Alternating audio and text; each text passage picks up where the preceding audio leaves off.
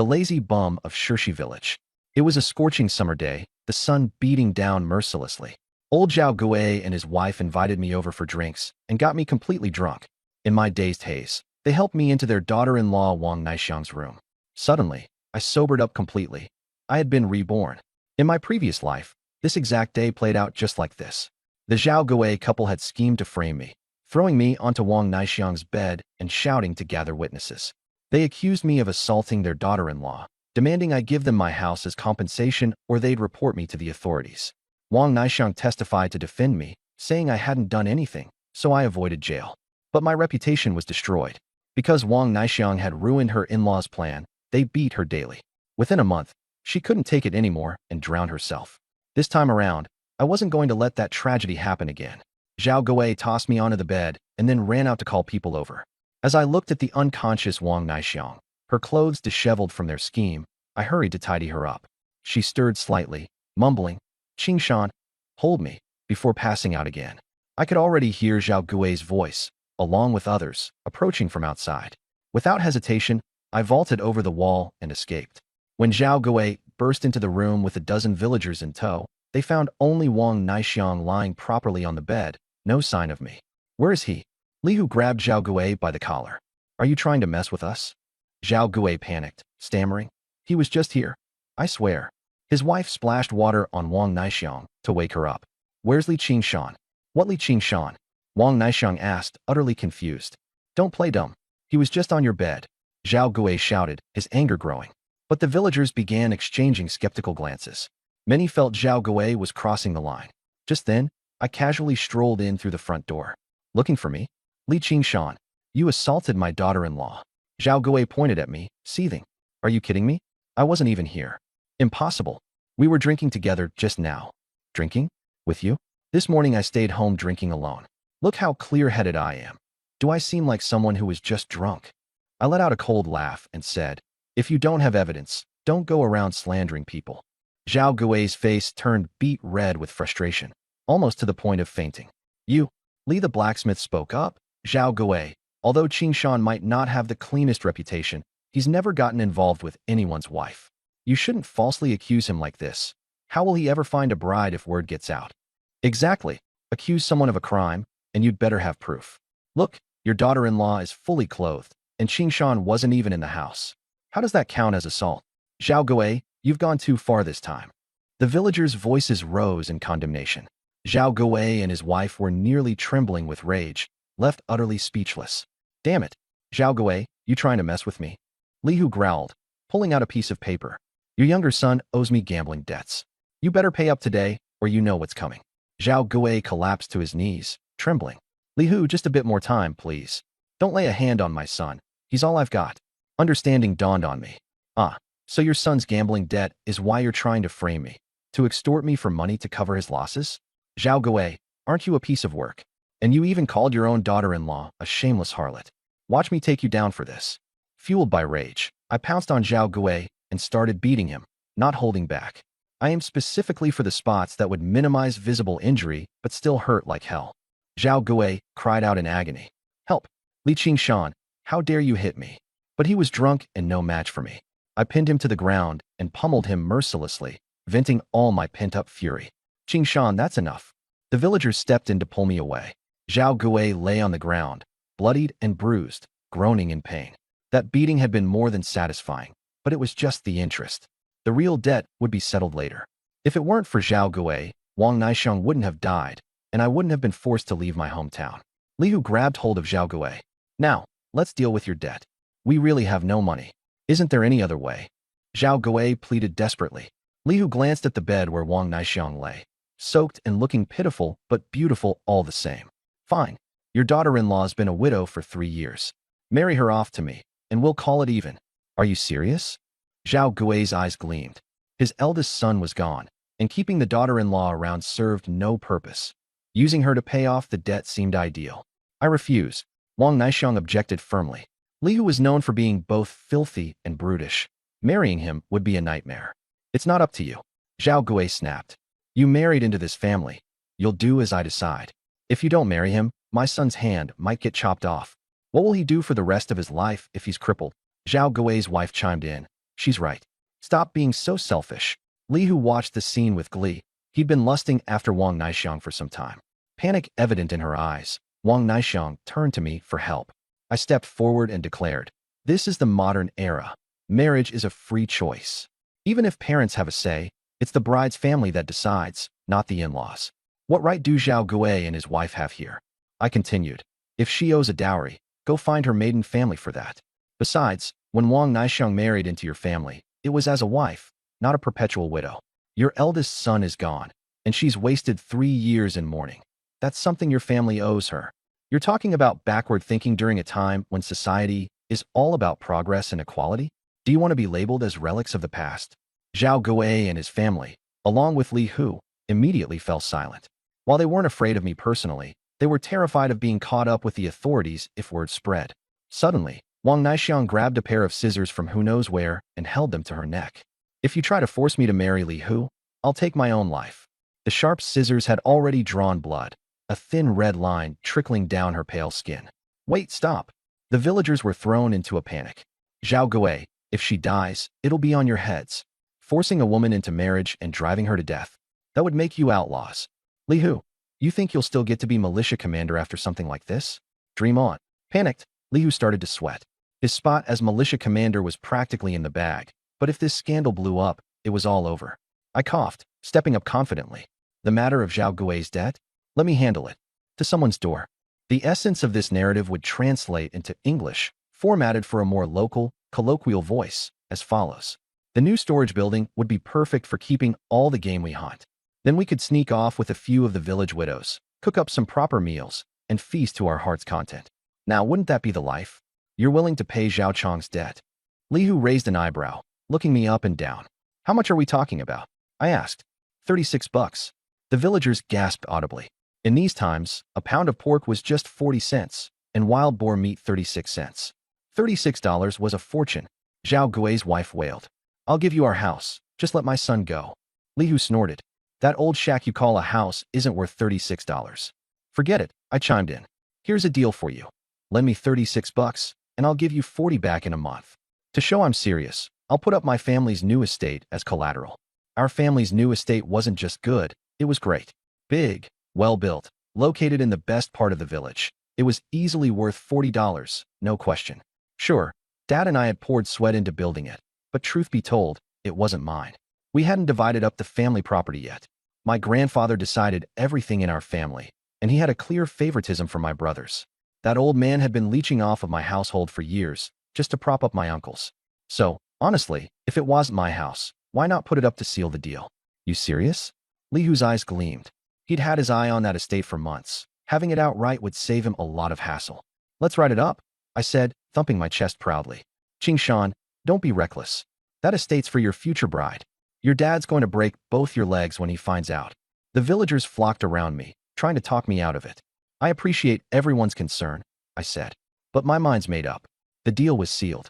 Walking away with the money, I turned to Zhao Gui and threw the cash on the table in front of him. "Your house is mine now. $36, done deal." Zhao Gui's face lit up. He clutched the money like it might disappear. "You're serious, Li Qingshan? Don't waste my time. Sign the contract first. Once the house's ownership is legally transferred, the debt's erased." I looked at him sternly. All right. Zhao Gui quickly agreed and signed, eager to hold onto the money. "The house is mine now," I declared. "You've got 5 days to move out. We'll go to the town office tomorrow to make it official." Word spread like wildfire through the village. "Did you hear?" Everyone whispered. Li Qingshan used his family's estate as collateral, just to buy Zhao Gui's rundown shack. He's just as foolish as Zhao Chang. When this news reached my grandfather, Li Laoduan, his anger was instant. "What? That good-for-nothing brat used our prized estate as collateral? That house was meant for my eldest grandson." Overhearing this, Zhao Yutian smirked. "It's true, Li Laoduan. The whole village is gossiping about it now. And you better believe, they've already written up a contract. That worthless little wolf pup. I'll teach him a lesson he won't forget." Spitting venom, he stormed out. But he came home to find the house empty. I'd already taken the household records and was at the town office, getting everything sorted.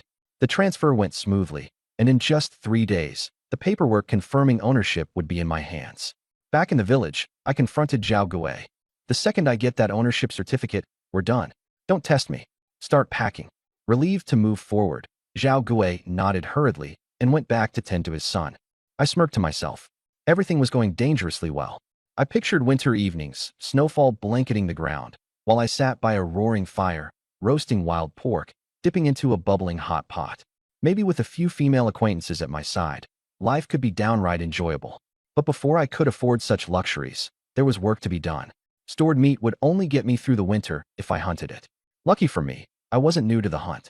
In my younger days, I'd learned plenty from an old Taoist hunter, and later in the military, I perfected my aim with a range of firearms. Physically, I was in excellent shape. Our village, backed up against the mountains, was a treasure trove of wildlife. A wild chicken fetched 40 cents. Rabbits were similar. A young wild boar weighing 150 pounds could sell for 50 or 60 bucks. And if I managed to nab a sable pelt, we're talking over $200 per skin. Having a gun and a trained hunting dog would make everything easier, but a bow, a knife, or even a set of well-placed traps would work too. That was tomorrow's mission. Qing Shan. Hearing my name, I turned on instinct. A familiar female voice called me, soft and lilting, from behind a haystack. It was Wang Naixiang, the village's widow. She'd changed into an old dress, maybe one from her teenage days, but it hugged her frame tightly in all the right places, unintentionally showing off her curvy figure. Her sultry, tear-soaked eyes could draw a man in helplessly. Naixiangjia, what's wrong? I tread cautiously, glancing around to ensure we weren't seen, then stepped behind the haystack with her. Qing Shan, I just wanted to thank you, she said, biting her lip. If it weren't for your quick thinking, my in-laws would have thrown me to Lihu today. Her voice, soft and choked, stirred something protective in me. Naixiangjia, you're alone in this village, with no one to stand up for you, and those damn in-laws sabotaging you at every turn. From now on, if you ever need help, come find me. I'll make sure you're safe. Her lip trembled, her eyes wet with gratitude. For a long time, she'd been cast adrift, like a lone lily pad on a raging river. She'd been through hell since the day her husband passed, and my actions carried more meaning and weight than I could have imagined. Qing Shan, you've already done so much for me. But how are you planning to pay back Li Hu? $36 in 1 month. Everyone knows your family's situation. I met her gaze and chuckled. Her concern was endearing. I explained my plan to head into the deep woods and hunt. Catching enough game would ensure I could pay it back in full. Her expression darkened instantly. Qing Shan, that's too dangerous, don't you know? People in our village have gone in there and never come back. Even Zhao Zhanshan, the famous sharpshooter, was injured by a wild boar not long ago. Now he's bedridden. You have no guidance, no experience in those woods. What if something happens? Who's going to take care of your uncle and aunt? Her worry didn't waver me. Seeing that, she grew desperate. Then forget it. I'll marry Li Hu myself if it means. Cut it out. I interrupted her sharply, determined. Death. Besides, if you marry Li Hu, then all my efforts today would be for nothing. Wang Naixiang, realizing she couldn't persuade me otherwise, took an egg out from her pocket. The egg's still warm, she said. Eat it quickly. The egg was still warm from being in her pocket. When I took it from her hands, our fingers brushed slightly, and she pulled her hand back quickly, her face flushing red. If your in-laws saw this, wouldn't they kill you? I said while looking at the egg. In our village, eggs were precious. We rarely ever ate them. It's fine. It's already boiled. I can't exactly put it back, she said softly. You're heading into the forest to hunt. You'll need the strength. I took a bite of the egg, then handed the rest back to her. Here, let's split it. You eat half. No way. Eggs are meant to strengthen men, not women like me, she said as she shook her head. If you can't even bring yourself to eat half an egg, how can I expect you to ask for my help in the future? Open your mouth, I insisted, pushing the egg closer to her lips. Blushing deeply, she finally took a bite and then said, It's getting late. I need to go back and make food, or my in-laws will start shouting at me. With that, she quickly ran off. When I returned to the Li family compound, the atmosphere was heavy. Li Laoduan had 3 sons, my father being the youngest. All 3 families lived together in the same yard. The eldest and second eldest stayed in the western side of the compound, while the old couple occupied the central, grander house. The sunlight of early morning seeped into the room, chasing away some of the dampness. Our family lived on the eastern side near the storage room, kitchen, and latrine. Even so, we only had 2 rooms. My parents shared one, while my widowed sister-in-law and I shared the other. A thin wooden board separated our spaces, and the small bed barely fit. Even the door was crudely split in half. Meanwhile, my eldest uncle's only son, Li Qingshu, was the family's golden boy, the darling of our grandfather's heart. He not only had his own room, but also a private study. The whole family had contributed money to send him to higher primary school, even though he consistently ranked at the bottom of his class. Still, Grandpa thought he was our brightest hope. The newly built house in the compound? Grandpa claimed it was supposed to be for me to bring home a bride. But in reality, it had already been earmarked for Li Qingshu. That house was built with my father's blood, sweat, and tears. But this time, with my second chance at life, I refused to be as spineless as I was in my past life. When it came time to eat, grandfather and grandmother occupied the heads of the table where all the good food was placed. Li Qingshu, along with my eldest uncle and aunt, sat beside them. My second uncle's family took the middle seats, while my parents and widowed sister-in-law sat at the far end. As I walked in the door, everyone's eyes turned toward me. My eldest uncle and grandfather looked at me like they wanted to tear me apart. My parents and sister-in-law looked at me with worry etched across their faces. Li Qingshan, you ungrateful brat. You still dare to sit down? Stand up, my grandfather roared. Dad, Qingshan's still young. If anyone should be punished, let it be me, my father pleaded. My eldest uncle immediately jumped in. Young? Old third, he's already 18. Today he dares to use the new house as collateral for a loan, and tomorrow he'll probably commit arson. My aunt chimed in, adding fuel to the fire. Exactly, Dad. If Qingshan gets into trouble, it'll ruin Qingshu's reputation and career. Hearing this, Grandpa's face turned red with rage. What? Affect Qingshu's future? Get up. I scoffed and stood up, walking straight over to their table. Li Qingshan, did you use the new house as collateral to borrow 36 yuan from Li Hu? Grandfather demanded. So what if I did? I said casually as I took another step forward. That house was meant for Qingshu. Now hurry up and get that IOU back. Grandfather bellowed. My father looked stunned. Dad, didn't you say it was for Qingshan to marry? That house was built brick by brick from my labor. My eldest uncle slammed the table. Old third, are you questioning father? Grandfather, stubborn as ever, puffed up his chest and said, First of all, I never explicitly said it was for Qingshan. Second, the land belongs to me. Third, I'm the head of this family. And fourth, Qingshu is the eldest grandson. He should get married first. My father, cornered as usual, could only lower his head and nod. I walked over to where Li Qingshu was sitting. Move. Then I unabashedly picked up the leftover steamed buns, bean paste, and stewed cabbage from their table and carried it back to my own seat. The room fell into stunned silence. I've been drinking sweet potato soup every single day, I said, annoyed. If I drink any more, I'll turn into a potato. Today, I'm switching it up. Grandpa, you wouldn't deny me a meal, would you? When have I ever refused to feed you? Grandfather snapped, raising his tobacco pipe threateningly. My eldest uncle tried to add something, but I shot him a glare. Shut up.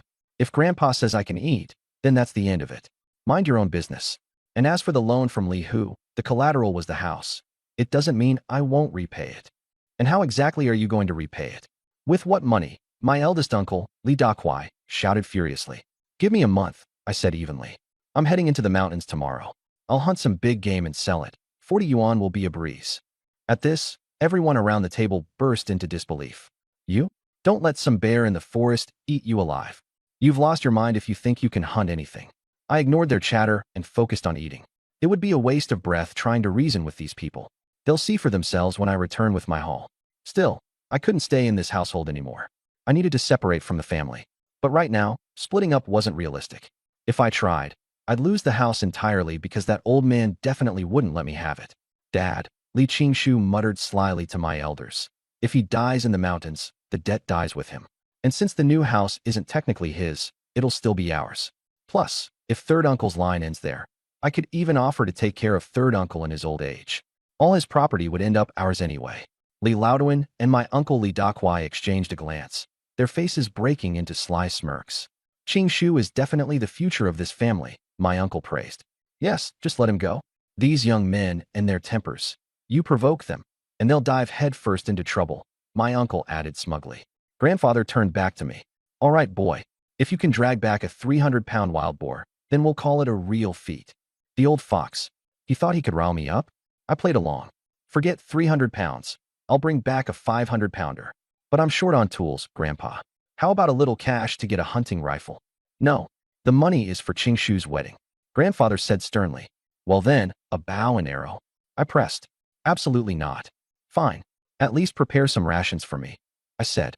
I'll be gone at least 3 days, maybe 10. If I don't eat enough, I'll only be able to hang around the outskirts, and there won't be much to catch. What? No way.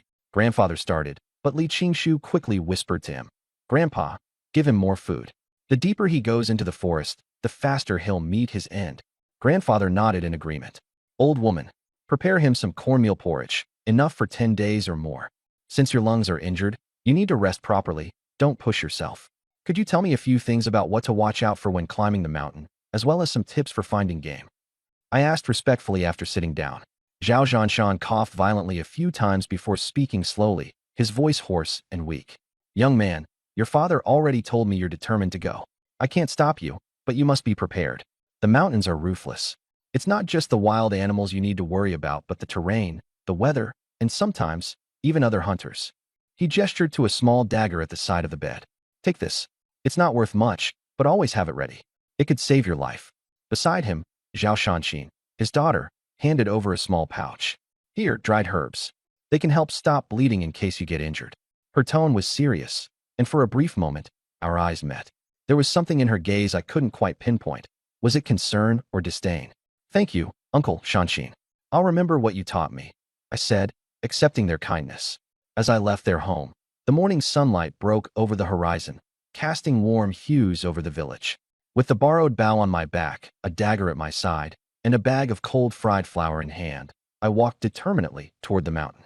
Each step felt heavier, burdened by the weight of responsibility, toward my mother, toward my dear sister-in-law, and toward the life I longed to carve out for us.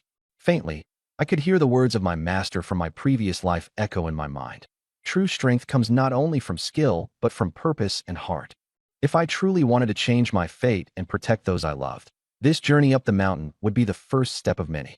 How's your injury? He sighed. I'll never be able to climb the mountain again. Qing Shan, the mountain, it's dangerous. Have you thought it through? I've thought it through. I have to go. Then let me teach you the rules. Never go up on the 1st or the 15th of the month. Despite his frail body, Uncle Zhanshan dragged his words out, telling me all about the mountain's taboos, traps, and prey. By the time the sun rose, he was coughing nonstop. Dad, the doctor told you to speak less. Zhao Shanxing walked in, visibly upset. All right. Uncle Zhanshan gripped my hand. Remember, the most dangerous thing on the mountain isn't the beasts, it's people. Watch out for other hunters. Li Qingshan, come outside with me, Zhao Shanxing said. I followed her out the door. After my dad got injured, we lost even the hunting rifle. We had to sell everything in the house for his treatment. The only thing left is this dog. My dad can't bear to sell it. Take him with you when you go up the mountain. I looked at the golden dog in the kennel, suddenly filled with emotion. This wasn't just a dog. It was De Huang, one of Uncle Zhanshan's prized hunting hounds. Trained to track prey by scent, it was a treasure to any hunter. Shanxing, you're really letting me take De Huang up the mountain? I asked, almost in disbelief. Take him. Shanxing stroked De Huang's head.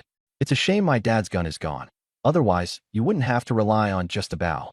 Once you're up there, don't interact with other hunters. Wait until you have a gun. De Huang ran to my feet and rubbed against me. Just as I was feeling happy, someone's voice suddenly rang out. Shanxing, there's hope for your dad. Zhao Kuan came running toward us, holding something bloody in his hands. The heart of a wild boar. 500 pounds. Freshly killed. 500 pounds. I was stunned. Most wild boars were 200 to 300 pounds. 500 would be a monster. Shanxing, you said anyone who brought you the heart of a 500-pound wild boar could sleep with you for a month. Does that promise still hold? Zhao Kuan asked eagerly. It holds. Shanxing accepted the boar heart. I stood aside, curious about what was going on. Shanxing explained that her father had suffered a cardiovascular injury, and the medicinal recipe required the heart of a 500-pound wild boar as a key ingredient, harvested within 3 days. They had no money left, so she had no choice but to resort to this promise. I examined the boar heart carefully. This doesn't look like it's from a 500-pound boar. At most, 300, and even that's been pumped up with water to make it seem bigger. Zhao Kuan scowled. What would a good-for-nothing like you know? This is a 500-pound boar heart. A real 500-pound wild boar's heart would have streaks of meat huangtung, I said directly. Under strong light, you'd see 2 or 3 golden thread-like lines. Those are the real markers for medicinal value. Does this heart have them? Shanxing immediately looked at Zhao Kuan, suspicion filling her eyes. Ridiculous. There's no such thing as meat huangtung. Zhao Kuan snapped, visibly flustered. If you don't believe me, go look at the card. It's got 500 pounds of meat. Xing, you should check with the doctor who gave you the prescription, I added. See if they say it needs to have the meat huangting streaks. As for the 500 pounds of meat, who knows if they killed one pig or two? Two small 300-pound boars, discard one's guts and legs, and you'd still have 500 pounds of meat left. I had seen through Zhao Kuan's trick long ago. This wasn't from a 500-pound boar. Xing decided to consult the doctor. This was no small matter. If the medicine didn't work, she'd lose not only her dignity, but also a massive investment in useless cures, and their family couldn't afford another round. Zhao Kuan panicked. You don't trust me, Xing? Fine, I'll leave. I'll feed this boar heart to the dogs. Cold sweat running down his back, he grabbed the heart and stormed off. His ulterior motive had been to trap Xing into a month-long deal. If she ended up pregnant, she'd have to marry him by default. But now, thanks to me, his plans were ruined. And just like that, I had made an enemy. Xing thanked me. She said if it weren't for me, she would have suffered a huge loss. I told her that Uncle Shan had saved my life before. Helping her family was the least I could do. When she asked how I knew about the meat huangtong, I told her it was something my old mountain-dwelling master had taught me, though I didn't know his whereabouts anymore. I asked if I could take a look at the prescription. Xing declined, saying I wouldn't understand it at my age. She reminded me to be careful of Zhao Kuan, as his family were also hunters, and I was likely to run into him in the mountains. Taking Da Huang with me, I set off. Uncle Shan had saved my life. Now, if he didn't get treatment soon, he might not make it through the year. There were only two options: track and hunt a real 500-pound wild boar, or master pure yang true qi and save him with 8-point acupuncture. But in my last life, I had only ever learned 6 needles. Healing this kind of internal injury would require all 8. The pressure was immense. I still needed to retrieve my sister-in-law's bracelet, preferably a gold one.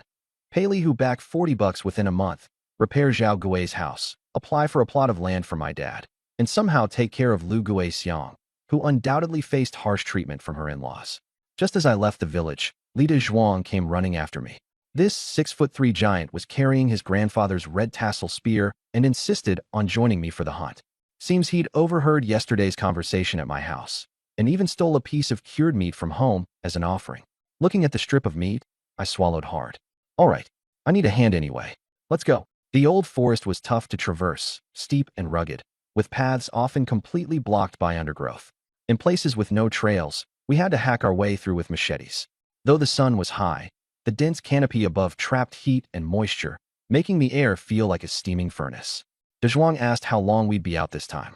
I told him we'd keep it short for a first trip, 4 or 5 days tops, and return once we'd caught something. I asked him to remove the red tassel from his spear. It was too eye-catching. By around 5 p.m., we stopped next to a small creek. It was a good spot. Animals would inevitably come by to drink. I told Zhuang to take out the cured meat to eat. He asked, now? Already. I explained. What's the most abundant thing in the old forest? Trees and grass. Where there's grass, there are herbivores. Where there are herbivores, there are carnivores. And where there's prey, there's meat. We're in the old forest. Running out of meat isn't going to be a problem. Eat now to regain energy, and soon I'll teach you to catch something fresh. Zhuang seemed to agree with my logic and handed me the cured meat. The creatures have come out to move around. Wild hares tend to come out at night to feed, while pheasants and muntjac prefer early mornings and evenings. Regardless of the animal, after eating, they always need water. I figure if we stake out this little creek, there's bound to be some action. I plan to stay here for 3 days before heading back. Including travel time, this outing will last 5 days total. Zhuang, go chop some straight branches for us. We'll be staying here tonight, I said. Don't go too far. Tie your red cloth strip here to mark your path. I'll go check the creek for any game, and maybe get something meaty for Da Huang. I patted Da Huang, my loyal dog, on the head. He wagged his tail obediently and licked my hand. Ever since we entered the mountain, he hasn't barked once, a good habit instilled by an old mountain hunter who trained him. Da Huang grabbed his machete and went off, while I took down my hunting bow and started walking downstream along the creek, my eyes scanning the surroundings carefully. This bow of mine has a draw weight of about 60 pounds. Fully drawn, it can shoot up to 200 meters, but the effective kill range is within 50 meters. For small game like hares and pheasants, a shot within 50 meters is usually fatal. For mid-sized game like muntjac deer or roe deer, hitting the chest cavity under 30 meters is best. As for wild boars, you'd need to be within 20 meters and hit their heart for a possible kill. Suddenly, the jade gourd necklace hanging on my chest began to heat up. I didn't even have time to process it before Da Huang shot forward like an arrow, aiming for a hare drinking water ahead. Reacting quickly, I drew back my bow to full draw. Even though I didn't inherit the physical strength from my past life, the knowledge and experience remain. I planted my feet firmly on the ground and aimed at the hare darting away. Thwack! The arrow pierced right through the hare's neck. It rolled briefly before collapsing, twitching. Da Huang returned with the hare in his mouth, placing it by my feet while happily rubbing against my pant leg. I patted his head, saying, "Good job. Let's head a bit further down the creek. We'll be back before dark to roast some meat." This hare weighs about 4 pounds. After gutting it, there'll be about 2 pounds of meat. Since it's summer, I need to gut it and drain the blood quickly, or its body will bloat within 2 hours. After 5 minutes, I slung the cleaned hair on my waist and continued walking. My hand touched the jade gourd on my chest, puzzled. Why did it heat up when Da Huang started hunting earlier? The old Taoist master in my past life had only told me it was a symbol of leadership, used by the sect's founding master to establish the lineage. He never mentioned anything else about it. 2 minutes later, the gourd heated up again. I immediately became alert, scanning the surroundings. Sure enough, about 40 meters ahead, there was another, plumper hare munching on some grass. I drew my bow again, let the arrow fly, and thwack! It pierced the hare's neck. Da Huang, once again thrilled, fetched the hare back to me. As I touched the jade gourd, a thought struck me. Could this thing somehow make me luckier when it heats up? 2 hares in just 10 minutes? That's uncanny. Since I'll be here for a few more days, might as well test it out to confirm. I shot and killed a 5-pound hare, pulled out the arrow, and checked it carefully. The arrowhead was still intact, so I placed it back into the quiver. The bow that Annie Guixiang gave me only came with 6 arrows, so I can't waste them. If I have a good harvest this trip, I'll ask the village blacksmith, Li, to forge a few more arrowheads for me. Guns are far too expensive, over $200, and as a drifter, I can't afford those. But honestly, using a bow has its perks. It's silent when hunting. If you fire a gun, the noise will scare off all the game nearby. Losing a shot at a deer or wild boar over a rabbit would be a huge loss. 5 minutes later, I cleaned the second hare and continued along the creek. 10 minutes passed without spotting any game, but I did spot quite a few small fish and shrimp swimming in the creek. Suddenly, Da Huang leapt out, biting down on yet another hare and bringing it to me, wagging his tail. "Good boy, Da Huang. I'm finding you a nice mate when we head back," I said, patting his head as I picked up the third hare and began heading back. "Change is back." Da Huang greeted me, wiping the sweat off his forehead. "Are these branches enough?" "Yeah, they're plenty." Da Huang then noticed the hare in my hand, his eyes nearly popping out of his head. "Change. Is that a hare?" "No SHD shot at myself," I replied. "You've only been out an hour, and you've already shot 3? Da Huang exclaimed in disbelief. Even veteran hunters sometimes spend an entire day with no luck. Yet this is your first time hunting, and you're already this good? Pure luck. Go dig a pit and start roasting these hares. The innards can go to Da Huang. I'll set up a lean-to. We'll be staying here a few days." Da Huang looked at me with admiration. "All right, I'll roast the hares first. I'll come help you in a bit." I started constructing a lean-to shelter. First, I dug out the foundation, then used branches to form walls and tied them together with vines. I elevated it off the ground to keep out moisture and bugs. By the time I finished, dusk had fallen, and the little shelter was just big enough for 2 people. By around 6 in the evening, darkness had blanketed the forest. The sounds of various animals echoed through the woods, eerie and unsettling. But thankfully, the campfire was lit, bringing some feeling of safety. "Change, you even know how to build a shelter like this?" Da Huang marveled, impressed. "Not even the old hunters in the village are this skilled. This is nothing. Tomorrow, I'll build a bigger one. Come on, let's roast all 3 hares and eat." "What? All 3? Da Huang was shocked. "That's so extravagant. Most hunters sell their game to support their families and typically eat coarse grains and wild greens. Meat is reserved for festivals or special occasions. But here I was, about to eat all 3 hares after just catching them. Meat will spoil quickly in this summer heat if we don't eat it. Besides, there's plenty of game in the forest. Once we're done, I'll just hunt more," I said nonchalantly. Today's catch amounted to 3 hares. The first weighed 4 pounds, the second 5, and the third over 4, making a total of 13 pounds. After skinning and gutting them, we'd be left with about 7 pounds of meat. Of course, some of that weight would shrink after roasting. At over 6 feet tall, Da Huang could eat over a pound of meat in one sitting. By tomorrow morning, he'd likely eat another pound. That would leave 5 pounds for me. Practicing body-strengthening martial arts burns through immense energy. I can easily eat 5 pounds of meat in 2 meals. In fact, the further I progress in my training, the more meat I'll need. Consuming more will help me cultivate pure yang energy more quickly. All right, I'll follow your lead, Da Zhuang nodded. We started roasting the hares. Da Huang, full from the innards, lay beside the fire, sleeping soundly, while the eerie forest sounds persisted around us. Soon, the aroma of roasted hare filled the air. Da Zhuang and I exchanged glances, swallowing hard, as we began tearing into the meat ravenously. After our meal, I immediately got up to practice my martial arts. Every move I executed was precise and deliberate. Brother Sean, when did you learn martial arts? You're even better than my grandpa, De Zhuang exclaimed, staring at me in amazement.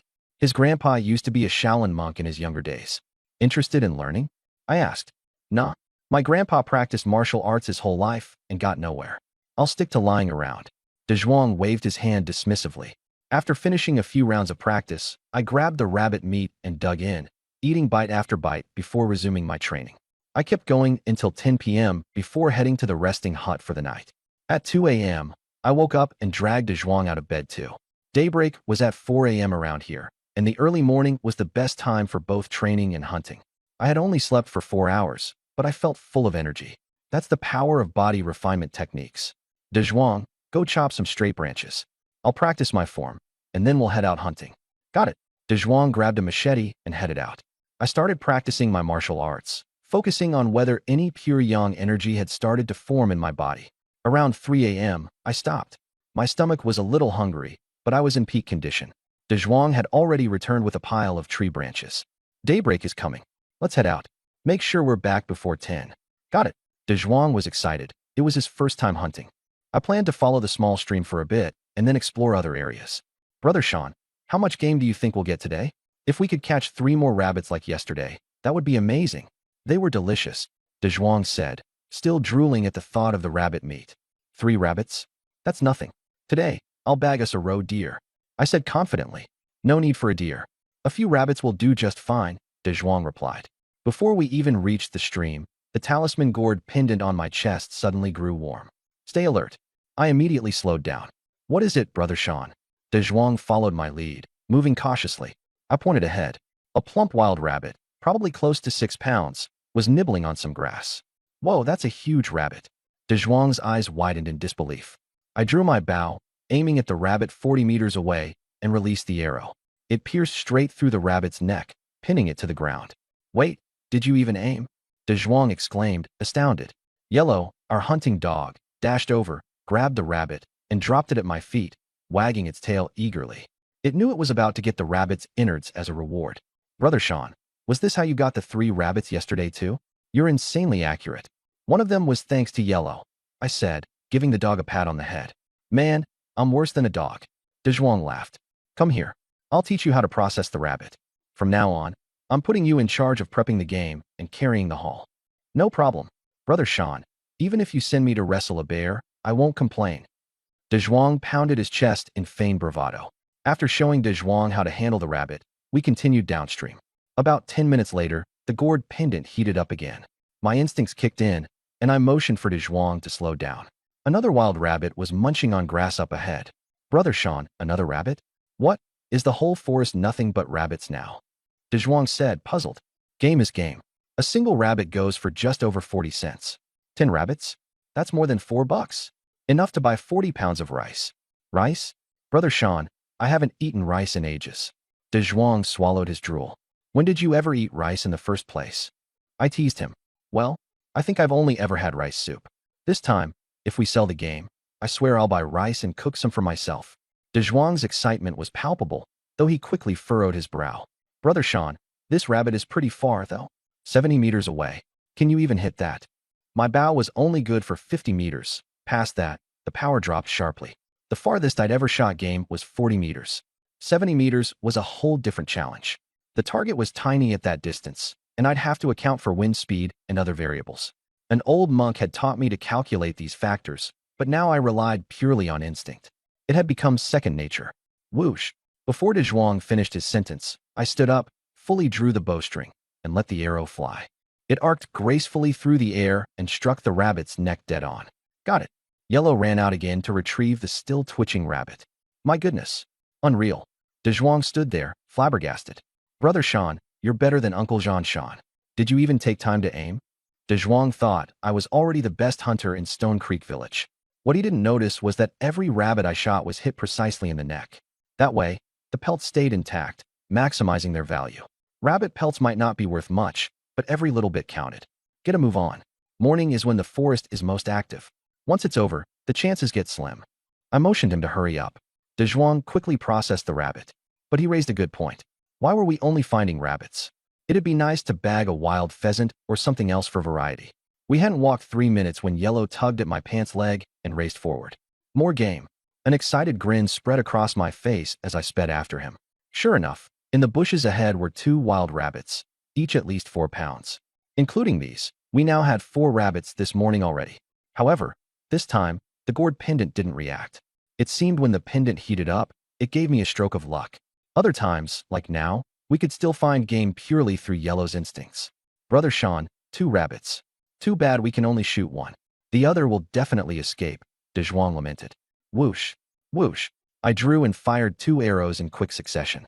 Both rabbits were hit in the neck simultaneously and collapsed, twitching. Holy smokes. 2 arrows at once. De Zhuang stood there frozen in shock. You shot 2 arrows and hit 2 rabbits? What hunter could ever pull that off?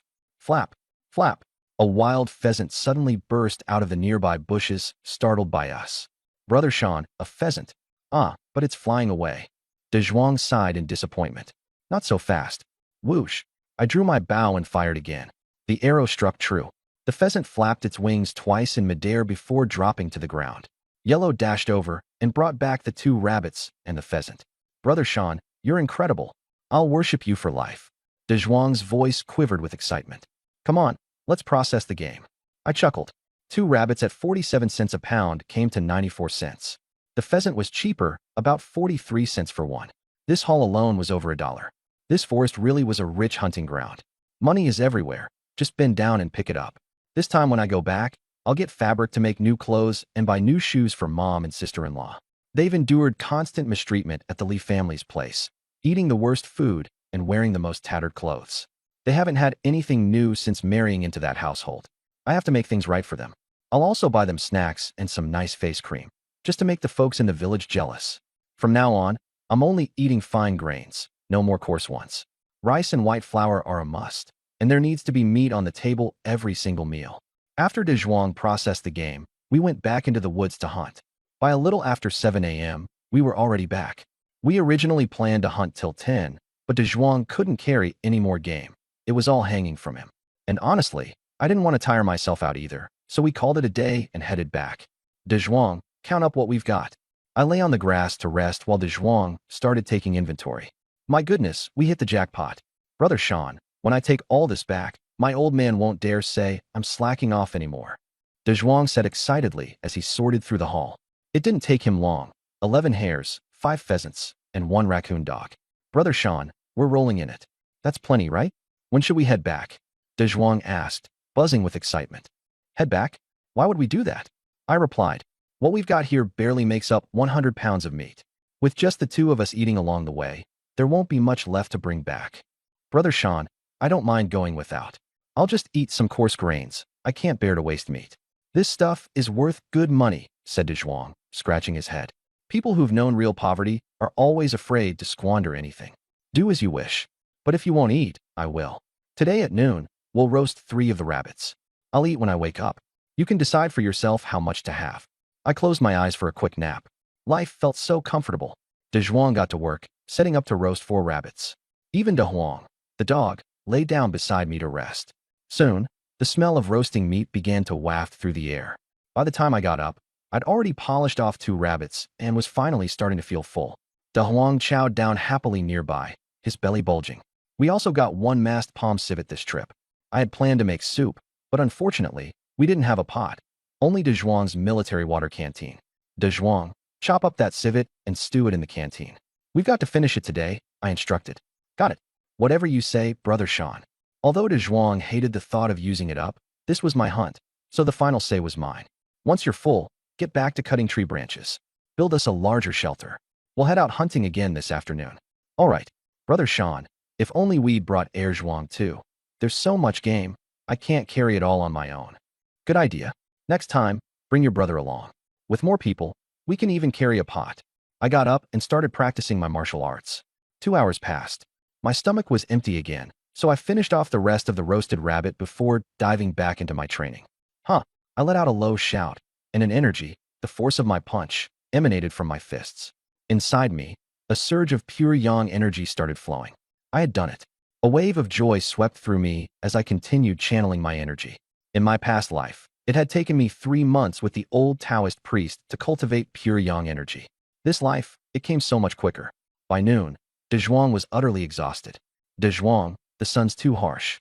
Take a break and then get back to work. By 4 p.m., the shelter was done.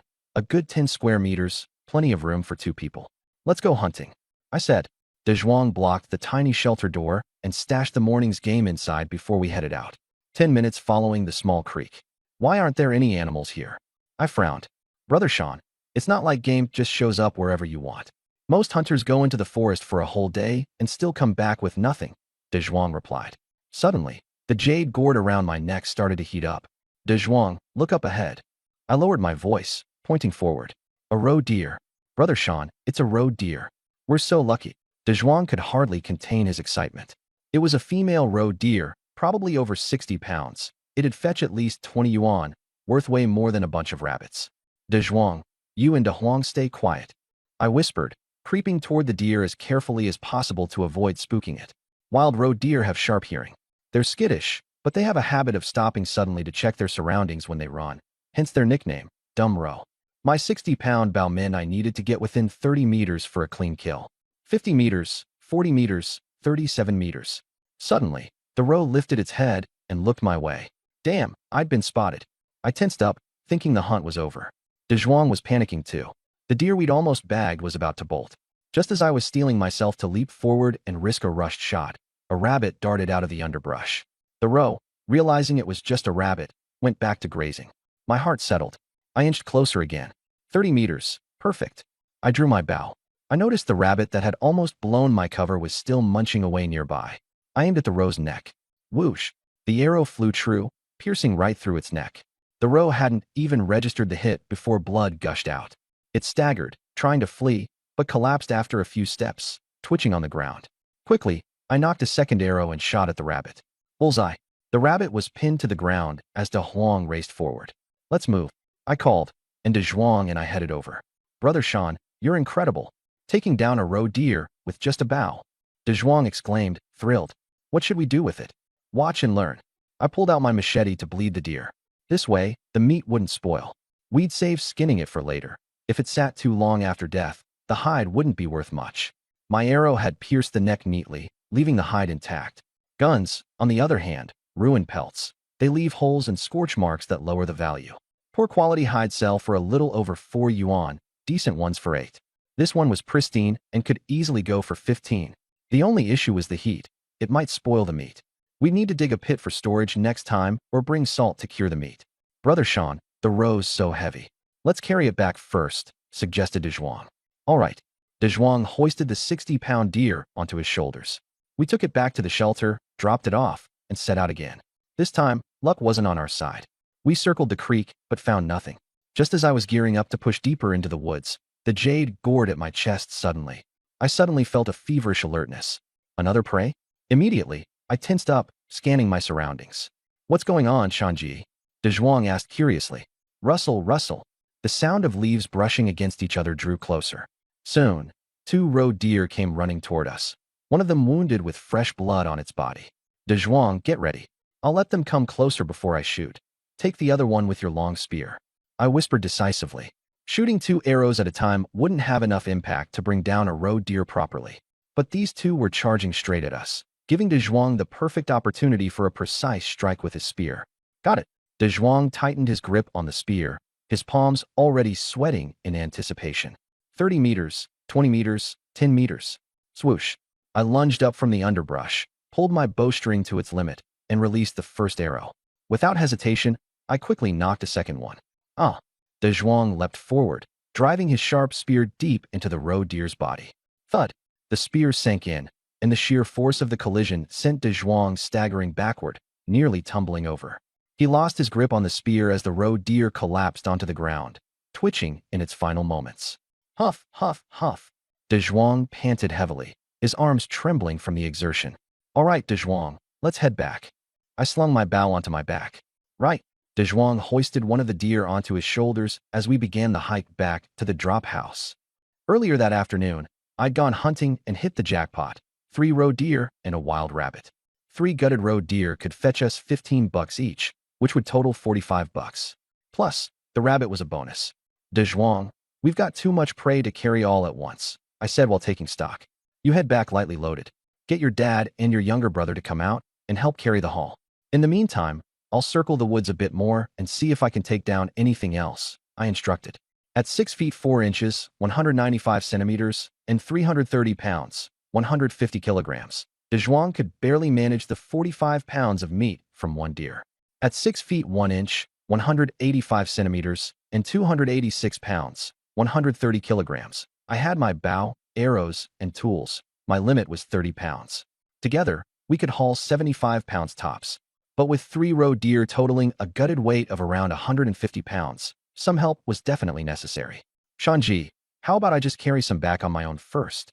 De Zhuang suggested. No, you need to move light and stay alert. Make sure you've got your spear. There could be wolves. Take De Huang with you back to the village too. Shanji, it's still early. Leave De Huang here with you, he replied. Look at those claw marks on the wounded deer. It was attacked by wolves. That means wolves are nearby. I'm locking all the prey here in the drop house and not setting foot outside after nightfall. If you carry bloody meat, it'll slow you down, and the scent will attract trouble. Reluctantly, De Zhuang agreed but still insisted on leaving De Huang, the hunting dog, with me. I don't know De Huang well. If he runs off, I wouldn't know where to find him. After De Zhuang left, I stored the prey securely in the drop house, tying the door shut. Taking my bow, I ventured out to hunt some more. As darkness began to spread, I managed to catch a few pheasants, rabbits, and a striped civet. Unfortunately, there weren't any musk deer or sable. Those would have brought in some serious cash. When I returned to the drop house, the fire I'd left was still burning. I roasted 2 pheasants and made a soup with the civet, filling myself up before starting my regular martial arts practice. Each punch echoed with force through the still night. The old forest had turned pitch black. From the underbrush came faint rustling sounds, accompanied by the distant, eerie howls of unseen beasts. A pair of pale, bare feet stumbled over the rugged, dirty forest path, scraped and bloody. Each step was accompanied by soft jingles from an ankle bell, a stark sound piercing the haunting silence. The glow of predatory eyes blinked among the shadows around her. Wang Chuanxiao's face was etched with sheer terror. Her hair disheveled, she ran aimlessly, gasping for breath, tears streaming uncontrollably down her face. Help! Somebody help me!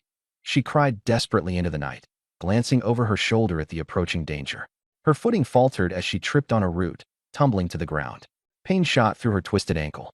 This is it, she thought, her heart sinking in despair. Under the moonlight, a black-furred wolf emerged, its rancid breath roaring closer with every step.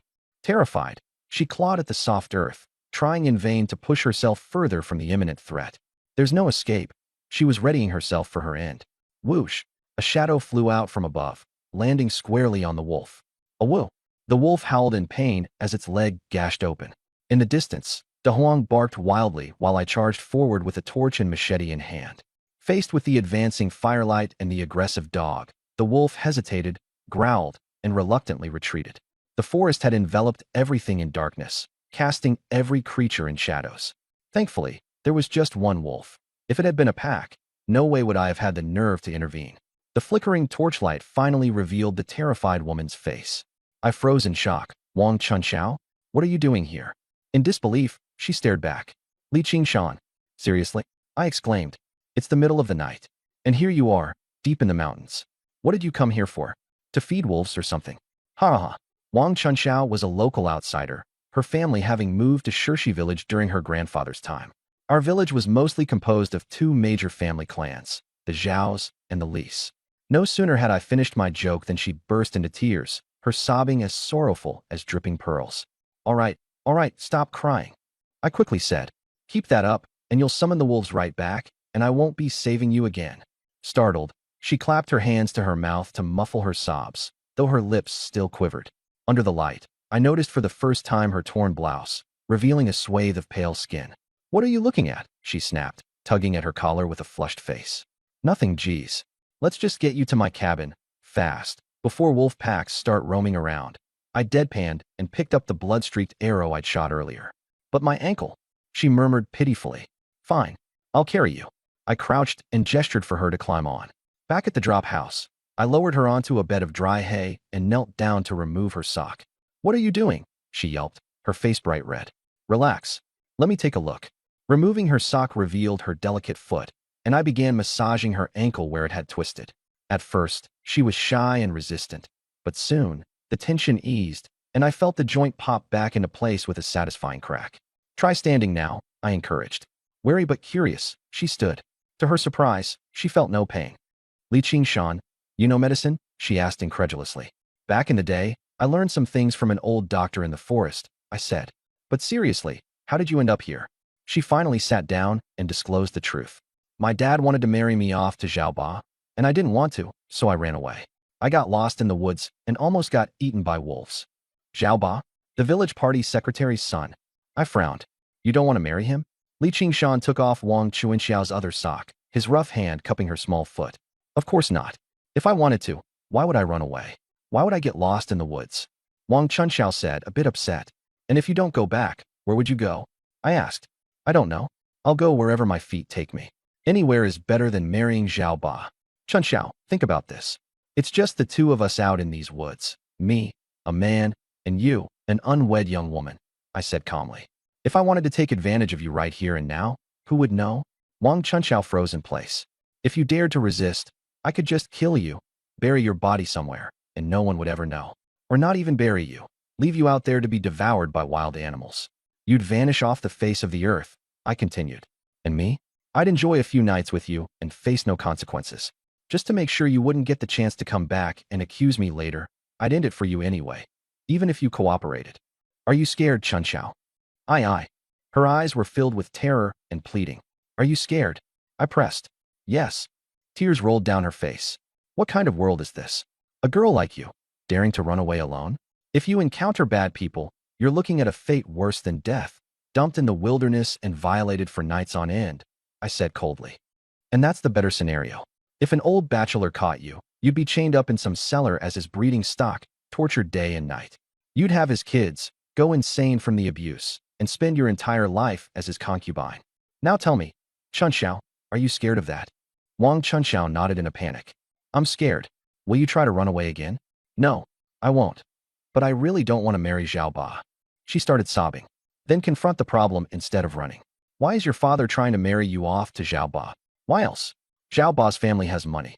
His dad is the village party secretary, which means he'll support us, a family of outsiders, she explained. When is the wedding? They're sending the engagement gifts at the end of the year, and the wedding will be next year. Good, we've got time. This isn't an impossible situation, as long as you're willing to fight for it. If you follow my lead, I guarantee you won't have to marry Zhao Ba, I said sincerely. Really? Chunxiao grabbed my arm, as if clinging to her last hope of survival. Of course. What's the price? What do I have to do for you? She seemed naive, yet clear about the concept of give and take. I don't know yet. Once I've helped you, it'll be up to you. You can repay me however you see fit. Really? Even just a pound of sweet potatoes? It's up to you. If all she gave me was a pound of sweet potatoes, then we'd have no further contact after this. Don't worry, it won't just be a pound of sweet potatoes, she said, her expression complicated. Feeling my rough hand cradling her foot, the frantic storm inside her seemed to slowly calm. The idea of having a man to rely on, it felt comforting. The firelight flickered across my face, and she found herself staring at me absent-mindedly. She was already getting accustomed to me touching her so casually. Oh well. Suddenly, the sound of wolves howling outside cut through the night. Wang Chunxiao shivered all over. Wolves. Li Shan, there are wolves outside. Big Yellow, come in here. I called out, and Big Yellow, the dog, immediately ran inside. To ensure safety, I shut the door, but carried in some burning embers to keep warm. There was a space in the house where stones lined the floor, and on top of them was a clay brazier filled with glowing coals. This setup kept the house from catching fire. The walls still had cracks and gaps where the smoke could escape into the night. Don't worry. The bonfire outside is still burning. Wild animals won't dare come over here. I reassured her as she continued trembling. Okay, she nodded, but fear still lingered. Have you eaten anything? I asked, changing the subject. My stuff fell when I got lost. I haven't eaten all day, she said, and as if on cue, her stomach emitted a loud growl. Her face instantly flushed red. I chuckled and pulled out a skinned rabbit from the corner. Want some? Rabbit meat. Chuanxiao's eyes lit up at the sight. She hadn't had food in a day, let alone meat in what felt like forever. She eagerly crawled over to squat by the fire, watching as I began roasting the rabbit meat. I'll give you a shoulder rub, she offered, standing behind me and pressing her hands onto my shoulders. Her hands weren't strong, but the massage was surprisingly pleasant. The rabbit meat quickly began to smell tantalizing, and I noticed Chunxiao behind me constantly swallowing her saliva. Once it was done, I sprinkled some salt on it and handed it over to her. It smells so good. She looked like she was about to cry from joy. Within moments, she devoured the entire rabbit. Then, wiping her mouth, she gazed at me with a mix of gratitude and unease, like she was deciding how best to repay me. Chapter 15, A Tense Night. In Shirshi village, De Zhuang sprinted back into the village as night fell, drenched in sweat and covered in leaves. His parents were still awake, waiting anxiously inside their house, their faces full of worry. I told you, he shouldn't hang out with that good-for-nothing Li Qingshan. Look what's happened now, De Zhuang's mom complained. Enough. Li Qingshan's willingness to hunt in the mountains shows he's trying to do something with his life. But he's young, and he doesn't listen to experienced elders. Without an old hunter leading him, it's easy to run into trouble out there, De Zhuang's dad sighed. When De Zhuang gets back, tell him he's not allowed to go with Li Qingshan anymore. Do you know how many people the forest has swallowed up over the years? Even that gang of horse thieves. They went in a few years back and never came out. All right, I'll talk to him. Just as they were speaking, the gate was forcefully kicked open. Dad, are you home? De Zhuang shouted, barging into the house. Hurry and get over here. Kid, what are you up to? 5 minutes later, De Zhuang explained everything, but the family didn't believe him. Big brother, you've only been in the mountains for a few days. How could you have hunted so many wild animals? Questioned Zhuang. Even Zhao Zhanshan wouldn't have managed that. Dad chimed in with disbelief. Dad, why would I lie to you? Come up the mountain with me quickly. The prey's been processed, but it won't keep for long. We need to sell it soon, De Zhuang urged. If I'm lying, I swear I'll never go up the mountain with Brother Shan again, all right? Fine, but you said it, his dad replied, glancing outside at the rain. Let's wait until the rain stops. No, don't wait. Grab the raincoats, and let's go. It's dark and raining. The roads will be slippery, it's easy to get lost. Let's wait a bit. The rain won't last forever. All right then. De Zhuang relented reluctantly, staring out at the heavy downpour. Deep in the forest, inside the shack. Clatter, clatter. Heavy rain suddenly began pelting down while I was lost in thought about how to repay Li Qingshan. The crisp sound of raindrops hitting the leaves outside normally felt peaceful, but this was no good sign now. The rain intensified quickly, and the campfire outside was extinguished in an instant, leaving us only the faint, glowing embers in the small shack. A woo, a woo-woo. The howls of wolves filled the night, accompanied by the sound of a pack moving through the underbrush. It sounded like there were quite a few of them. Li Qingshan, wolves are coming. I stuttered out, trembling with fear. Just don't go outside, and we'll be fine. Li Qingshan responded calmly, estimating based on the noise that there were at least a dozen wolves. Without the shack as our shelter, we'd be doomed tonight. Luckily, it provided a barrier. Even if the wolves clawed a hole in the wall, he was confident he could guard the breach, dispatching them one by one if it came to that. Thud! A wolf's claws scraped against the wooden planks of the wall. The creatures had caught the scent of humans. It seemed unlikely they'd leave without making a scene tonight. Rainwater started leaking in, and the damp spread until even the embers of the fire fizzled out. Summer storms came with fierce wind and rain, and neither of us were dressed heavily. Cold gusts seeped through the gaps in the walls. Li Qingshan, with his hardy physique and cultivation of pure yang energy, seemed unaffected. I, on the other hand, couldn't stop shivering. Already thin, I had a constitution prone to the cold. Curled up into a ball, I tried warming myself, but the storm outside was relentless. My whole body shook and trembled. You're freezing, huh? Li Qingshan's voice broke the silence. Why, yeah. I nodded, my teeth chattering. Come here. He reached out and pulled me into his arms. His body radiated warmth, the pure yang energy circulating within him like a blazing furnace against the chill. Startled at first by his embrace, I instinctively struggled to break free, but his broad chest was too inviting, so warm and comforting that I soon gave up, melting into him. Warmth spread through me, and my shivering subsided. Slightly lifting my head to watch him, I noticed his chiseled jawline, handsome face, strong shoulders, and sturdy chest. His heavy breaths brushed against my face with a masculine intensity. My cheeks burned hot, and I immediately lowered my head, feeling flustered, my heart racing like a drum. Outside, the storm howled with fury. The wolves growled and prowled in the pitch-black forest beyond. Yet within the shelter, I nestled in the embrace of this robust man. The stark contrast overwhelmed me with stirring emotions. Li Qingshan glanced down at me in his arms, but refrained from making any move. The hungry wolf pack prowling just beyond the thin wooden walls posed too much danger. There was no room for carelessness. Messing around would only spell trouble. What a pity, he thought. Here she is, a sweet and gentle girl, and all I can do is hold her. But of course, she's a proper lady. There's no way she'd go along with anything improper. These damn wolves. Wait till dawn. I'll wipe out their whole pack. Time slipped by. When the sun finally rose, it sent streaks of light through the cracks in the walls. When the wolves failed to find anything despite an entire night of effort, they ultimately left with the rain stopping. Cautiously, Li Qingshan checked the area. Though rain meant slippery roads, with De Huang on guard duty, he allowed himself a bit of rest. Eventually, he dozed off. When our eyes met after waking, I quickly scrambled to my feet, shyly murmuring, "Thank you for last night." "Hey, Wang Chunxiao, you owe me. I saved your life, didn't I? How are you planning to thank me?" Li Qingshan teased, standing tall and leaning slightly toward me with a cheeky grin. I fiddled nervously with the hem of my clothing, my heart pounding. "What do you want? Haven't thought about it yet. I'll let you know later." He chuckled and gave my head a playful pat before stepping outside.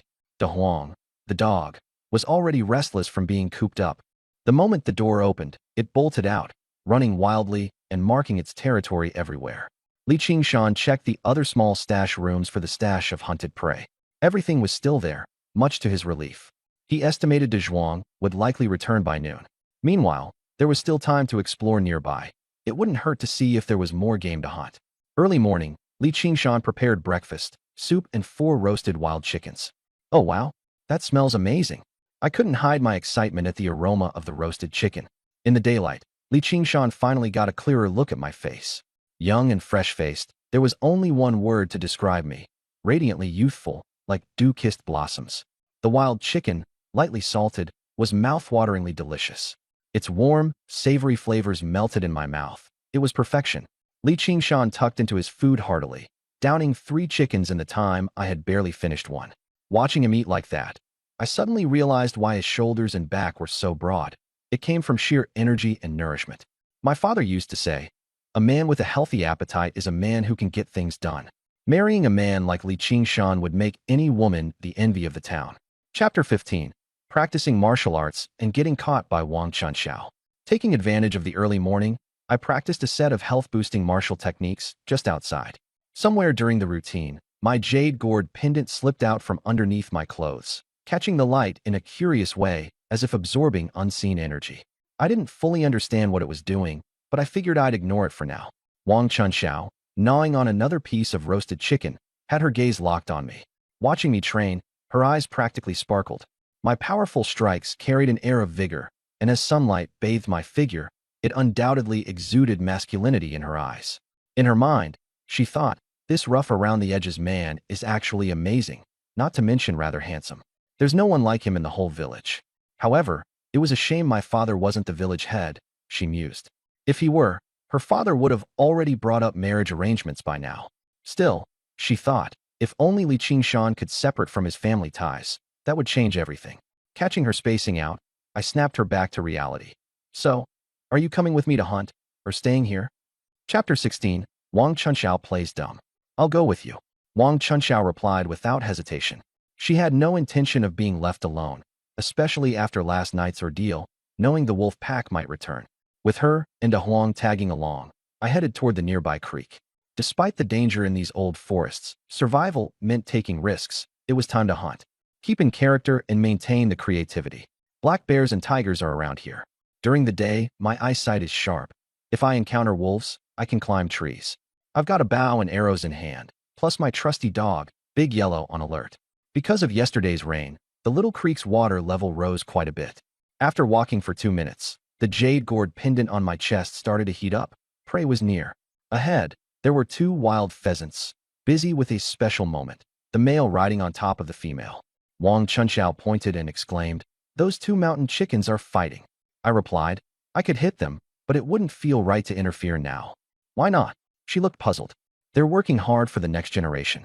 Wouldn't it be immoral to kill them now? Wang Chuanxiao's face immediately turned red. It suddenly clicked what the two birds were actually doing. We were standing close to each other, so close she could feel my breath. Things got slightly tense, a bit charged. She closed her eyes. Shoo. I loosed an arrow. Got it. Wang Chunxiao opened her eyes and saw me running toward the prey. She looked both disappointed and upset. This fool. He's clueless about these kinds of moments. Of course, I knew exactly what I was doing. It's all about strategy. Playing hard to get makes the fish bite the hook even harder. The ambiguity of flirting beats full-on romance any day. I learned this in another life. Marriage means one woman, and even dating is one person at a time. But if you're single, well, the world is your oyster. Did you hit two with one shot? Wang Chuanxiao's astonished eyes fell on the two pheasants I had skewered with a single arrow. Standard stuff, I said casually while quickly preparing the kill. She volunteered to carry one, so I handed her the heavier bird, weighing over 5 pounds, and continued heading downstream. 5 minutes later, I shot a spotted civet that had been hiding in some bushes. How are you this accurate? Wang Chunxiao looked at me with awe. No one in the whole village can shoot better than you. Whoever marries you will never run out of meat. At 6 a.m., I'd set out to hunt, and by 9, I figured I'd better head back before Dazhuang, big strong, my buddy, returns and wonders where I went. In just 3 hours, my haul was impressive. 3 pheasants, 3 hares, and a civet, totaling 30 or 40 pounds. Clearly, Wang Chunxiao couldn't carry all that, so I grabbed 2 of the hares to lighten her load. When we got near the old forest hut, the jade pendant heated up again. Something's up, I whispered for Wang Chunxiao to stay quiet as I crept forward. Sure enough, 60 yards ahead, a raccoon dog was sniffing around for food. Its fur is valuable, especially for making furs. It looked to be at least 6 or 7 pounds. Another one. Wang Chunxiao looked at me, flabbergasted. How do you do this? Other hunters could go days on the mountain without finding a thing. Me? I just aim, and I hit. Whoosh. An arrow flew straight into the raccoon dog's neck. It only ran 2 steps before collapsing in spasms. You're unbelievable. Wang Chunxiao was stunned. By 9:30, the hut was full of game. I lay down on some dry hay to rest, waiting for Dazhuang to arrive. Wang Chunxiao lay down beside me. You're not getting any younger. Has your family started talking about finding you a wife? She asked. Who would dare marry into my family? My sister-in-law gets bullied by Grandpa Li all the time. Why don't you think about splitting the family? She asked. It's in the works. Once the timing's right, we'll do it. Otherwise, I'd never find a wife. As soon as people hear about Grandpa Li, who'd want to marry in? As we spoke, my hand casually rested on Wang Chuanxiao's thigh. It was summer, so clothes were thin.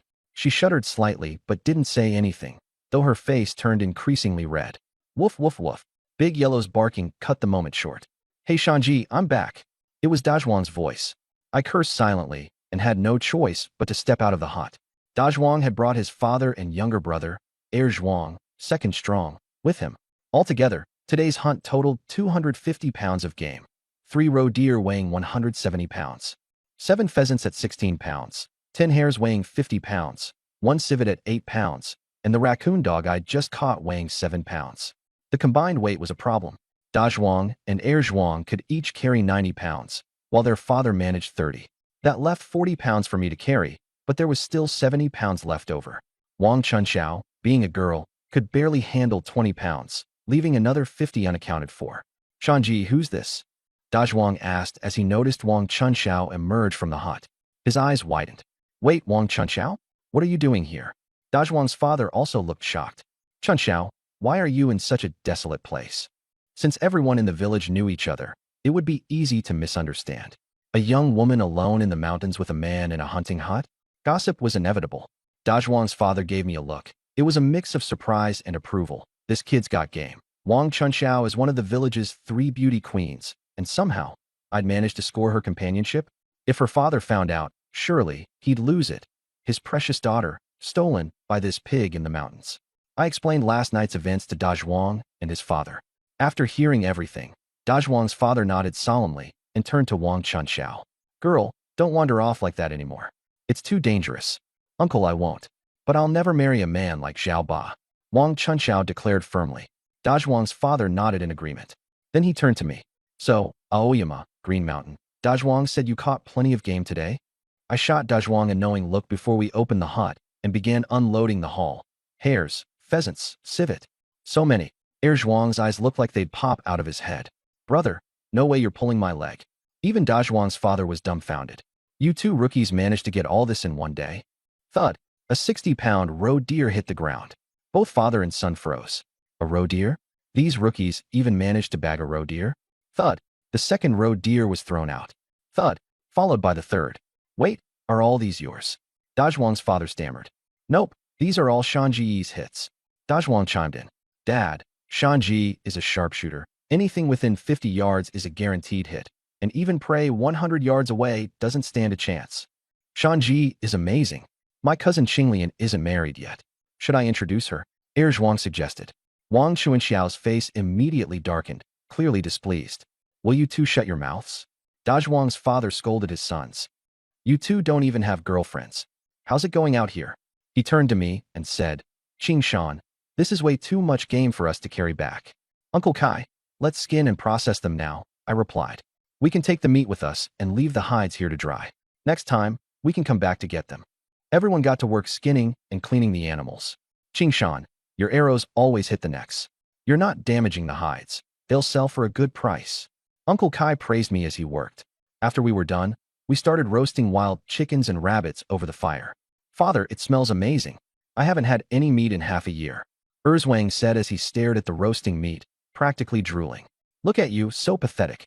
Li Kai scolded him, though he couldn't help but swallow hard himself. Man, it smelled incredible. The three of us hadn't had meat in months. Today finally felt like a feast. Once the rabbits and chickens were ready, I divided the food among everyone. Erzwang and Li Kai devoured it like it was the best meal they'd ever had in their lives. Back in the day, even during New Year celebrations, having a little meat meant rationing it so everyone could have a couple of bites. You'd barely taste it before it was gone. Today, though, there was plenty to go around. You could eat to your heart's content. What a luxury. As Li Kai watched Erzwang eating so happily, he started thinking maybe on the next trip, he'd let Erzwang come along too. After filling up, the five of us hoisted the meat and began making our way back to Shirshi village. The mountain path was tough to navigate, but since we'd left early, we'd make it back by sundown. By 5 p.m., we reached the village entrance. A group of villagers was milling around, chatting and bragging, men, women, and children alike. Isn't that Li Qingshan, that good for nothing? Someone pointed toward me. Word is he slept with widow Wang Naixiang. That true? Isn't he the one who said he was going up the mountains hunting? No way he actually managed to bag anything. No chance. Even the veteran hunters can't catch this much. How could that loafer pull it off? Zhao Chong snorted. Him? If he didn't die in the mountains, that'd already be a miracle. This guy owed me 37 yuan and was probably hoping I wouldn't come back so he could skip repaying me. The crowd quickly surrounded us when they noticed the skinned meat on our backs and the wild chickens tied at our waists. Whoa! Blacksmith Li exclaimed to Uncle Kai. Did you guys really get all of this? Uncle Kai laughed. Not us. Qingshan here did all the hunting. We just helped carry it back. What? Him? That deadbeat did all this. Nobody seemed to believe it. That's when Zhao Chong piped up in his usual sarcastic tone. Since when does that bum know how to hunt? I bet he stole it. That one sentence cast doubt over the crowd. You better not have stolen this, Blacksmith Li said nervously. If it's stolen, you better return it quick before it turns into a bigger mess. Stolen, huh? Figures. Our village really raised such a disgrace. I listened carefully, noting who was bad-mouthing me and who defended me. Blacksmith Li, Carpenter Zhao, and the tofu shop lady all vouched for me. But Annie Ma, Zhao Chong, and Zhao Yutian insisted I was a thief. Erzwang couldn't hold it in anymore. Nonsense. My bro Qingshan hunted all of this. I can vouch for him. Wang Chunxiao, another villager, chimed in. Same here. I'm a witness. I walked straight up and grabbed Zhao Chong by his collar. You got something to say? Say it to my face. Li Qingshan, what are you trying to pull? I'm not scared of you. Zhao Chong struggled, but my grip was like a vice. You've got some nerve calling me a thief. Got any proof? I barked at him. How do you expect me to prove it? Zhao Chong stammered. You can't? Then how about this? I say you stole 100 yuan from me. Pay me back. I continued sarcastically. What? Don't you dare pin that on me, he retorted. Prove you didn't steal it. I, can't prove it, huh? Then following your logic, you must have stolen it. I didn't, he protested. So why the hell are you accusing me of stealing? I roared, glaring at him. Zhao Chong swallowed nervously and looked away. Your father made up some nonsense about me assaulting your sister-in-law the other day, and I let it slide. Now you're doing this. Your whole family really is rotten to the core. With that, I slapped him across the face, loud and sharp. 5 red finger marks appeared instantly on his cheek. Before he could react, I landed a flurry of punches, knocking him to the ground. Stop! I give up. I'm sorry, Zhao Chong cried out, tears welling up as he curled on the ground. The villagers quickly jumped in to break up the fight. I scanned the faces around me. Anyone else want to accuse me? Show me some damn evidence. The troublemakers immediately shut their mouths. Uncle Li Kai, let's go. We need to stash the meat in the cellar before it spoils. Just as I was about to leave, Auntie Ma stepped in my way. Qing Shan, come on now. Give your auntie a wild chicken, won't you?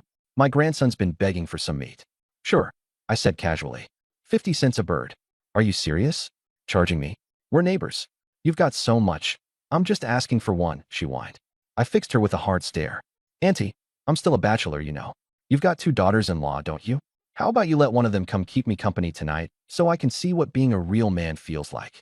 You shameless little jerk. Auntie Ma shrieked, enraged. Then don't expect to get a chicken for free. Now move, I said, hoisting my game and heading off. From behind, I heard Zhao Chong groaning as he got back on his feet. Just wait. Once the hunters bring the government here, they'll shoot you for poaching. Just wait. Auntie Ma chimed in. And dreaming about my daughter-in-law? In your dreams.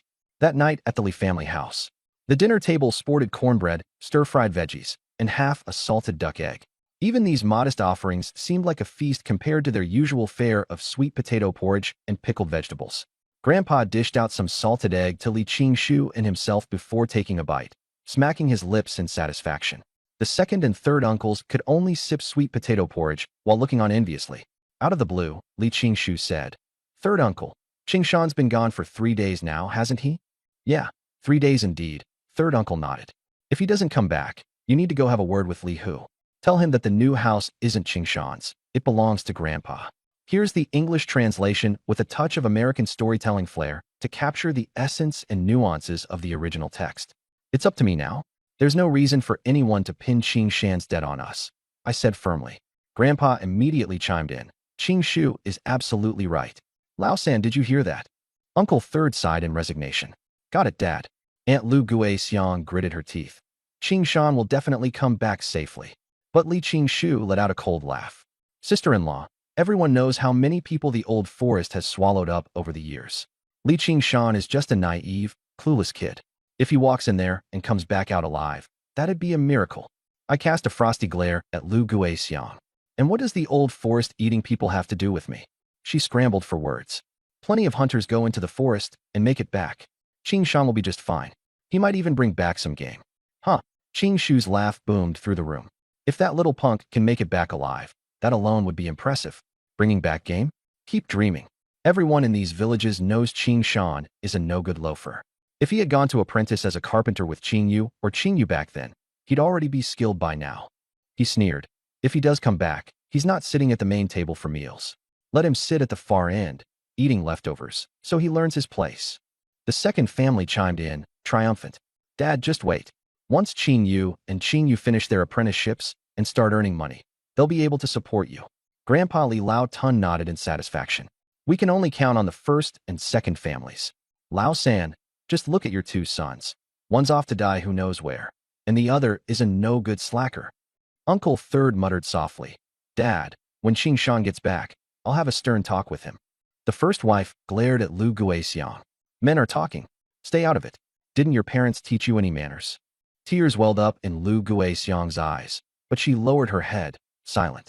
Li Qingshu, emboldened, declared, If Li Qingshan can come back with 2 wild chickens or rabbits, I'll kneel to him. Suddenly, a voice called out from outside. You said it, you'll kneel, right? Every head turned toward the yard as I strode in, carrying game on my back. Behind me, De Zhuang and Er Zhuang each carried their own haul. The yard fell into a stunned silence. Lu Gui Xiang and Uncle Third beamed when they saw me alive, their faces lighting up even more when they noticed the wild chickens, rabbits, and the freshly hunted meat I carried with me. Grandpa Li Lao Tun and the first and second families stared in disbelief, their mouths agape. Qingshan, did you really catch all this? Uncle Third asked, unable to hide his excitement. Uncle Li Kai in the corner spoke up as well. Lao San, your son's got skills. Look at all this. Wild chickens, rabbits, raccoons, even 3 deer. This will fetch quite the price at market. Bursting with pride, Uncle Third eagerly turned to Grandpa. Dad, see that? Qing Shan's got what it takes after all. But Grandpa Li Lao Tun feigned indifference. It's just a few animals. Why are you all making such a fuss? Meanwhile, Lu Gui Xiang approached me and asked cautiously, Qing Shan, are you all right? I'm fine, sister-in-law. I waved her worry away, then turned toward Li Qingshu. Well, cousin, I'm waiting. Are you going to kneel, or not? The villagers, enjoying the spectacle, began shouting. He said it himself. Time to kneel. A man's word is his bond. If he goes back on his promise, nobody's going to respect him. Li Qingshu's face turned dark as a thundercloud. Rushing to his defense, the first wife exclaimed, He's just a kid. His words don't count. Besides, Qingshu is planning to work for the government in the future. How could he kneel to someone like him? I smirked. Oh, is that how it is? If the government finds out he can't keep his word, would they still want someone like that? Breaking your word speaks volumes about a person's character. Someone like that can't shoulder responsibility. No amount of excuses will cover it up. It's a simple request, Qingshu. Either kneel now, or deal with much bigger consequences later. Faced with my unyielding gaze, first uncle and Qingshu hesitated. Finally, Qingshu stammered out, Fine. Give me half a pound of brown sugar, and we'll call it even. I narrowed my eyes but agreed. Qingshu reluctantly handed me the sugar, visibly seething.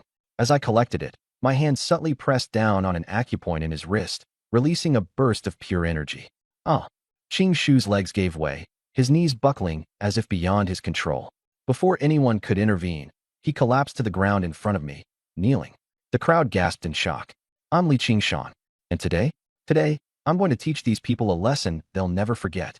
Qingshu had already embarrassed himself by handing over the sugar and kneeling. I pointedly said, Cousin, you already gave up the sugar. Why'd you still kneel? That said, don't expect me to give this back. His father, Li Dekue, scrambled to lift him up. Poor Qingshu's face was so red, he probably wished he could disappear. The villagers burst into laughter, their ridicule sure to spread across the entire Shirshi village by sundown. Grandpa Li Lao Tun, trying to regain control, stood and barked. Qingshan, you need to stay grounded. Lao Da and Lao Air, take these animals to the cellar. Pick a few, one chicken and one rabbit for Qingshu to recover, another for me, and divide the rest among the first and second houses. Tomorrow, whatever's left can be sold at market, and with the proceeds, buy some sugar for Qingshu. The money goes to me. The first and second houses grinned ear to ear. They hadn't seen meat in months. But Uncle Third asked cautiously, What about our family, Dad? These animals were all caught by Qingshan. Shouldn't he keep at least one? Grandpa scowled at him. What? You think you deserve a reward? Your son already disgraced his cousin, and you still want meat? Qingshan has cornmeal. He'll eat that.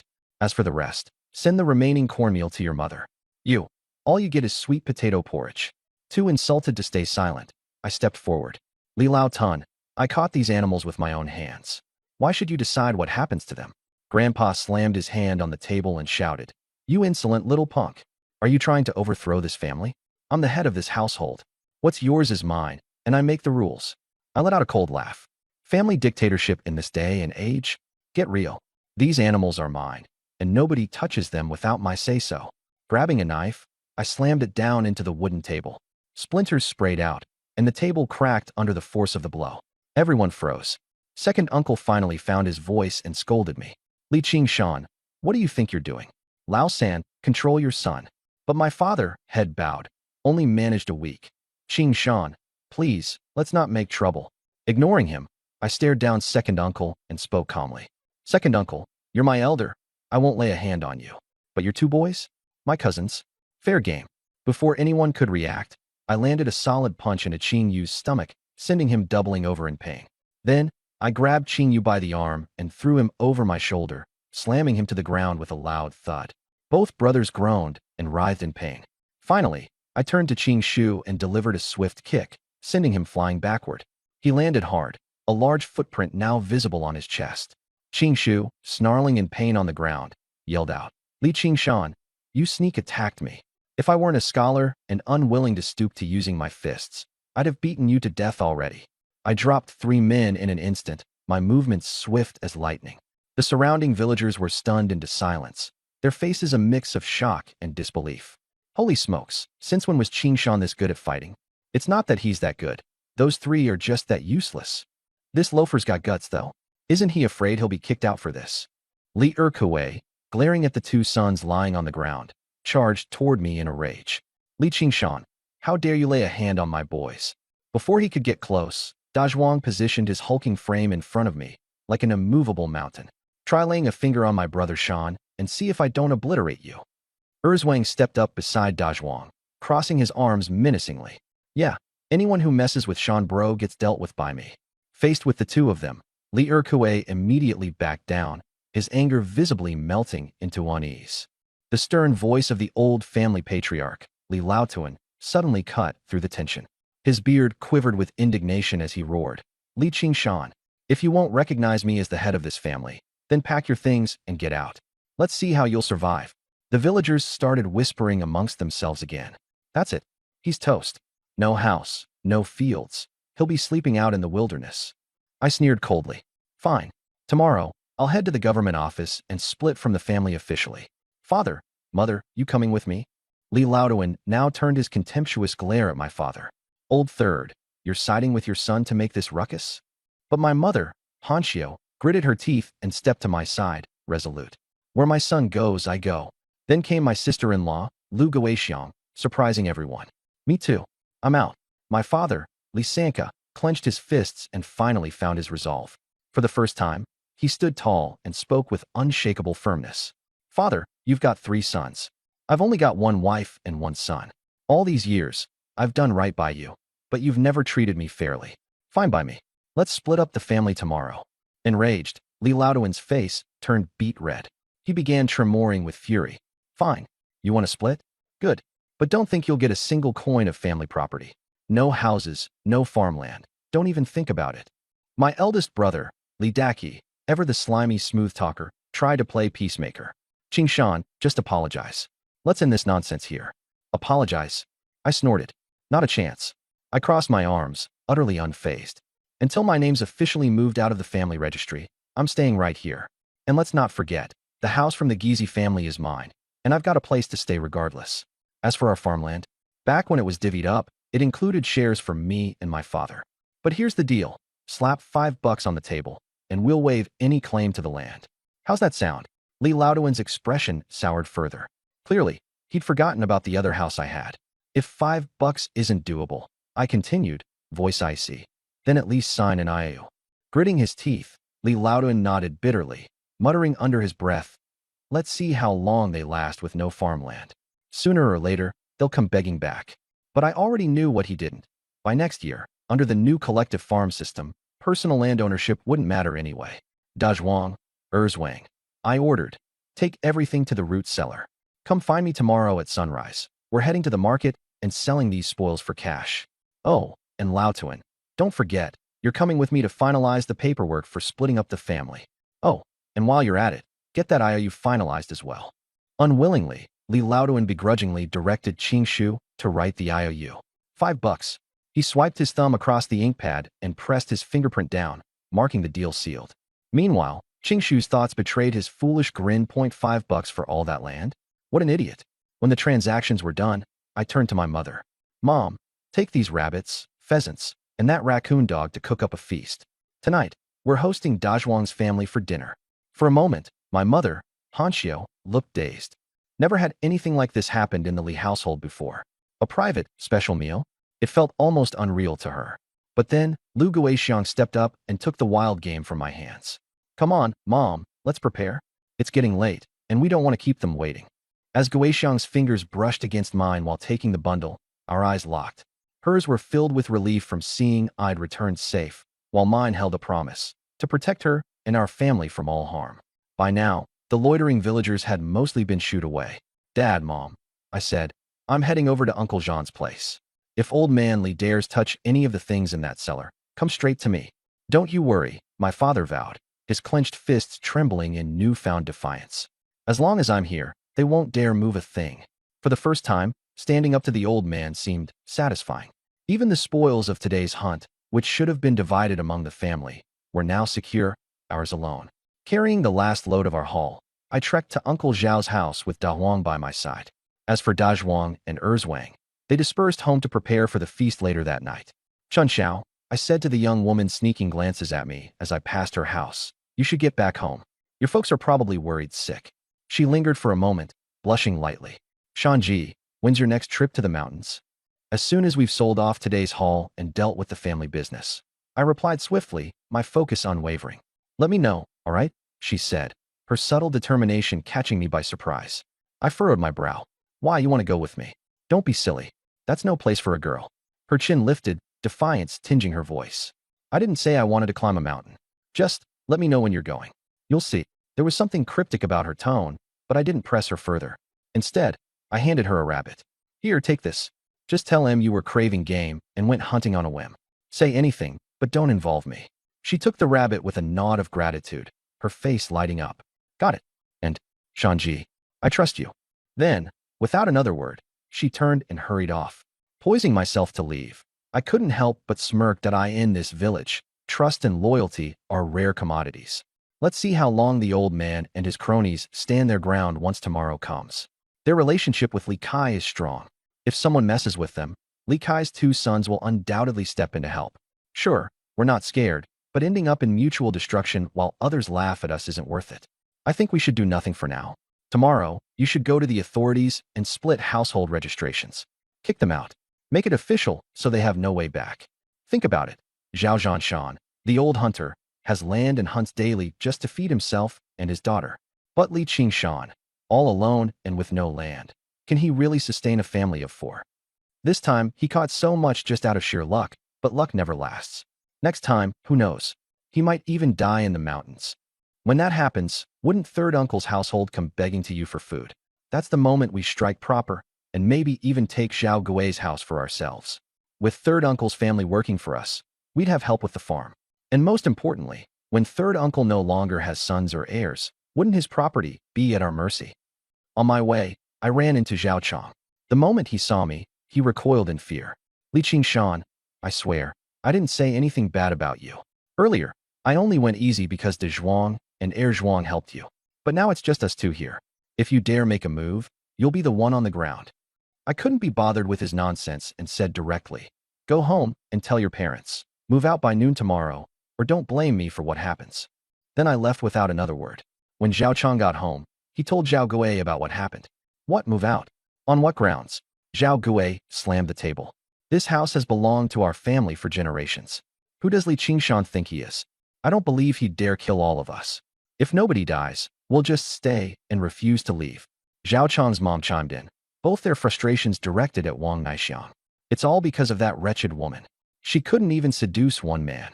If she had kept Li Qingshan around, we could have barged in, caught them in the act, and handled him however we wanted.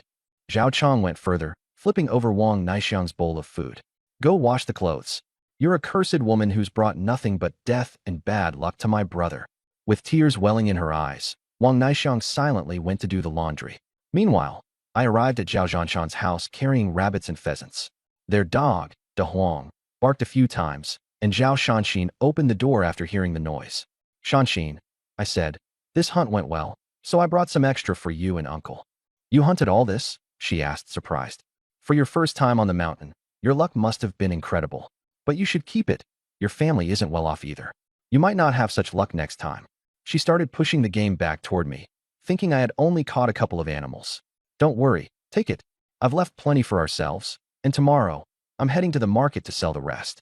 Your father saved my life years ago, and you lent me De Huang these past few days. I can't forget that favor. I shoved the game back into her hands. How much did you catch?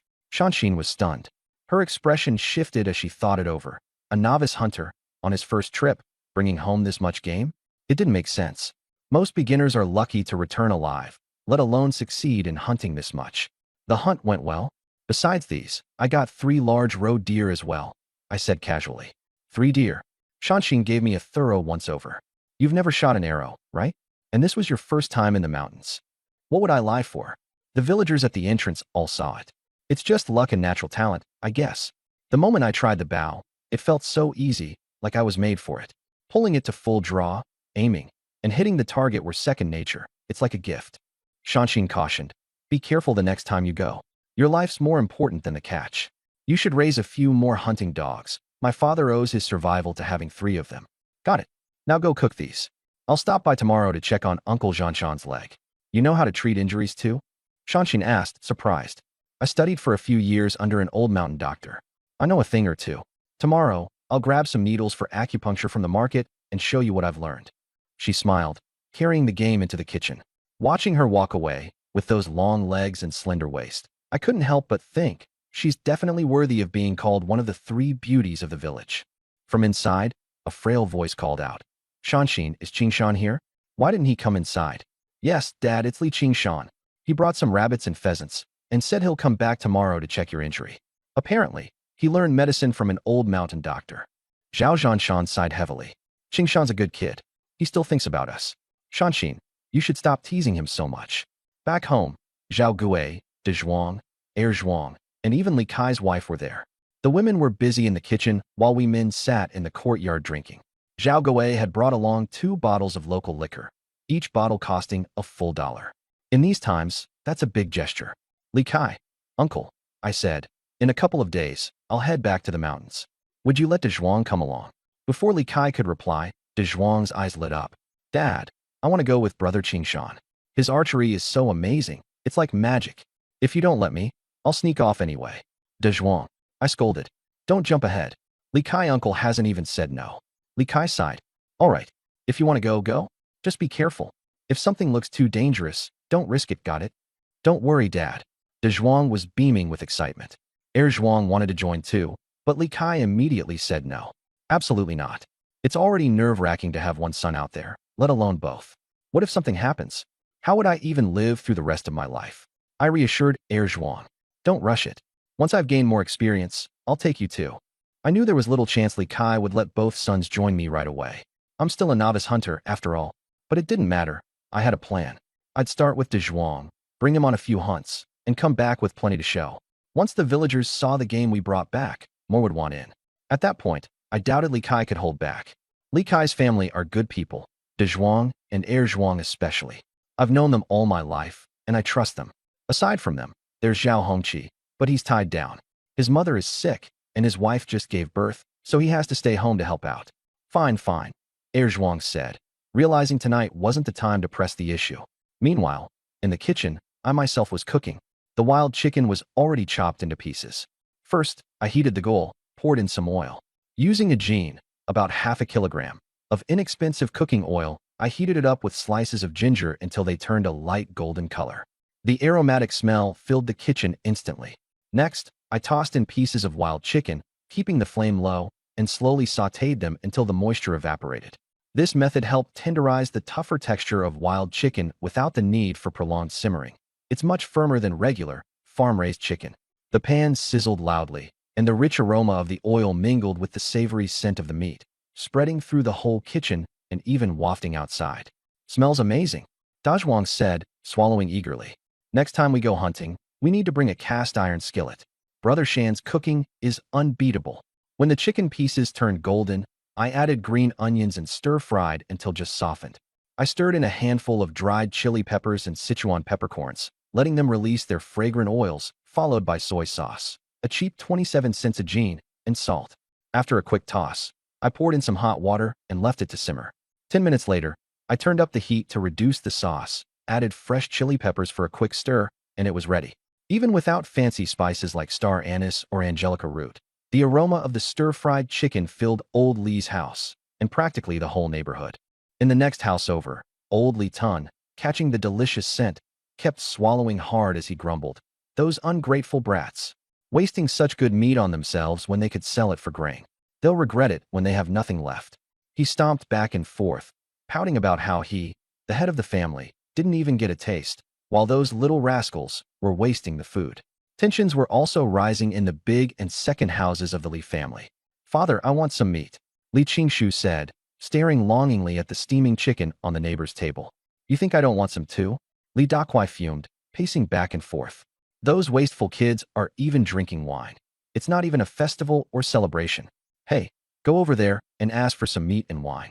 They might give it to you since you're a woman. Me? Are you sure? Sun Lan hesitated, pointing at herself. Just give it a try? Worst case, they won't give you anything, he insisted. Just as Sun Lan was about to head over, they noticed Wu Xiao, the second house's wife, already stepping out. Qingshan's mom, enjoy your meal? Wu Xiao walked in, her eyes practically glowing as she stared at the plates of stir-fried chicken and stewed rabbit on the table. Auntie, Is there something you need? I asked with a smirk. No, no. Just thought I'd check if that chicken was your cooking. Looks good. Wonder how it tastes. I sneered. Don't waste your thoughts. In this lifetime, you'll never get to taste chicken cooked like this. What did you just say, Qingshan? Why wouldn't I get to taste it? Wu Xiu tried to argue, but her voice faltered. She remembered her life. Growing up, the best meals she had were rice mixed with lard or the occasional egg. Before marriage, she was just a burden to her family, lucky simply to sit at the table. After marriage, the only time she got chicken or eggs was during postpartum recovery. She realized her fate was bitter indeed. Auntie, what are you still standing here for? We don't even have a plate for you. When we're done eating, you can come pick up the scraps. Maybe gnawing on some chicken bones will give you a taste. I added, full of mockery. Rotten brat. Mark my words. When the food is gone and you come crawling back to us, don't even dream of entering my house. Wu Xiu stormed off in fury. From her house, we soon heard her husband, Li Erkui, yelling, "That little punk Qingshan. I'm still his uncle. He can't even offer us a bite. You keep shouting, but there's no meat here either. Useless man. How did I end up married to you?" Wu Xiu fired back. Say that again, you shameless woman. I'll teach you a lesson. A loud argument followed, quickly escalating into the sounds of a physical fight. Back in our house, I glanced outside, pondering, forget it. Even if I went out there, Li Qingshan is never sharing the food with us. Sun Lan muttered. Why is that brat acting so tough all of a sudden? Uncle Li Dakuai glared at me, his displeasure obvious. After catching so much game, why aren't they sharing with the rest of us? We sat down to eat. My sister-in-law, Lu Guixiang, sat close beside me, her figure brushing against mine. Mom, is everything ready? I asked. Yes, everything's on the table, she replied. Tonight's meal featured 2 stir-fried chickens, 2 stewed rabbits, and a civet cat dish. Enough food for everyone. After dinner, my plan was to have Mom prepare the leftover wild chicken and rabbit. We'd fry and store them, preserving them for a couple of days. The remaining rabbits would be smoked or salted for preservation. Tomorrow, I intended to head to market. I'd be selling 3 roe deer and 1 raccoon dog, while keeping the wild chickens and rabbits for us. My hunting skills had improved greatly, and there was no reason to skimp anymore. If I could stay in the woods for longer with more hands to help, I'd bring back even more game. As for the 40 yuan I owed Li Hu, no rush. There was still plenty of time left in the month to pay him back. First, I needed to get enough rest and keep myself in top shape. Catching just 1 small wild boar weighing 200 pounds would more than cover the debt. Everyone, eat up and don't hold back, I said, encouraging my family while serving the food. Third Uncle Li Sankue couldn't hold back any longer and immediately dug in. Plates were quickly emptied as everyone devoured the rare feast. Meat was a luxury. We usually sold eggs for money without ever eating them ourselves. Lu Guixiang ate slowly, her low status in the family making her hesitant to go for the meat, usually just sticking to pickled vegetables. I noticed this and placed 2 chicken drumsticks into her bowl. Sister-in-law, eat up, don't be shy, I said. She blushed, but let a smile slip as she glanced down at her bowl. After dinner, with bellies full and heads a bit hazy from the wine, I gave Dazhuang instructions. Be ready early tomorrow for the market run. Bring your cart, too. Got it. Dazhuang nodded. I handed him a bowl of rabbit stew, saying, take this to Zhao Hongqi's house. His mother's unwell, and his wife just gave birth. As night fell, I hit the sack early. I needed to be up around 2 a.m. to get ready and leave for the market. It was an hour's walk, and daylight broke by 4 a.m. At the market, pork sold for 40 cents a pound, wild boar meat for 33 due to the gamey taste, and roe deer for around 31 cents. I planned to price mine at 30, aiming for a quick sale. The 3 skinned and gutted roe deer weighed 150 pounds, which could sell for about 45 yuan. After giving Dazhuang his cut, the remaining money would be mine. This time, I was determined to move out of the Li household, even if it meant buying everything from scratch: pots, pans, rice, oil, kerosene lamps, soy sauce, vinegar, soap, matchsticks. At first light, Dazhuang called out from outside, bringing his younger brother, Erzwang, along. Brother Sean, let Erzwang come too. That way, we can switch off pulling the cart, he suggested. Good idea. Once we save enough, we'll get ourselves a donkey. Much easier that way, I replied. Let me translate your story for you into English, keeping the tone neutral and conversational to fit local U.S. expressions. But next year we'll have to butcher it for meat. Big Yellow, I called out, and Big Yellow ran over, nuzzling my pant leg. Good job today, wait for me to come back. I patted its head, then loaded all the venison from the cellar onto a cart. The 3 of us headed for the market. Around sunrise, Li Lao Tun and my father would go to the town to process the household splits. I already had it planned out. First, Li Lao Tun and my dad would split into separate households. Then my father and I would split, and finally, my sister-in-law would be separated too.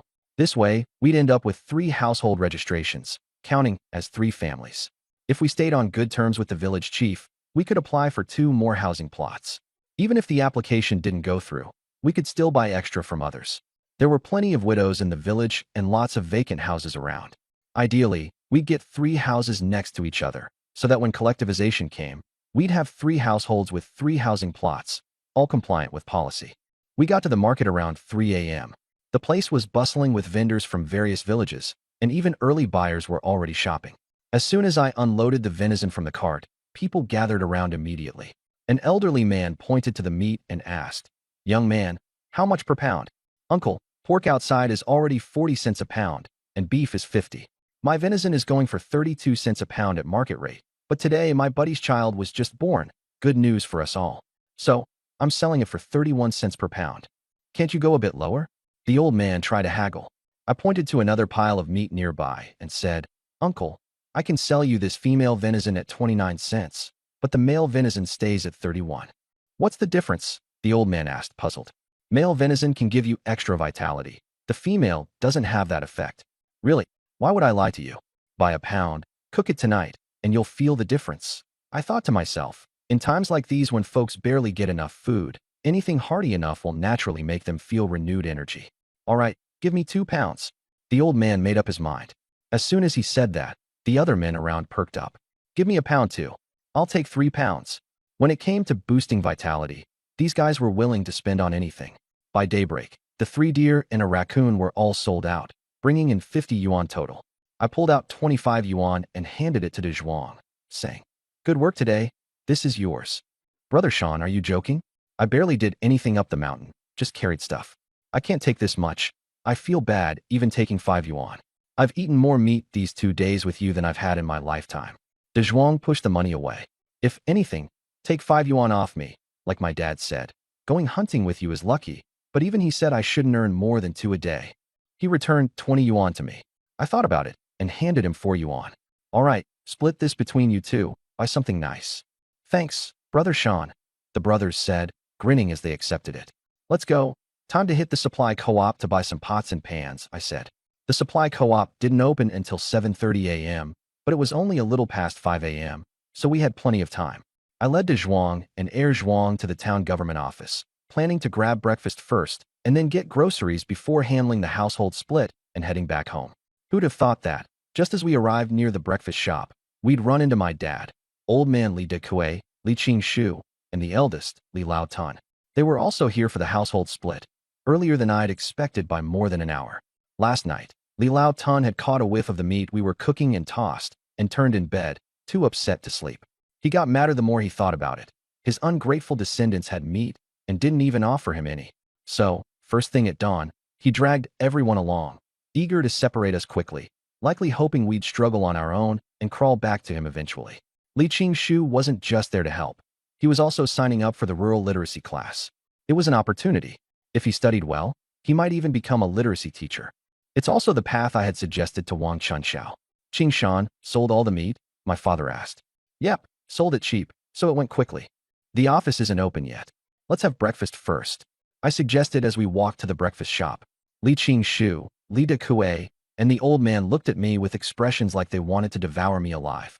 There were quite a few people crowding the shop door, most eating corn cakes with pickled veggies, the cheapest option. The young proprietress, probably around 27 or 28 years old, had a slender figure, and several men sneaked glances at her as she kneaded dough. "Ma'am, 8 fried dough sticks, 12 large meat buns, and 8 bowls of porridge." I placed the order right away. The moment I finished speaking, everyone turned to look at me in shock. "Who spends like that?" "Brother Sean, isn't this a bit much?" Air Zhuang asked, swallowing hard. "Qingshan, don't waste money like this. You still need to save up for a wife. Corn cakes and pickles are just fine," my dad said, concerned. These buns were the size of fists, generously filled, the kind that could fill anyone up with just one and a dough stick. "Don't worry. It's no big deal. We can't skimp on ourselves," I reassured. Li Qing-shu scoffed. "Huh, a petty man flaunting his temporary earnings. People like you can't hold on to wealth and we'll end up back here begging for help. Li Lao Tun chimed in. Let him spend it all. It'll be entertaining to watch him fail. Later, make sure to eat as much as you can, so this little brat racks up a larger bill. You bet, Grandpa. I'll have at least 2 buns, 2 fried dough sticks, and 2 bowls of porridge. Li Qingshu said, swallowing saliva. He probably hadn't ever eaten like this in his whole life. The shop owner's wife came over and frowned. Fried dough sticks are 4 cents each. Meat buns are 8 cents each. 8 dough sticks cost 32 cents. 12 buns 96 cents. Plus porridge, it'll be 1 yuan and 30 cents total. Most customers paid after eating, but since I was ordering quite a lot, I pulled out exactly 1 yuan and 30 cents and handed it to the owner's wife. Here you go, ma'am, make it quick. I'm starving. The owner's wife deliberately let her fingers brush against mine as she took the money and even threw me a flirty glance. This woman, amazing how bold she was trying to be in her late 20s. It got my heart racing a little as my eyes lingered on her for a moment longer than they should have. Just then, a girl with a ponytail entered. Miss, 1 bowl of hot tofu, extra spicy. That'll be 20 cents, the shopkeeper replied, slicing up tofu. The girl patted her pocket and said, shoot, I forgot my money. Could I pay you tomorrow? Don't know you. No way. The lady boss shook her head. Li Qingshu chimed in from the side. Isn't it just 2 cents? This young lady is so pretty. Let her pay tomorrow. The lady boss sneered. Are you going to cover for her then? Li Qingshu instantly shut his mouth. I stood up. Lady boss, just put it on my tab. Fine. The lady boss shot Li Qingshu a glance and then turned to the girl. See that? Some people only know how to talk big. Li Qingshu's face turned green with embarrassment. The girl looked at me and smiled softly. Thank you. My name's Su Wanin. I just arrived here to start work. I'm Li Qingshan. A matter of 2 cents. Come, have a seat and eat with us. I gestured to the seat next to me. Our breakfast arrived. Steaming, fist-sized meat buns and golden, crispy fried dough sticks. Su Wanin looked at the food, her eyes lighting up as she swallowed hard. Across the room, Li Qingshu pointed to another tray of buns. Lady boss, bring those to our table. I immediately spoke up. Lady boss, we ordered those first. Why are you giving them to them? You're not sitting together? No, we're a group of 4. They're a group of 3. The lady boss set the buns on our table and turned to Li Qingshu. How many do you want? Pay up first. Angrily, Li Laotuan slammed his fist on the table, shattering it into pieces. Are you here to wreck my shop? The lady boss shouted furiously. Li Dakwai quickly tried to smooth things over. We're leaving. We're not eating anymore. Not eating. You broke my table. Compensate me. 20 cents. The shop's cook came out menacingly brandishing a cleaver. No money? I'll call the authorities. Left with no choice, Li Laotuan grudgingly handed over the 20 cents they had saved to buy meat. I turned to Su Wanin and said, eating nothing but tofu won't do. Look how thin you are. Here, have a meat bun. I grabbed a meat bun and handed it to Su Wanin. Eat. Eat up, I said, giving her no chance to refuse. De Zhuang and Er Zhuang, my companions, were already starving and grabbed their share of buns, devouring them with gusto. I picked one up too, sinking my teeth into the juicy meat, the aroma tantalizingly filling the air. At the next table, the trio of men glared at us. Their empty stomachs growled audibly as they caught the scent of the meat buns. Li Qingshu and Li Dakwai's eyes fixated on our food, burning with jealousy, as if ready to snatch it all away. Let them stuff themselves, Li Laotuan grumbled, trying to save face.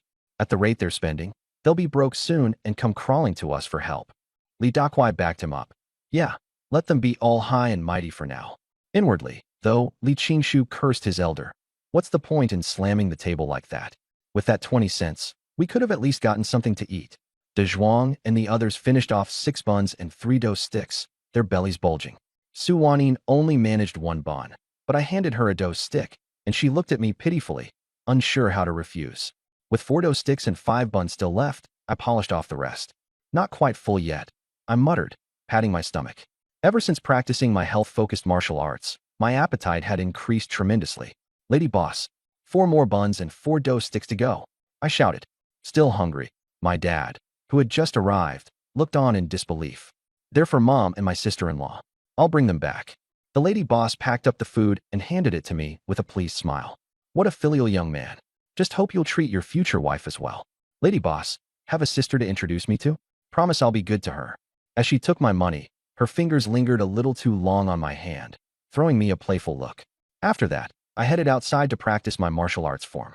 My punches swung with such force that the onlookers in the breakfast shop couldn't take their eyes off me. Su Wanyin gazed at me in amazement, while even the lady boss seemed entranced, her eyes sparkling. Li Qingshan, your moves are amazing. Su Wanyin praised me, her admiration obvious. Nothing special, I replied dismissively. Oh no, I need to get to work, she suddenly exclaimed, jumping up in a panic. Work? This early? I've just started at the supply and marketing cooperative. I can't be late. Well, that's convenient. I was planning on buying some things from there anyway. Then come with me. I'll open the doors for you. When we arrived at the cooperative, she unlocked the door and said, make a list of what you need. Grabbing a pen, I began to write. You know how to write? And quite well, too, she said, her voice laced with surprise. Learned a thing or two from an old Taoist once. After gathering the supplies, Su Wanyin started calculating. A large iron pot, $3. Small iron pot, $1.03. Soap costs 60 cents. Matches, 20 cents. 2 pairs of embroidered shoes, $5. Grand total, 30. Her eyes narrowed slightly when she saw the 2 pairs of embroidered shoes. Planning to give these to your sweetheart? Nope, just shopping for some essentials. I handed over the money. After finishing the transaction, she purposefully threw in a little extra while packing up my purchases. As I was leaving, she suddenly pulled De Zhuang aside. So, does Li Qingshan have a girlfriend or not? She asked in a quiet voice. Never heard of one. De Zhuang replied, genuinely puzzled. When I noticed the two of them talking, Su Wanyin hastened back and handed me some fruit candies. Thanks for earlier. I'll pay you back next time. After leaving the cooperative, I headed straight to the rural clinic, hoping to buy a set of acupuncture needles. As soon as I entered, I ran into village chief Li Shengli, whose limp and pained expression told me he was in discomfort again. Village chief, is your leg acting up again? I can't seem to shake this old injury, he sighed deeply. A bullet tore through my knee back during the war. Every time the pain flares up, I come to Dr. Hua for some acupuncture. Inside the treatment room, Dr. Hua, already in his 60s, was ready with his instruments. A young woman, seemingly a Western-trained doctor, sat beside him. Up early, Dr. Hua? Li Shengli greeted as he hobbled in. Couldn't sleep, Dr. Hua replied, introducing the young woman. This is my great niece, shouting. She's here to offer her expertise in Western medicine. Dr. Hua examined Li Shengli's leg carefully. Acupuncture will help, but won't solve the issue permanently. Shouting could prescribe some painkillers for you. No, Li Shengli waved him off. I'd rather stick with acupuncture. Stubborn and penny pinching, Dr. Hua grumbled, pulling out his needles. Suddenly, I interjected. Village chief, let me give it a try. I guarantee you won't feel pain for a week, and it won't come back for 3 months. Everyone froze and turned to look at me. Li Qingshan, don't joke about this. Li Shengli warned. Dr. Hua, this kid doesn't even know what he's talking about. Village chief, I'm serious. The injury is simple to treat, just needs 2 needles. My voice was calm and measured. Before I could finish, the young doctor shouting burst into laughter. He's sick, and even my second uncle couldn't help him. You're saying you can cure him in 3 months? Are you joking? Just because you can't do it, doesn't mean I can't, I replied confidently. Stop bragging. My second uncle is a renowned doctor here in the city. Even the city's officials have personally invited him multiple times, but he stayed here because he's attached to home. You could say he's a modern-day miracle healer. Our family even has ancestors as skilled as Hua Tua. If he says a condition can't be cured, who dares claim otherwise? Get out of here and stop causing trouble. Just then, a young Western doctor dressed in a white coat entered the room. He looked to be in his 20s and had a peculiar gaze fixed on shouting. Comrade, please leave immediately and stop interfering, he said, glaring at me. Modern-day miracle healer? I looked over at Dr. Hua. Was it you who was treating Zhao Zhanshan from Shirshi village? Dr. Hua remained silent, focusing on organizing his fine needles. Seeing that I was ignoring him, the young doctor reached out to grab my collar. Kid, get out now. Using yellow vine as a medicinal guide is a good choice. But Fuline and Tianyu aren't necessary. Switch them out for Xingui, it'll work far better, I said calmly. Dr. Hua paused his hands and looked up to scrutinize me. Go ahead, tell me how you treat your village chief's condition. The young doctor also stopped in his tracks. In the village chief's case, it's either nerve damage caused by a bullet or an infection leading to severe inflammation. An old Taoist priest once told me, you need precise techniques to stimulate the acupuncture points. The ones you selected are close enough, but the key lies in the force. After speaking, I immediately grabbed a fine needle and activated my pure yang energy. Aiming at Li Shengli's knee, I inserted the needle. Whoa, I can feel something, Li Shengli exclaimed after the first needle. Then came the second and the third. Once done with all three, I set the needles down. Just 3 needles? Dr. Hua asked, astonished. Yeah, that's enough. Any more would be a waste. Dr. Hua, my leg really doesn't hurt anymore. Li Shengli said excitedly, standing up. Qingshan, where on earth did you learn this? From an old Taoist priest in the mountains. He passed away a while ago, I replied. Impossible. Shouting gasped in disbelief. Uncle Li, are you guys conspiring to fool us? Not at all. His technique is authentic, Dr. Hua said, waving her off. Whatever, he just got lucky with this particular problem. It's nothing special, the young Western doctor sneered. Dr. Sun, why aren't you staying in your own clinic? Why are you here? Dr. Hua dismissed him. Dr. Sun rubbed his nose awkwardly, but didn't leave. I retrieved the 3 needles, then said, Chief, try walking around. Li Shengli took a few steps and, with sheer excitement written all over his face, remarked, It really doesn't hurt anymore. Qingshan, can you truly cure this fully in 3 months? Absolutely, I guarantee it. I patted my chest confidently. Dr. Hua adjusted his glasses and asked, Young man, what was the name of that Taoist priest? I shook my head. I don't really know his name. Dr. Hua stared at me. You don't even know his name? Sounds to me like you never had a master at all. Young man, you have talent. How about becoming my apprentice? What? Grandpa wants to take an apprentice. Shouting exclaimed in shock, pointing at me. So many university graduates and city-recommended professionals have begged him to be their mentor, but he declined all of them. And now, he's willing to take him as an apprentice. He just got lucky, striking gold by accident. The young doctor beside her looked green with envy. After spending 3 years trying to win Dr. Hua's favor and failing miserably, he couldn't understand why I, a complete stranger, was being extended such privilege. Becoming Dr. Hua's apprentice was akin to skyrocketing your status. Even veteran traditional medicine practitioners in the county would address you as Master's uncle. I quickly waved my hand. No need. I just came here to buy a set of fine needles. I have no interest in taking on a mentor. After all, in my previous life, I had already reached the pinnacle of the field. In this life, I just wanted to live in peace and enjoy simplicity. That's fine. Fate can't be forced, after all. Dr. Hua rummaged through a drawer and suddenly found something. Young man, do you know how to use silver needles? Do you have a set of silver needles? My eyes lit up. I do, he said with a smile. That's great. Silver needles work even better. I could cut the village chief's treatment time down to 2 months. Really? Li Shengli asked, bursting with joy. Dr. Hua handed me the silver needles. Here, take them. Grandpa, those are... Shouting started to protest, but was cut off. This set of silver needles was a precious heirloom from Dr. Hua's family, crafted with a special technique, making them exceptionally effective. I counted the needles, 15 in total. One needle would cost at least $1 in the current market. This set would easily be worth 15 bucks. Judging by their style, their origins were no trivial matter. Thank you, Dr. Hua. Chief, I'll take my leave now. Dr. Hua, feel free to reach out to me if you need anything. Just don't ask me to be your apprentice. I joked, taking the needles and heading out. Rest would follow smoothly. Much like this encounter seemed almost destined. Blaming old Li from the Li family village, if it weren't for him, they would have been eating meat today. Sis-in-law, don't just eat the buns, have a can of canned peaches.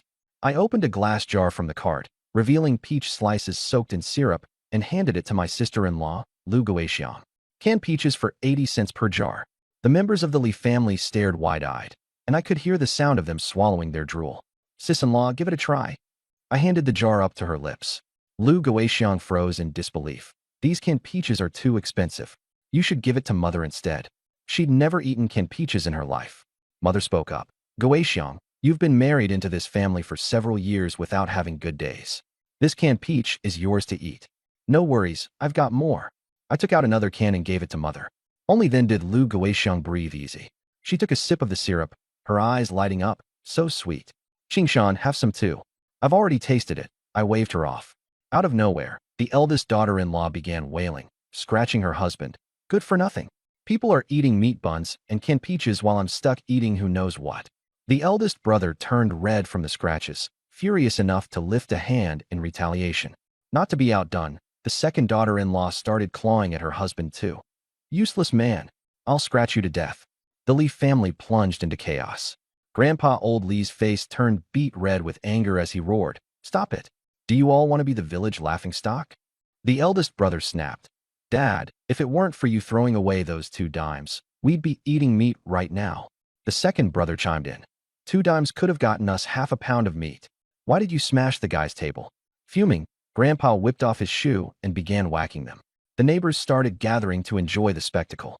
The Leaf families fighting again. Women hitting men. Now that's entertainment. Seeing Lu Guixiang holding her bun and canned peaches, the onlookers couldn't help but swallow hard. That's when Auntie Motzi dragged her grandson over. Guixiang, give my grandson one of those buns. Her grandson, little mudfish, plopped himself to the ground, throwing a tantrum. I want meat buns. Auntie Motzi brazenly declared. You've already eaten, with your fried dough sticks and canned peaches. Spare one bun for my grandson. What's the harm? If he starves, my son won't let you off easy. Lu Guixiang looked torn, unsure what to do. I flared up. Your grandson isn't my responsibility. Why should I give him one? How about you let me borrow your daughter-in-law for 2 days, and I'll give you a bun? How about that? Shameless. I turned to my mother directly. Is all the stuff packed up? It's all in the room. Dazhuang, Erzwang, help load them onto the cart. We're moving out. On it, the 2 brothers swiftly loaded our belongings, and our entire family left the Li household. The Li family was left panting and entirely disgraced, glaring at us with resentment as we walked off into the distance. Grandpa oldly stood akimbo, cursing, wasteful brats, eating meat buns and canned peaches. Mark my words, you'll squander everything and come crawling back to me in the end. Li Qingshu chimed in eagerly. Grandpa, once I graduate and start working in the city, I'll buy you meat buns every day. Exactly. Out of all of them, my eldest grandchild will be 100 times better than that loser Li Qingshan someday. Grandpa gloated with pride. The neighbors joined in the jeering. Yeah, getting cocky over a little money. They'll burn through it before long. Hunting's dangerous work. What if something goes wrong? Then what? In a quieter corner of the crowd, a fair-skinned woman spoke softly. Well, it's his money to spend. Roshua, why are you speaking up for that loafer? Are you thinking of finding yourself a man? An older woman teased. It's understandable to feel lonely with just your daughter around. Li Qingshan does have a strong build. The crowd hooted with laughter, teasing Roshua relentlessly. Roshua stomped her foot in embarrassment. What nonsense are you all spouting? She quickly grabbed her daughter and left. Roshua was originally from the city. Her husband died young, leaving her with a beautiful and delicate daughter. Both mother and daughter were strikingly pretty. We arrived in front of Zhao Gui's mud brick house. The door was locked tight, the house completely untouched. Zhao Gui and his family were still squatting here. The neighbors surrounded us, eager for drama. Zhao Gui hasn't moved out. Where's he supposed to go? This is his only home. Now this is going to be interesting. If Zhao Gui refuses to leave, what can Li Qingshan do? It's not like he can kill anyone. Poor guy, he's got nowhere to go. Can't live with the Li family, can't get into his own house. If Grandpa Li finds out, he'll laugh his butt off. The whispers spread like wildfire. Qingshan, what are we going to do? My father, Li Sankue, asked, worry creasing his face. Qingshan, don't worry. Wherever you go, we'll follow, Lu Guixiang comforted. There's that rundown house at the edge of the village. If worst comes to worst, we'll make do there. At that moment, Li Qingshu and Old Li showed up. Stumped now, aren't you, Li Qingshan? Li Qingshu taunted gleefully. Outside the locked door, Zhao Gui played dumb, pretending not to hear anything. Inside the house. Will this work? Zhao Gui's wife asked, hesitating. What's there to be afraid of? Worst comes to worst, we'll die here. What's Li Qingshan gonna do, kill us? Zhao Gui looked smug and defiant. Bang! I kicked the rickety wooden door open. The door latch snapped right off. Holy crap! The spectators gasped in astonishment. I walked straight into the yard as my younger brothers, Dazhuang and Erzwang, gawked in disbelief. Zhao Gui was just inside. When he saw me come in, his face turned pale. Zhao Gui, get out of my house. I roared. What do you mean your house? This is mine. Son, hit him. Zhao Gui shouted, putting on a brave front. Bam, bam, bam. A few punches later, Zhao Gui and his son were left howling in the yard. Just as Dazhuang stepped forward to help, I grabbed Zhao Gui and his son like they were rag dolls, dragging them out and tossing them outside the gate. Both lay there, bruised and battered, unable to stand. Zhao Gui's wife trembled in fear, collapsing to her knees, screaming, You murderous scoundrel, Li Qingshan. You're bullying us. How could Li Qingshan use violence? We're all neighbors. That's overboard. The villagers murmured among themselves. In the corner, Wang Naixiang stood silently with a packed bag, looking pitiful and unsure of where to go. Dazhuang, Erzwang, throw all this stuff of Zhao Gui's out. This is my house. I said, all right then. The 2 brothers rushed in and started tossing pots and pans outside. Trying to play games with me? Useless. Li Qingshan, you're nothing but a bandit. A bully, Zhao Gui yelled while sitting on the ground, throwing a fit. I frowned in annoyance. That kind of talk could ruin my reputation. I immediately pulled out the property deed. Zhao Gui, take a good look. Your house was sold to me for 36 bucks. The property deed says Li Qingshan, stamped and certified by the government. And now you're saying I forced and stole your house. Then what does that make the government? A bunch of bandits too, helping me steal your property. Let me tell you, making those claims, accusing the government, can get you arrested by the police for defamation. Believe it or not. Silence. Zhao Gui's entire family froze, dumbfounded. This was serious business. No one dared to throw shade at the government. And the rest of you? I scanned the onlooking villagers. This is an official government-issued property deed. If anyone says I forcibly took Zhao Gui's place, you're essentially accusing the government of corruption, claiming I colluded with them. The police won't have any problem coming after you. So don't be scared when that happens. I pointed to the document in hand. A deal is a deal. One sold, one bought. Fair and square. This house has been mine for a while now. Letting Zhao Gui stay an extra few days was me being generous. It's just that Zhao Gui here didn't know where to draw the line. Slandering the government. Who would dare bear that kind of burden these days? That's right. The house was sold fair and square to Li Qingshan. He even let you stay extra days. You should be thankful, not shamelessly squatting in someone else's home. Yeah, Zhao Gui, this is totally unreasonable. You sold the house and still refuse to leave? How low can you go? The neighbors' tone shifted. The crowd now turned their complaints toward the Zhao family. Brother Shan, all done. Everything's moved. De Zhuang and Heir Zhuang returned with the update. I turned to my family. Dad, Mom, sis-in-law, let's just place things for now and make do together for a bit. In a while, I'll apply for some residential plots and build another house. Currently, my dad, sister-in-law, and I, each on separate household registrations, were all from Shirshi village. By the rules, we could apply for 3 separate residential plots.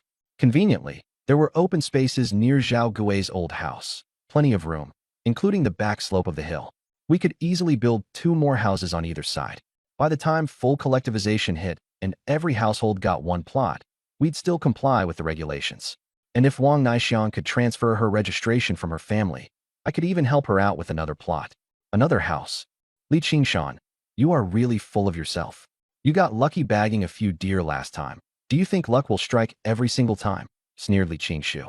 Huh, young people don't know their limits. Building houses isn't as easy as it sounds. So reckless, you'll fall hard someday. Mark my words. This guy talks big for no reason. Li Qingshan, what happens when you go hunting next time and come back empty-handed? Where exactly are you getting this confidence from? The murmurs from the sarcastic crowd echoed their disbelief. I said nothing. A few days from now, when I returned from the mountain, they'd all see just how limited their views were. Once we finished moving, I shut the gate to our new home, and the curious crowd began to disperse. As for the Zhao family, their scheming led nowhere. They begrudgingly packed up and moved into a couple of rundown grass huts at the far edge of the village. Hurry it up, would you? Get moving, you jinx, barked Zhao Gui's wife, glaring at Wang Naixiang. I know, mother, Wang Naixiang panted, carrying more bags than the Zhao men combined. Exhaustion was written all over her face. From the moment you stepped into our household, everything went downhill. First, my eldest son dies, and now we're driven out of our own home because of you, Zhao Chang complained, dragging only a wooden stool, by far the lightest load anyone carried. Ugh, why did we even let this jinx into the family? Zhao Gui's wife lamented, sighing deeply. Mom, we need to marry her off ASAP. Didn't Li Hu say he'd take her? Once we get the bride price, I'll hit the gambling table, turn our luck around, and buy back our property. Then we'll feast on steamed buns and meat every day, Zhao Chang suggested smugly. The thought made Zhao Gui and his wife's eyes light up. They immediately began sizing up Wang Naixiang as though she were merchandise to trade. I'm a jinx, remember? I killed your son and caused you to lose your home. Li Hu runs a gambling house. He's highly superstitious. No way he'd marry me, Wang Naixiang retorted, thinking on her feet. The Zhao couple exchanged uneasy looks. That actually made sense. No worries. There's always someone desperate enough, though. Mom, Dad, leave this matter to me, Zhao Chang reassured them. Hearing them openly plot to sell her off, Wang Naixiang's eyes brimmed with tears. By early afternoon, the Zhao family was settled into the sparse accommodations. With only 2 small huts to divide among them, Zhao Gui and his wife took one, leaving the other for Zhao Chang. Mom, Dad, where am I supposed to sleep? Wang Naixiang asked hesitantly. Right there. Zhao Chang pointed dismissively to a grim 3 by 4-foot dilapidated doghouse on the side. Her protest caught in her throat, crushed by the injustice she felt. If you don't want to sleep there, then just stay outside. Jinx. Be grateful you even have a roof at all. Zhao Gui barked impatiently. Okay, Wang Naixiang answered quietly, resigned to tidying up the tiny doghouse as her new living quarters. Back at my place, the move-in was complete. I claimed the largest, most auspicious east side master bedroom for myself, letting the purple air rising from the east bring prosperity to my life. My parents and sister-in-law each got their own rooms. Zhao Gui's house was built with a two-son-in-mind layout. Now it was more than spacious enough for my family. Hey, sis-in-law. I knocked on her door. It's open. Lu Guixiang's voice called out. I stepped inside. Lu Guixiang was tidying her room, her presence leaving behind a faint fragrance of womanhood in the air.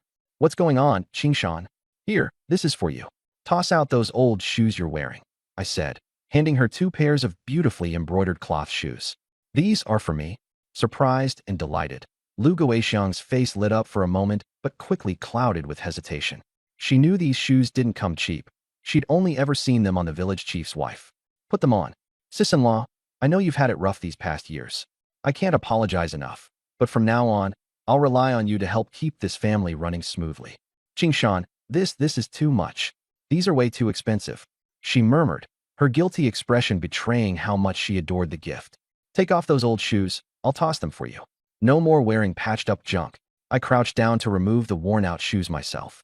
Her previously decent shoes had been taken by my grandmother to give to Li Daiqiu's wife, leaving Lu Guixiang with these hand-me-downs that irked me every time I looked at them. This kind of disrespect had happened to her far too many times. Thank you, Qingshan. She slipped the old pair off. Heaven early. Understood, I said seriously, gently patting her head. Just then, Roshua walked back into the room. Seeing her daughter awake and with refreshed color in her face, she broke into tears again, this time out of sheer relief.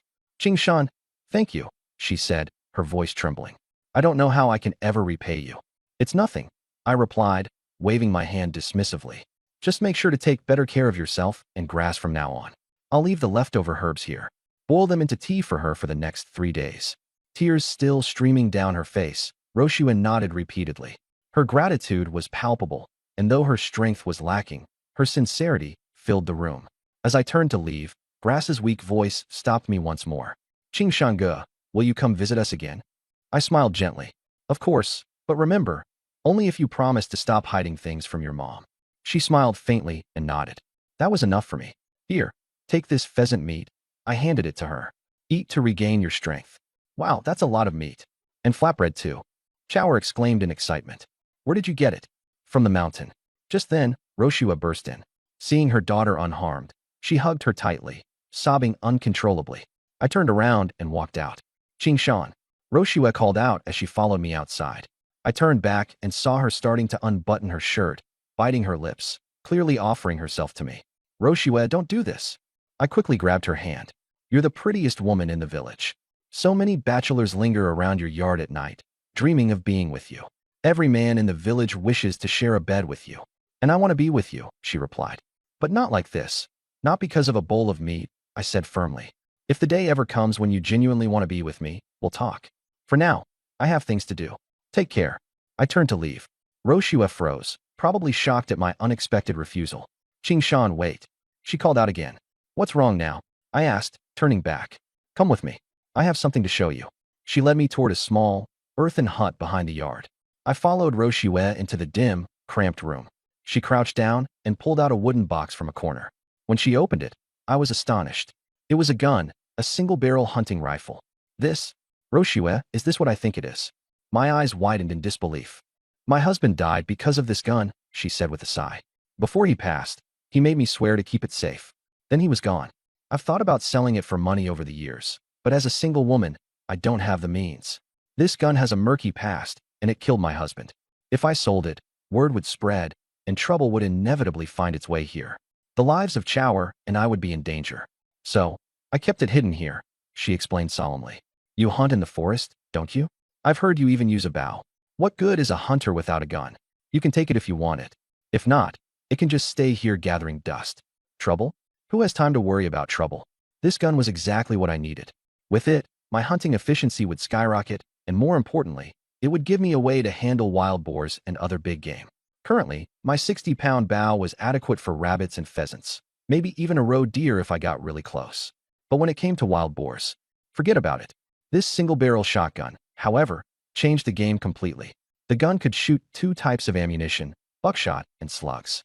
Buckshot was great for birds, rabbits, and pheasants, with a range of about 30 meters. However, that wasn't super useful for me. At that distance, my bow was already silent and effective without spooking other animals. What I really needed were slugs. With a range of up to 83 meters, slugs could break through even the thick bones of wild boars. With this gun in my hands, I could actually have a shot at bringing home some wild boar. And wild boar meat. That fetched a high price.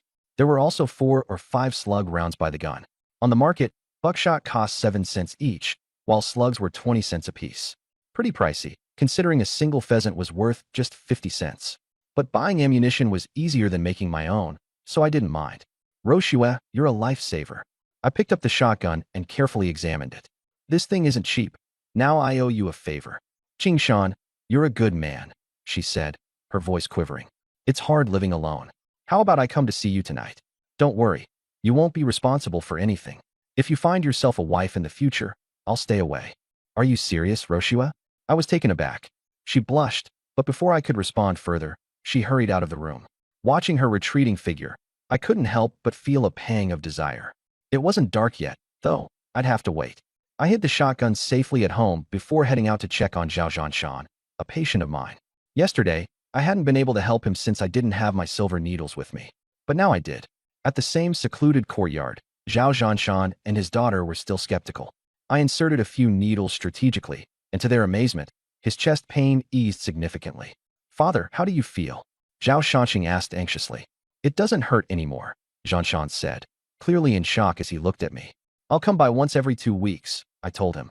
I can't cure it entirely, but I can reduce the pain and prolong your life until we find the medicinal ingredient needed for a full recovery. I packed up my needles. Young man, where did you learn these skills? Zhanshan asked.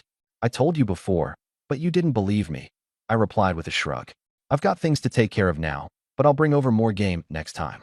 Shanxing, see Qingshan out, Zhanshan instructed. As Shanxing walked with me to the door, her gaze was filled with gratitude and newfound respect. Here, this is for you, I said, pulling out a small oiled paper package. What is it? She asked, unwrapping the package. Her face lit up when she saw a few pieces of crispy peach pastry inside. You always loved peach pastries, right? I smiled. I just bought these fresh. Go ahead, give them a try. You remember that I like peach pastries? Shanxing's voice quivered slightly. Of course I do. Back when you split a piece of your pastry with me, it was the only way I knew what they tasted like. As I started to walk away, memories of the time Zhanshan saved my life flashed through my mind. Back then, I had woken up in his home to be greeted with kindness. Being part of the third house of old Li's family, such treats were a rare luxury. That was the first time I had ever tasted peach pastry. Shanxing watched me leave, her emotions unspoken but written clearly in her eyes. I wasn't far when I bumped into the village chief, Li Xingli. Village chief, wait a moment. I need to talk to you, I said. Oh, Qingshan, what's going on? Xingli smiled warmly. He always seemed pleased to see me, especially now that I was helping with his leg issues. Can I use the abandoned health center in the village to work as a village medic? Absolutely. Xingli agreed without hesitation. You're the most qualified. I'll get you the key right away. The clinic is all yours. I hadn't expected things to go so smoothly. To be honest, Qingshan, someone with your skills is wasted here. By the way, when are you heading back into the mountains? Tomorrow, I said. I need to fix up the house and pay off debts, so I've got to bring back more game. You're the village's golden boy. Be careful out there, Xingli said warmly. Li Xingli handed me the key. Don't worry, village chief, I've got this. With the key in hand, I was in a great mood. Up next, I deliver some rice sticks and mung bean cakes to Wang Naixiang, check in on her, and then just wait for the recently widowed Ru Shui to swing by after sunset. A comfortable evening ahead, and tomorrow I'd grab my hunting rifle and go hunting. My sister-in-law and mother's clothes were tattered and torn. They definitely need some new outfits. The co-op store had a set of dresses that would suit my sister-in-law Lu Guisheng perfectly. The house needed rebuilding too. I'd adjust the location of the underground room for easier access in the future. I'd also apply for more plots of land to build houses for my sister-in-law and father. And I needed to look into hunting dogs, buy a few more of them. Dreaming of a brighter future, I carried the mung bean cakes and rice sticks, heading toward Wang Naixiang's home. She's had it rough, Wang Naixiang. That poor young widow could use a small hand too. Down at the edge of the village, the sun was setting in the west, and the heat of the day dissipated as the rice seedlings in the fields stretched their leaves. Sweepstar, get in here and cook. How late do you plan on waiting? Zhao Gui's wife was yelling right outside what passed for my living quarters. Dragging my exhausted self out of the miserable place, I felt utterly drained. After moving to this wreck of a spot, I had to rebuy all the basic utensils, rebuild the stove. It was exhausting work. Zhao Gui and his wife would lay down early every night, and their lazy younger son Zhao Chong didn't lift a finger. It all fell on me. I thought I could get a break, but nope, I was called up to cook again. Zhao Chong, fond of good food but incredibly lazy, wouldn't tolerate much. As a result, the family had been reduced to eating dried sweet potatoes, the stuff of the poorest in the village. I started the fire, boiled water, tossed the sweet potatoes in, and let it all simmer until the bubbling brought out the strong smell of sweet potatoes. Dinner's ready, Mom, I announced as I scooped the porridge into some bowls. Why the heck is it taking this long? Now it's ready? Ugh. Zhao Gui's wife sat down, muttering her complaints. There weren't enough chairs, so I squatted while eating. This junk again? Zhao Chong scowled at the sweet potato porridge in front of him. It's all we've got left. I whispered. And whose fault is that? Figure it out. Can't we eat anything decent for once? Zhao Chong slammed his bowl in frustration. When did you get to have a say in this house? Do what you're told. I kept my head down, not saying a word. Dad, Mom, I've got an idea. Zhao Chong turned to his parents with a cunning glint in his eye. What about old Zhao the Blind? What about him? Zhao Gui wondered aloud. Dad, come on. Old Zhao the Blind is a bachelor, isn't he? Blinded in one eye when he was young, no woman's looked his way since. And now he's older than you. 3 years older. That geezer's never had a woman in his life. He must have stashed a fortune away. We could marry this sweepstar off to him and ask for a hefty bride price. Zhao Chong sneered triumphantly. Our son is smart. Zhao Gui's wife chimed in. That old bachelor must have a good stash. We can ask for loads of money. Enough to buy back our house. Even. Dad, forget the house, Zhao Chong added smugly. Give me the money, and I'll turn it into double. I'll buy you 2 houses if that's what you want. You old fool, let the boy handle the money. He's smart and knows how to make it grow. Zhao Gui's wife scolded her husband. Dad, Mom, I don't want to remarry. I don't want to marry old Zhao the Blind. Tears welled up in Wang Naixiang's eyes. Old Zhao was older than even her father-in-law.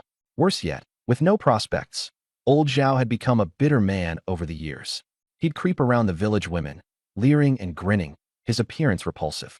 He reeked from not bathing, and his home was a pigsty. The neighbors regularly scolded him for the stench drifting into their houses. You think you get a choice? Sweepstar, none of this would have happened if it weren't for you. My brother wouldn't be dead. We wouldn't have been kicked out. You owe this family, and you'll do what we say? You'll marry whoever we tell you to. Zhao Chong snarled. No, I won't. I refuse. Wang Naixiang's tears dripped into her broken bowl. You think you have a say? You think you deserve respect? I'll beat the crap out of you. Zhao Chong slammed his bowl down and swung a slap across her face. Smack. A bright red handprint bloomed on her cheek. Zhao Chong, not the least bit satisfied, kicked and punched her while she curled up on the ground, crying. Zhao Chong, don't hit women. Stop that. Villagers passing by stepped in to intervene. This is my family's matter. You step in, one of you, and I'll beat you next. Zhao Chong screamed. Sweepstar, this is your fault, my endless losing streak. It's all you. You ruined my life. Hearing that, the villagers hesitated before backing away. After all, Wang Naixiang wasn't one of their own. Lying on the ground, hopelessness consumed Wang Naixiang. What's the point of living? The river outside the village was deep and unforgiving, claiming many lives over the years.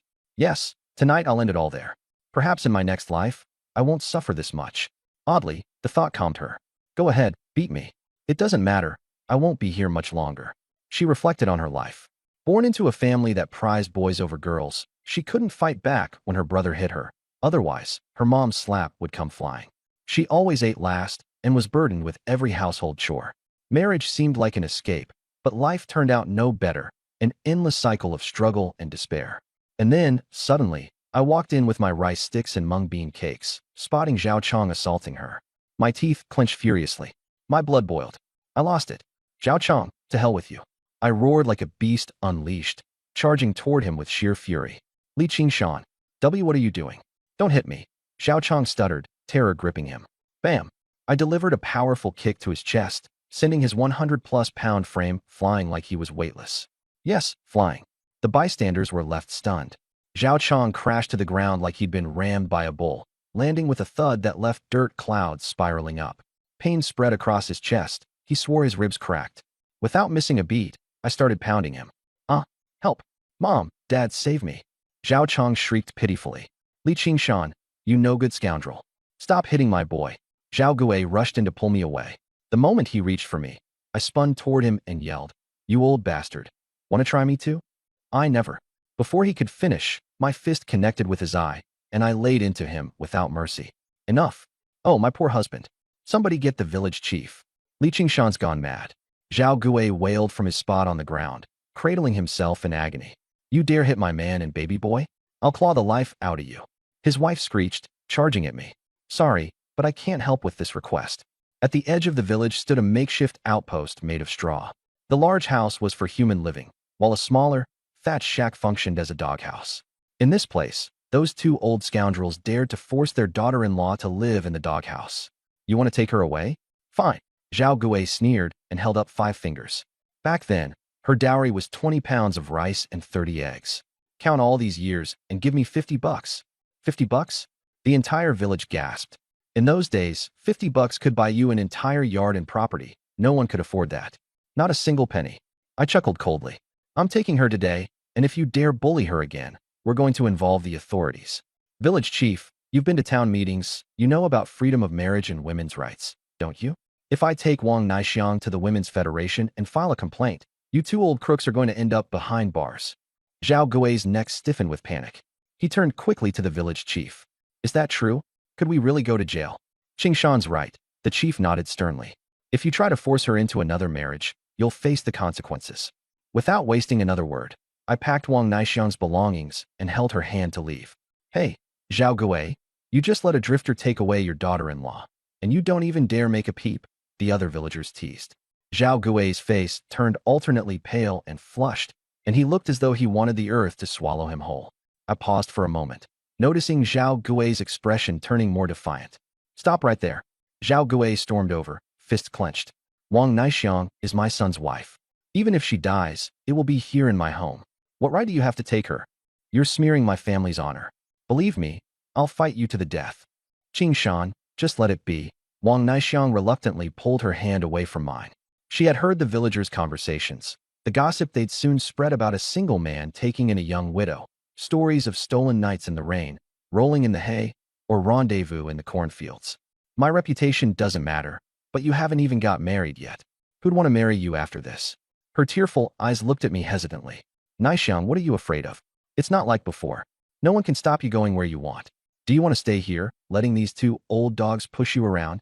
No, I can't go with you, she declared resolutely. I pulled out a key from my pocket. Then go live in the clinic. There's a room there. I head into the mountains often to hunt. Help me look after the place. I'll teach you how to treat illnesses and dispense medicine. You can become a doctor in time. In this era, things weren't like the future, where diplomas ruled everything. Back then, you could become a self-taught barefoot doctor with just a manual, and with good performance, you could even get admitted to medical school. When Zhao Gui realized the seriousness of this, he grew anxious. Chief, why does this drifter have the clinic key? What does he know about medicine? He could end up treating someone to death. Everyone, come look. Zhao Gui shouted to the villagers. The chief's letting Li Qingshan be our doctor. Isn't he just gambling with our lives? Hearing this, the villagers began gathering around. The clinic, or more appropriately, the village medical center, was something the entire community depended on. The previous doctor had left the winter before, and the facility had been vacant ever since. To officially practice as the village doctor, the chief had to nominate someone, the township had to approve it, and then the county hospital would conduct a 3-month training program. I wasn't officially on the job yet as I still needed to complete the process, but the chief trusted me enough to give me the keys so I could tidy the place up and start studying medical texts. Why the fuss? Yelled Chief Li Shengli. Li Qingshan meets the requirements. He still has to train at the county hospital for 3 months before he can officially see patients. He's not treating anyone just yet. In the meantime, he'll clean up the clinic and learn. And as for Wang Naixiang's situation, don't you all know what she's been through? She's already suffered enough, and you're still adding insult to injury? What's wrong with her staying at the clinic? The villagers fell silent. Oh, he still has to train? I thought he was taking over right away.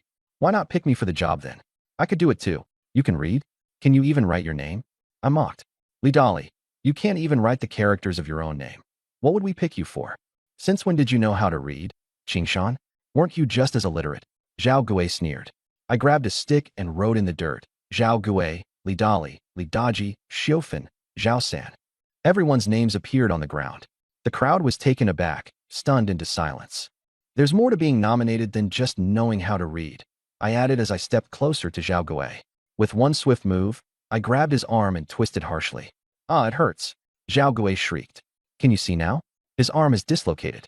Anyone here know how to fix it? No one responded. Who knows if you're just faking this medical knowledge? Someone muttered from the crowd. Before the words fully left their lips, I strode over. His face turned pale as I grabbed him too. Li Qingshan, what are you? Art, it hurts, he howled as his shoulder popped out of joint. Anyone else want to question me? Step up and give it a try. I said coldly to the crowd around me. I can dislocate an arm, and I can fix it back. The villagers were stunned, silenced by the sight of Zhao Gui and Li Yuanli clutching their shoulders in pain. Fine, fine. Qingshan, put it back. I'm convinced. Li Yuanli begged pitifully. Should have said so earlier. I grumbled as I grabbed his arm and pushed it back into place. Done. Done. Li Yuanli flexed his now-repaired arm in disbelief. His expression quickly turned to awe and admiration. Wow, Qingshan. I didn't know you had that skill. That's some impressive orthopedic work. Not even the old doctor could do that. When did you learn all this? I heard you couldn't even read before. The villagers gazed at me in wonder, their opinions of the former troublemaker clearly shifting. I learned it from an old man who lived in the mountains. I spent years under his guidance until he left for his travels last winter. Beyond fixing bones, I can handle rheumatism, joint pain, headaches, those tricky ailments no one likes dealing with. I'll clean up the clinic in a few days. Once that's done, you can all come for treatment. Since I'm not officially a doctor yet, I won't charge for consultations, just the cost of medications. I glanced around. To secure respect in this village, you had to earn their trust and goodwill. Demonstrating your skills helped, but building a network of mutual support was even better. You can't grab every opportunity for yourself, share the benefits, and people will stand with you when times get tough. Qingshan, you're really not charging for the consultation? Are you deaf? Qingshan said he's only charging for the cost of the medicine. Qingshan, we've admired you since you were a kid. Qingshan, you're really doing the village a service.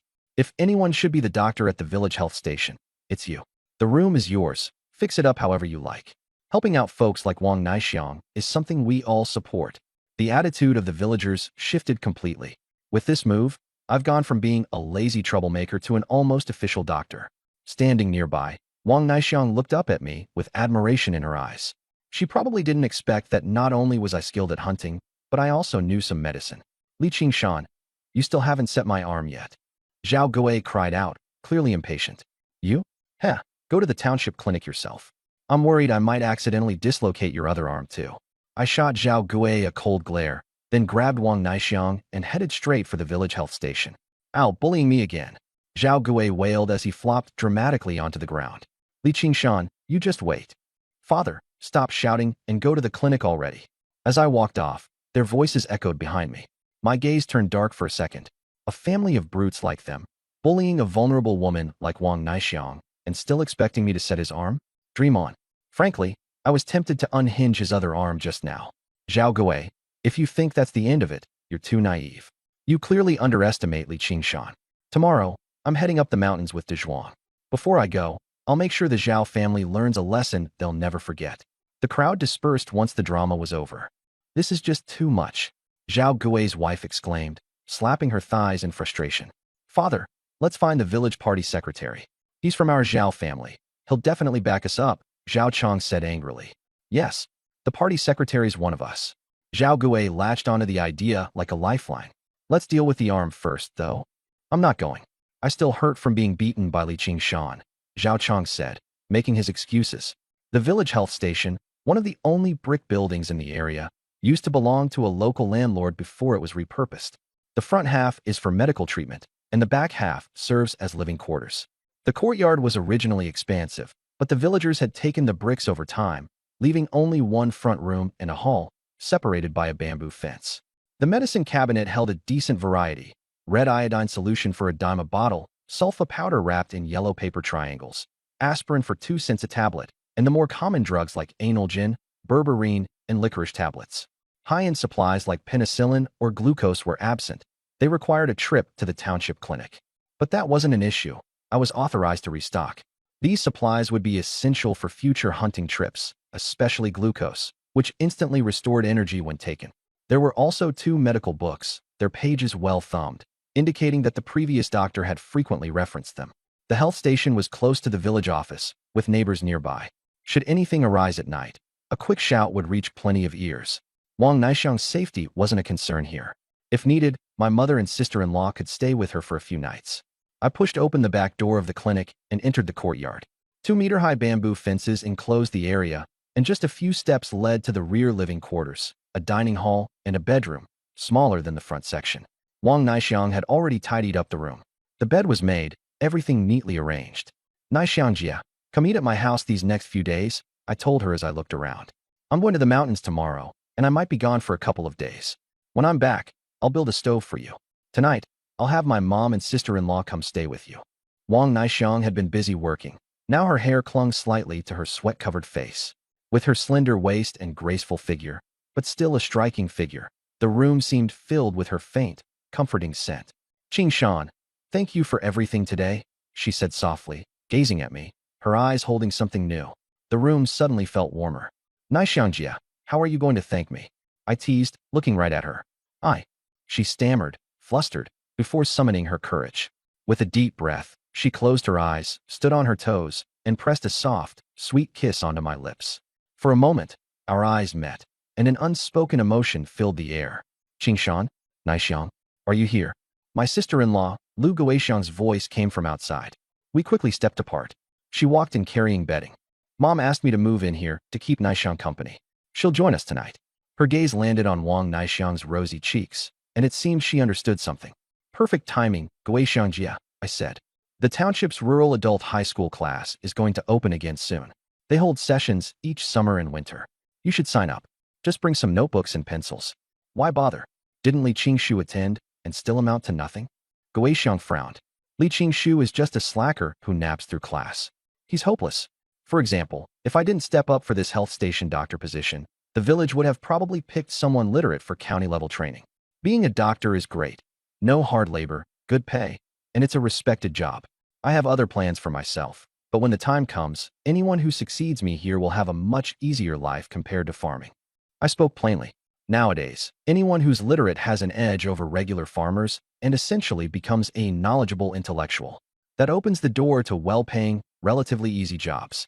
Things like collective farming won't be gone anytime soon. It'll last years. Jobs like health station doctor, accountant, or warehouse manager, those roles are much better than toiling in the fields. If they're illiterate, I could already picture Wang Naixiang and Lu Guixiang laboring in the hot sun, returning tired each night, their skin weathered and aged from the elements. It's better to find easier work and take care of their health and appearance long-term. "Qing Shan, do you think I could become a doctor too?" Wang Naixiang asked expectantly. "Absolutely," I nodded decisively. "But if I go to school, who will take care of everything at home?" Lu Guixiang asked, looking torn. "Your parents can handle things for now. Besides, it's not forever. Focus during the sessions from this summer until next Lunar New Year. If you put in the effort, you can learn at least 4,000 characters by next summer and be able to read documents, newspapers, and letters. Plus, you'll need to master basic arithmetic. Once you earn the Rural High School Certificate, which counts as a primary school diploma, all kinds of opportunities will open up." I began to explain. The Rural Adult High courses offer 2 certifications, a basic literacy certificate and a graduation certificate. Learning 1,500 characters and passing the test earns the first. Adding another 2,500 characters, understanding arithmetic, and completing 4 arithmetic operation skills along with 400 hours of classes earns the graduation certificate. Be able to hold on tightly. Translation, adapted for an American storytelling style. The study period runs from July 16th to September 16th, a total of 2 months. Winter lasts for 4 months. This means one can study for half a year, 180 days in total, devoting 3 hours a day to fully meet the requirement of 400 hours of coursework. Exams are administered by the county's education department, and outstanding performance can even earn you a special graduation certificate of excellence. "Qing Shan, I'll listen to you no matter what," said Wang Naixiang softly, her beautiful eyes gazing at me. "All right then, I'll give it a shot too." Lu Guoxiang nodded in agreement. So much to deal with. I almost forgot something important. You guys carry on. Naixiang, stop by my house for dinner sometime. No need to stand on ceremony. With that, I hurried out the door. Half an hour later, as the sky began to dim, I knocked on the door of Wang Chunxiao's house. Her father opened the door, dressed in a white tank top, and gave me a wary look from head to toe. Li Qingshan, what brings you here to my house? Word had spread about the scene at Zhao Gui's earlier. After I made his family unable to hold their heads up in public, it was no surprise Chunxiao's father approached me with caution, worried I might throw a punch out of nowhere. But after thinking it through, he realized I had no reason to come for him. Is Chunxiao home? I asked. I need to speak with her. Wang Shui's expression froze. Could this troublemaker be after my daughter? No way. Chunxiao is supposed to marry the village secretary's son Zhaoba. If this boy messes with her, our family will have nowhere to vent our grievances. It's late. What's a single man like you needing to see my daughter for? Who is it, Dad? Chunxiao appeared from the yard, her hair freshly washed, her face pure and clean. Yet, no matter how much she covered up, her curves were impossible to hide. She had more assets than Naixiang. Her innocent demeanor carried a certain feisty charm. Li Qingshan. Chunxiao looked at her wary father, then at me standing at the entrance. It's just 2 yuan I owe you. Is it worth chasing me down for that? When did you ever owe him 2 yuan? Her father exclaimed, eyes wide. 2 yuan could buy more than 10 pounds of rice, enough to feed the family for days. Dad, just go back inside. I'll explain later. Chunxiao signaled with her eyes. Once Wang Shui retreated indoors, Chunxiao quickly changed her expression.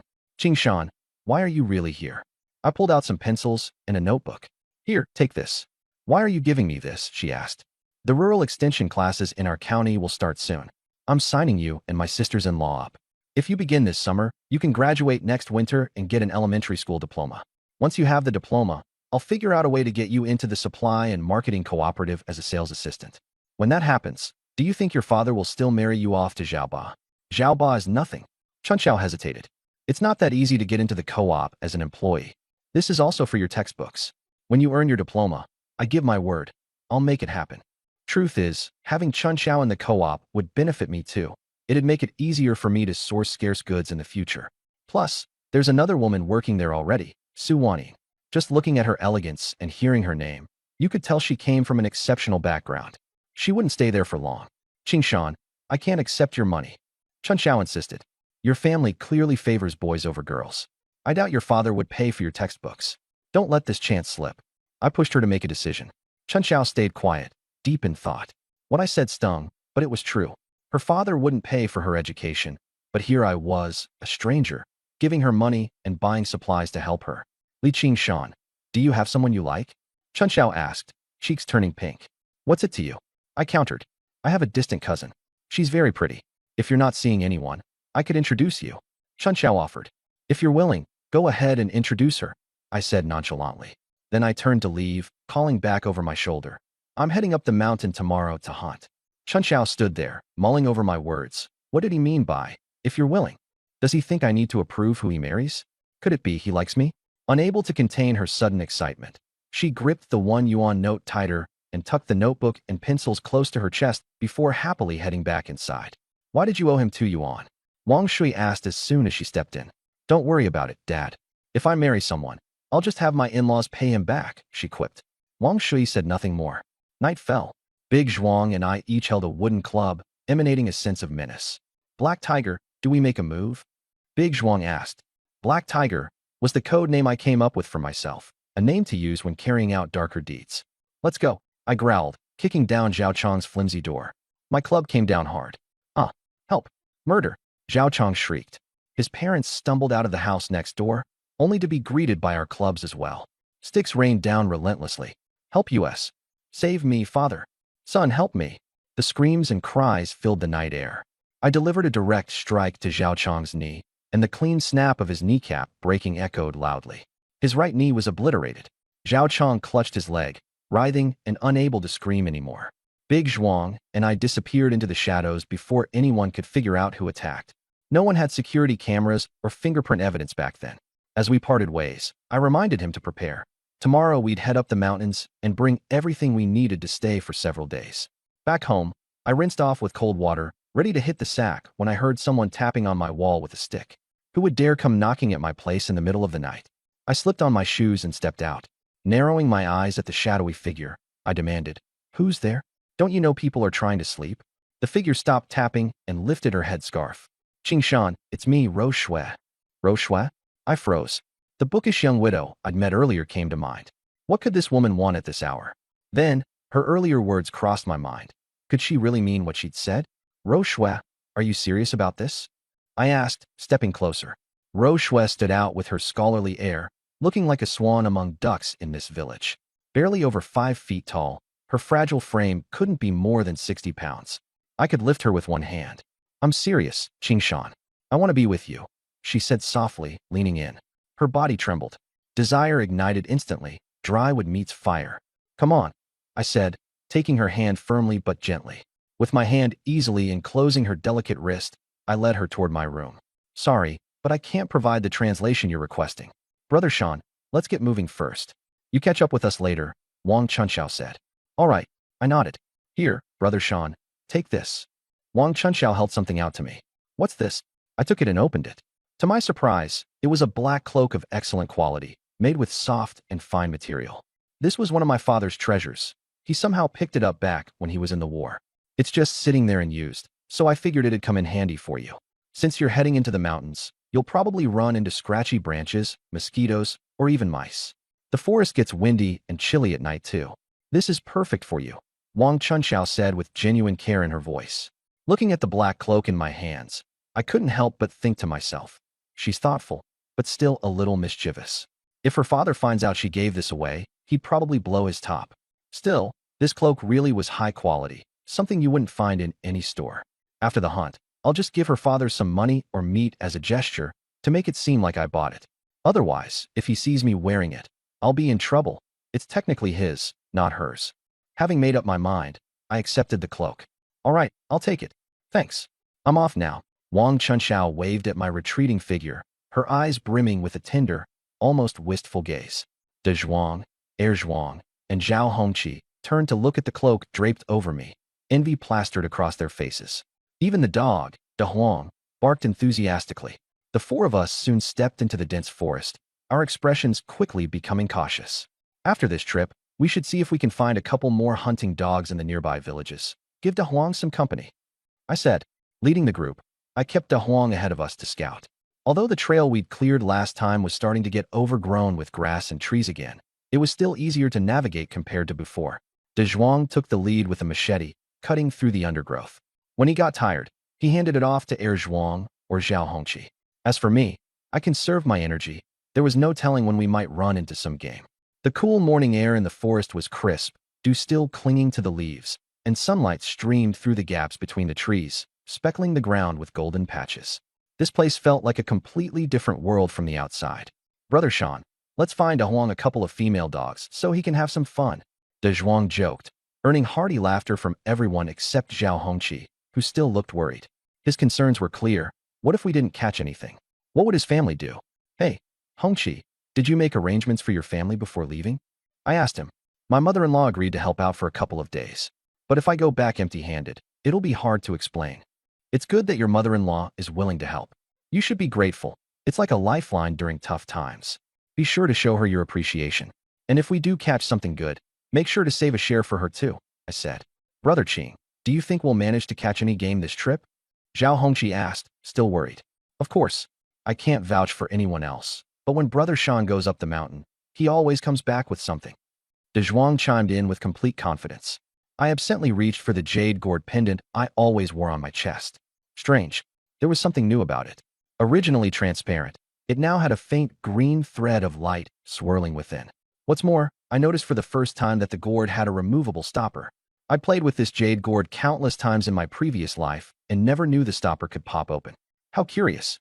Carefully, I lifted the stopper and peeked inside under the sunlight.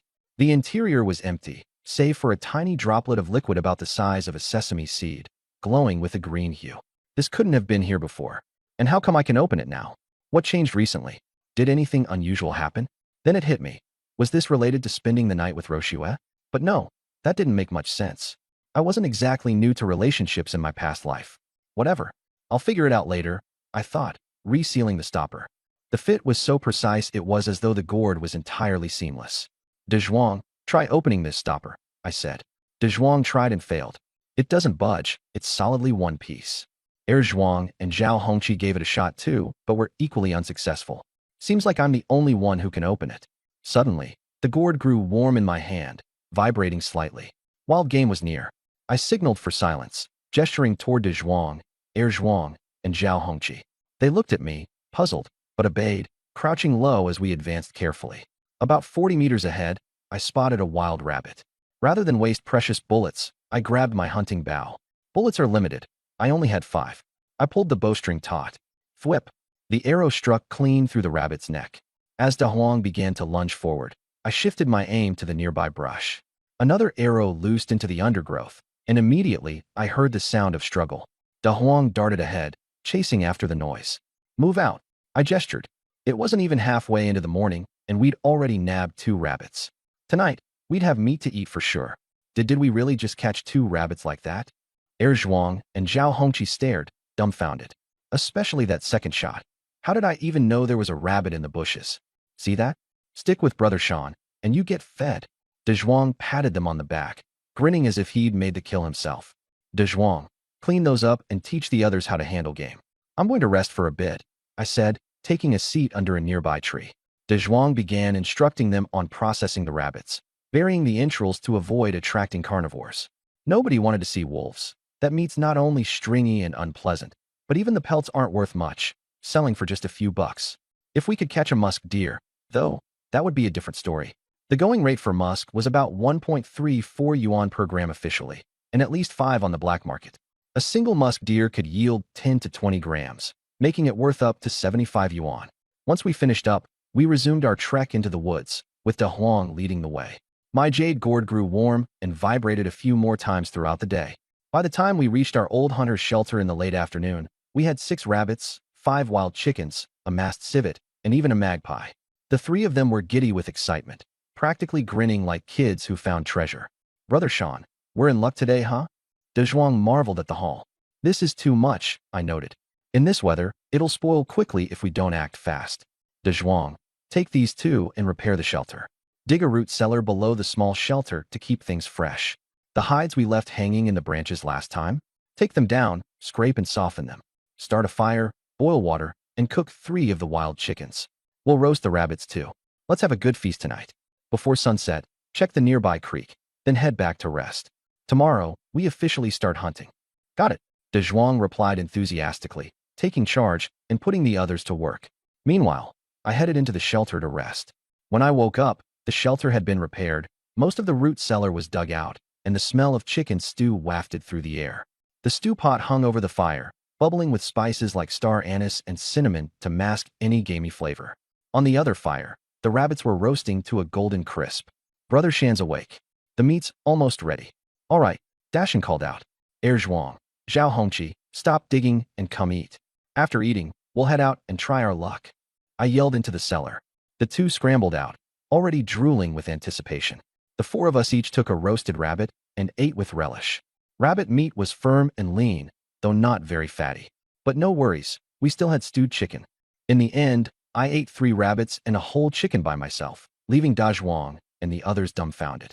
Dang, Brother Shan, your appetite is insane, they marveled. All right, let's head out and take a stroll.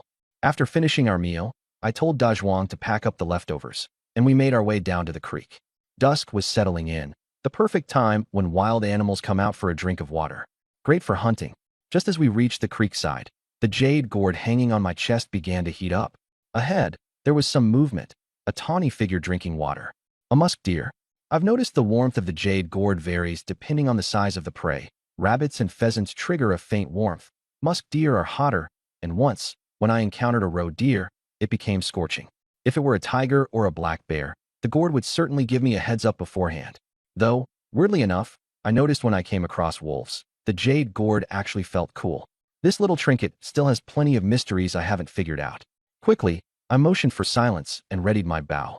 Da Zhuang spotted it as well and whispered, Brother Shan, looks like it's your lucky day, running into a roe deer again. Roe deer? Huh, this isn't a roe deer, I chuckled in reply. Though Da Zhuang and the others have lived near the forest their whole lives, they still can't tell apart a musk deer, roe deer, or Chinese water deer. It's a bit like how people confuse civets, hog badgers, and badgers. Even the elders get it mixed up sometimes. Roe deer are the easiest to identify. They've got white behinds. Musk deer, on the other hand, are smaller in a yellowish-brown color with no musk glands. The one in front of us probably weighed around 30 pounds. Not bad. Brother Sean, if it's not a roe deer, then what is it? Dazhuang asked, clearly puzzled. A musk deer. I pointed ahead. A musk deer? Aren't they supposed to have musk? That stuff's worth its weight in gold. Zhao Hongqi's eyes immediately lit up. That's a different kind, a Chinese water deer with musk. What we've got here is an ordinary musk deer, I clarified. All right, you three get ready. This time, I'm not aiming for the neck. If it doesn't die in one shot, we'll rush in and catch it alive, I said, pulling the bowstring taut. What? You can fire from this far and still aim wherever you want. Zhao Hongqi looked stunned. Dazhuang couldn't help but brag on my behalf. You all haven't seen Brother Shan's skill. A single arrow can take down 2 pheasants. He doesn't miss. Zhuang and Zhao Hongqi exchanged glances, both a bit in awe. We've grown up together since we were kids, but they've clearly never seen me this sharp. Swish! The arrow flew straight, hitting the musk deer's leg and piercing through entirely. Our dog, Da Huang, was the first to charge out, followed by the 3 guys sprinting like unleashed wild dogs. The injured musk deer could no longer run fast and was forced to change direction under Da Huang's pressure. The others kept up the chase. Meanwhile, I casually slung my gun over my shoulder and strolled toward the commotion, enjoying watching them corner the deer. Dazhuang, move quicker. Zhao Hongqi, grab it. I shouted. It was brothers and a dog versus one wild animal, tearing across the mountains. This is what we call fun. After 5 or 6 minutes of chaotic pursuit, they finally managed to capture the musk deer alive. Brother Sean, why go through the trouble of catching it alive? Zhao Hongqi asked, confused. Rabbits and pheasants can be smoked or salted for preservation, but musk or roe deer, they need to be sold fresh, I explained. Moving forward, try to keep them alive when we catch them. We can tether them in the shed and let them walk themselves back later. Zhao Hongqi gave me a thumbs up. 30 meters away, and you're still calling your shots. While others think about killing their prey, you're thinking about how to keep them alive. I'm impressed. Cut the flattery. Pull the arrow out and sprinkle some penicillin powder to patch it up, I instructed. I had Dazhuang handle it, treating the wound with penicillin powder and doing a quick wrap. I wasn't too worried about the cost. The small health center in the village was under my management anyway, and I'd settle the books later. 1 vial of penicillin powder cost about a dime, which might be pricey considered a pound of rice costs 13 cents and a meat bun goes for 8, but it's worth it. Musk deer meat sells for over 30 cents a pound. This particular musk deer, after being skinned and cleaned, would probably yield about 23 to 24 pounds of meat, selling for at least $7 to $8 total. Spending a single dime for treatment? A no-brainer. Dazhuang quickly finished wrapping up the musk deer. He tied up its legs and mouth and slung it over his shoulders, ready to follow me on the next part of our journey. Dazhuang, that deer is heavy. You won't be able to carry anything else if we catch more. Head back for now, I said. All right, Brother Sean. You guys be safe out here. With that, Dazhuang took off toward the shed, carrying the musk deer on his back. If we could just run into some Chinese water deer with musk, now that'd be a windfall, I muttered as I watched him leave. Brother Sean, musk is like soft gold, but it's not something you can just stumble across. Finding this one today is already lucky enough, Zhao Hongqi said. Let's keep moving.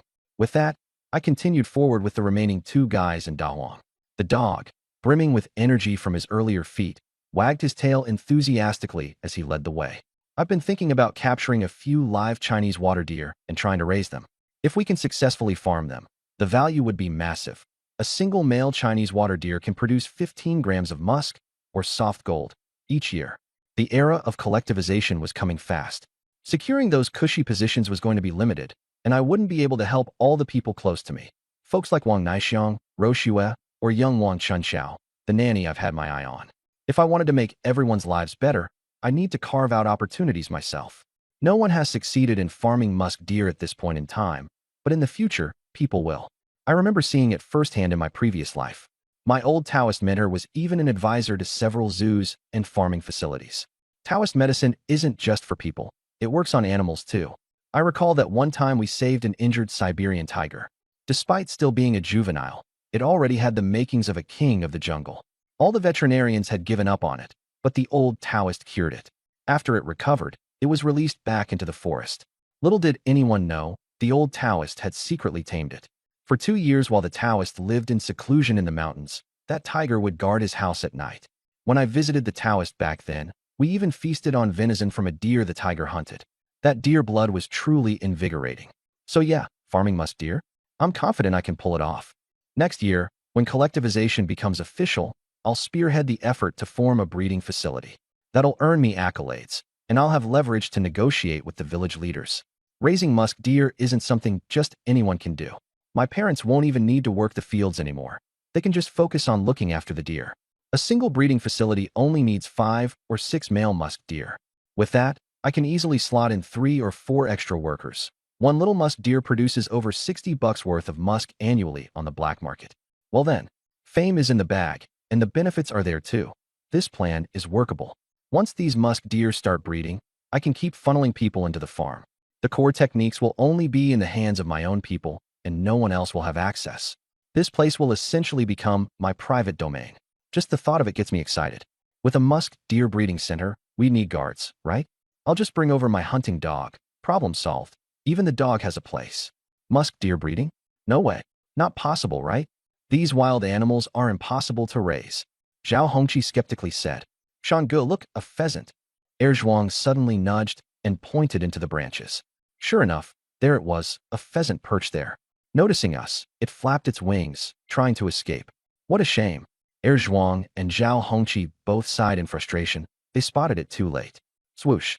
I didn't hesitate, drawing my bow to a full curve and releasing an arrow purely by feel. With perfect precision, my arrow struck the pheasant's neck mid-flight, and it plummeted to the ground. Roosters shriek in goo-goos, hens in clucks, some sound like cheeps, and others taps. From their calls alone, you can usually tell their sex. Of course, when nearby, it's almost foolproof. Roosters are flashy, with vibrant feathers, while hens are plain. Basically, the ugly ones are hens. Holy crap, Shangge, you're a legend. Seriously? That was insane. Zhao Hongqi and Zhuang stared at me wide-eyed, faces full of disbelief. Woof! My dog, De Huang, darted forward to retrieve the pheasant. Hurry up and get it handled. Let's keep moving and see if there's more game ahead, I instructed. Got it. Zhao Hongqi swiftly dealt with the pheasant, and the 3 of us moved on. As twilight crept in, I returned to find that Zhuang and Zhao Hongqi had secured 2 hares and another pheasant. Not bad progress, but no big catches yet. Just then, buzz buzz, my jade gourd pendant on my chest started to heat up and tremble. Immediately alert, I scanned our surroundings while Zhuang and Zhao Hongqi crouched down, their breaths nearly held, ready. I quickly spotted the target in the creek. Well, what do we have here? A freaking otter. These creatures look like oversized rats, but with webbed feet.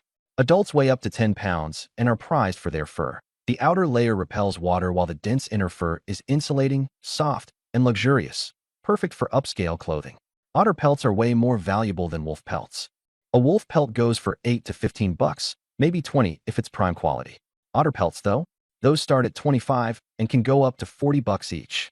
Back in the 1980s, they'd fetch over $1,000 on the black market, a top-tier luxury in the fur world, often used for premium coat collars. Didn't expect to find such a treasure on the way back. The otter was nibbling on a carp, its eyes flitting around warily. Shangge, isn't this a bit far? Zhao Hongqi whispered. He was right. Over 50 meters, the bow's power would start to wane around this range. But for me, this wasn't an issue. Given its high value, though, I decided to edge closer for maximum precision. I crept forward ever so carefully. But darn it, otters are exceedingly cautious. Barely 7 or 8 meters in, it froze, sensing something amiss. Now at about 40 meters, I calculated, this was the only shot. Miss, and it would dive into the water, and game over. Zhuang and Zhao Hongqi were visibly anxious, their palms undoubtedly sweating. Swoosh. Drawing the bow to full tension, I let the arrow soar. The otter caught sight of the blur in its peripheral vision. It didn't even have time to react. The arrow hit its mark, right where the neck meets the head. Blood turned the creek crimson as its hefty body thrashed in vain. De Huang took the lead, darting towards the prize, and I followed close behind. Hoisting the now limp otter from the water, I wasted no time. Knife, I called, and Zhuang handed me the machete in an instant. Otter pelts are incredibly valuable. The meat's nothing compared to the fur. You need a dull knife for skinning. A sharp one risks cutting the hide, and even a small puncture can reduce the price by a quarter. And blood, don't let it stain the fur. Skin from the hind legs first, ensuring the paws and head are intact. Explaining while working, the machete in my hands separated flesh from fur with practiced ease, the blade making soft scraping sounds. The otter, still warm from life moments ago, was plump, a sign the creek had plenty of fish. Careful not to tear it, I maneuvered through the sticky layers of fat. Zhao Hongqi and Er Zhuang watched intently, nodding in approval. Before long, the pelt came off whole. Step 1, skinning done. Next we scrape, removing all the fat. Be gentle, don't damage the fur. After that, preservation involves salting. Use about a third the weight of the hide in salt, spread it evenly, then stretch it out on branches in a shady, ventilated spot. Never let it dry in the sun. That part takes a week. After that comes soaking in a saline alum mix to remove residual fat, followed by rubbing with castor oil, flattening, and trimming it up. For now, preservation is the priority. You'll learn the rest as we go. Got it. Nodding earnestly, both Er Zhuang and Zhao Hongqi looked beyond eager, like students before a master. Shanggu, where'd you learn all this? You're like a hidden encyclopedia. Zhao Hongqi exclaimed in awe. There's plenty you don't know yet. Stick around, and I'll teach you. I stood up with the pelt in hand, motioning for us to move forward. Beside me, Er Zhuang carried the otter meat. Wait, Shanggu, over there. Zhao Hongqi suddenly stopped me, his hand resting on my shoulder, pointing to a rust-colored figure up ahead. Musk deer. And it's a male? A surge of excitement rushed through me. Sure enough, crouching in some distant shrubbery, there it was, a musk deer, or as many know it, the Himalayan musk. Funny, I was just musing about these earlier, and now, there it sat. The only problem, it was a fair distance away. Shanggu, should we use the gun? Er Zhuang inquired. I frowned. Are you dumb? One gunshot, and you'll scare it to death. Musk deer are naturally timid. Even a bow and arrow is risky here. We need to catch it alive, and that requires strategy. As the saying goes, catching 100 deer doesn't compare to catching one live musk deer. However, transporting live musk deer is extremely challenging, with a death rate of nearly 70%. Most of the remaining ones don't survive by the time they arrive. Without guns or bows, how can you catch one alive? You can't even outrun it, Zhao Hongqi asked. There are a few ways to catch them alive: snare traps, encircling nets, tranquilizers, or luring younglings. Tranquilizers are the most effective, but also the most troublesome. We need to find datura and aconite to make a concoction. Smear it on the rose plants that musk deer love to eat. Once they eat it, they'll pass out, and we can simply pick them up. The real challenge is mixing the drug, but I know how to do it. Don't alert them. Since we've spotted one here, it must be nearby. Let's prepare for the next couple of days, gather the herbs, or use snare traps if necessary. We must capture that musk deer alive. I spoke firmly. This is crucial for the big livestock plan we have at the farm, one of our major pre-New Year objectives. But before anything else, the priority is to get the entire family outfitted with proper clothes. Food is no longer an issue, so next on the agenda is building a sturdy 3-room, clay-tiled house. It's currently 57, and there are no strict regulations on homestead lot sizes yet. The approval process is straightforward, and you can build as big as you want. Of course, just in case policies change in a few years, I won't build too extravagantly. A modest 3-room tiled house for the northeastern region, facing south and organized in a row, with a central living room flanked by 2 bedrooms, would range between 60 to 70 square meters on average. Wealthier families could go up to 80 square meters. Winters in the northeast are harsh, so the walls need to be thick, which raises building costs.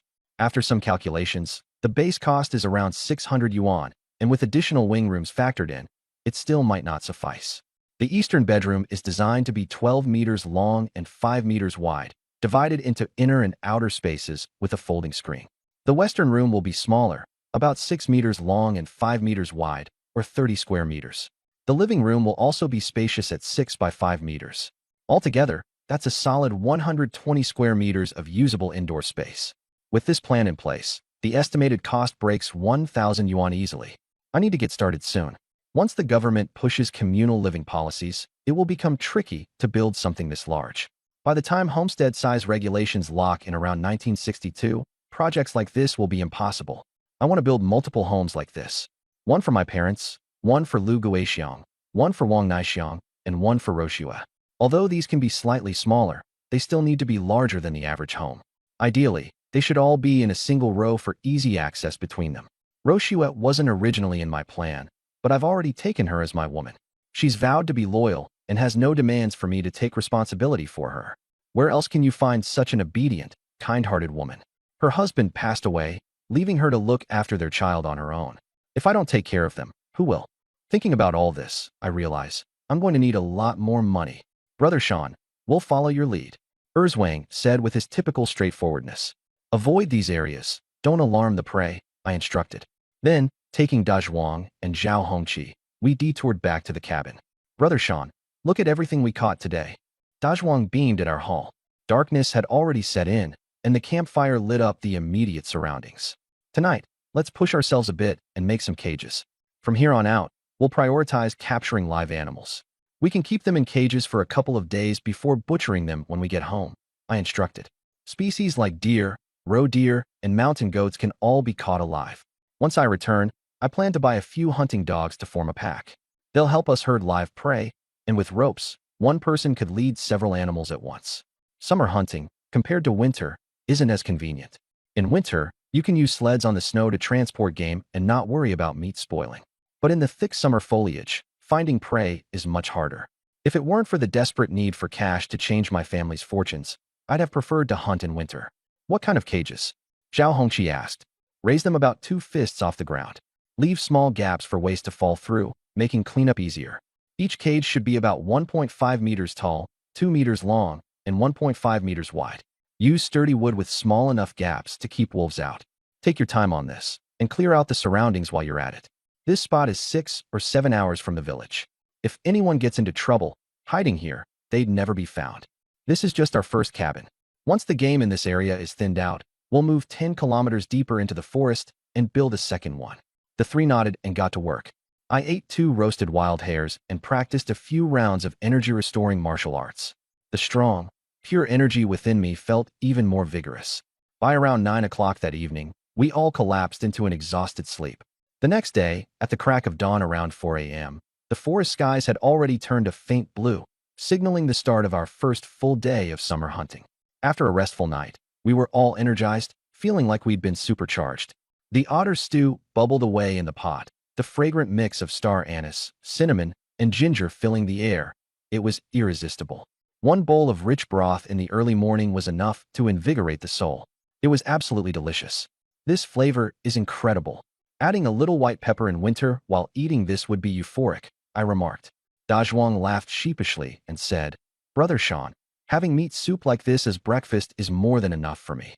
My family can't even have this for New Year's. I'm pretty satisfied. But Zhao Hongqi frowned, his eyes wet with emotion. Brother Sean, it's unbearable.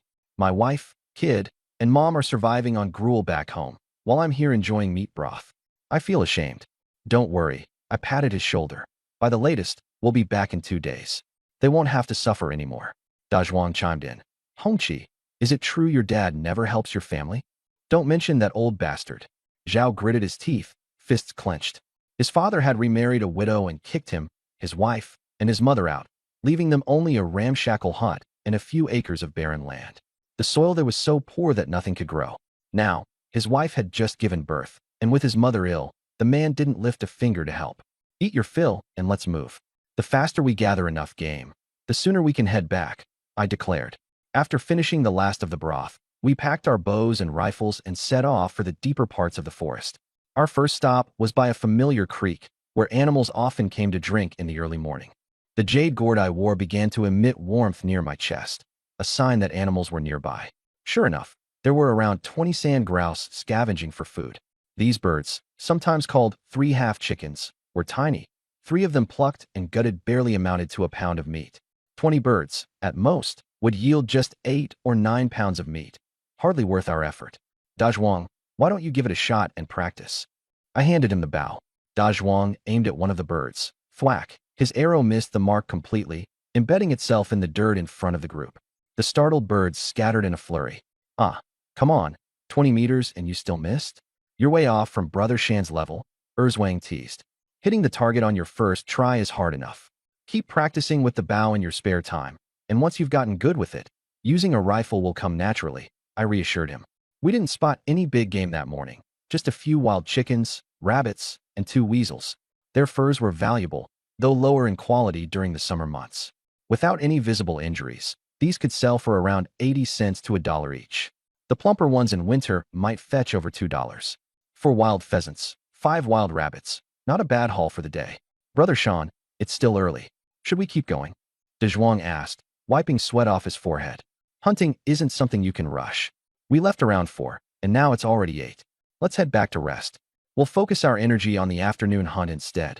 Just as we were about to leave, I suddenly stopped. Wait, I was planning to spend time looking for this stuff, and now we literally stumbled upon it. What is it? All 3 of them crowded around. Aconite. This whole area is covered with it. I've never seen so many growing in one place.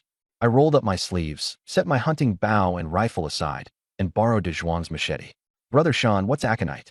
The 3 of them were staring at me like fresh recruits looking up to a seasoned veteran. Aconite is mainly used for medicinal purposes, particularly its roots. The main root is highly toxic and needs meticulous preparation to be usable. The process is complicated as you need to remove the aconitine toxin. The smaller secondary roots, less toxic, are called fuzi. This stuff works wonders for treating rheumatism and joint pain. There's even a reference to it in the medical classic Shanghan Lunin, the formula fuzi decoction. Amazing stuff.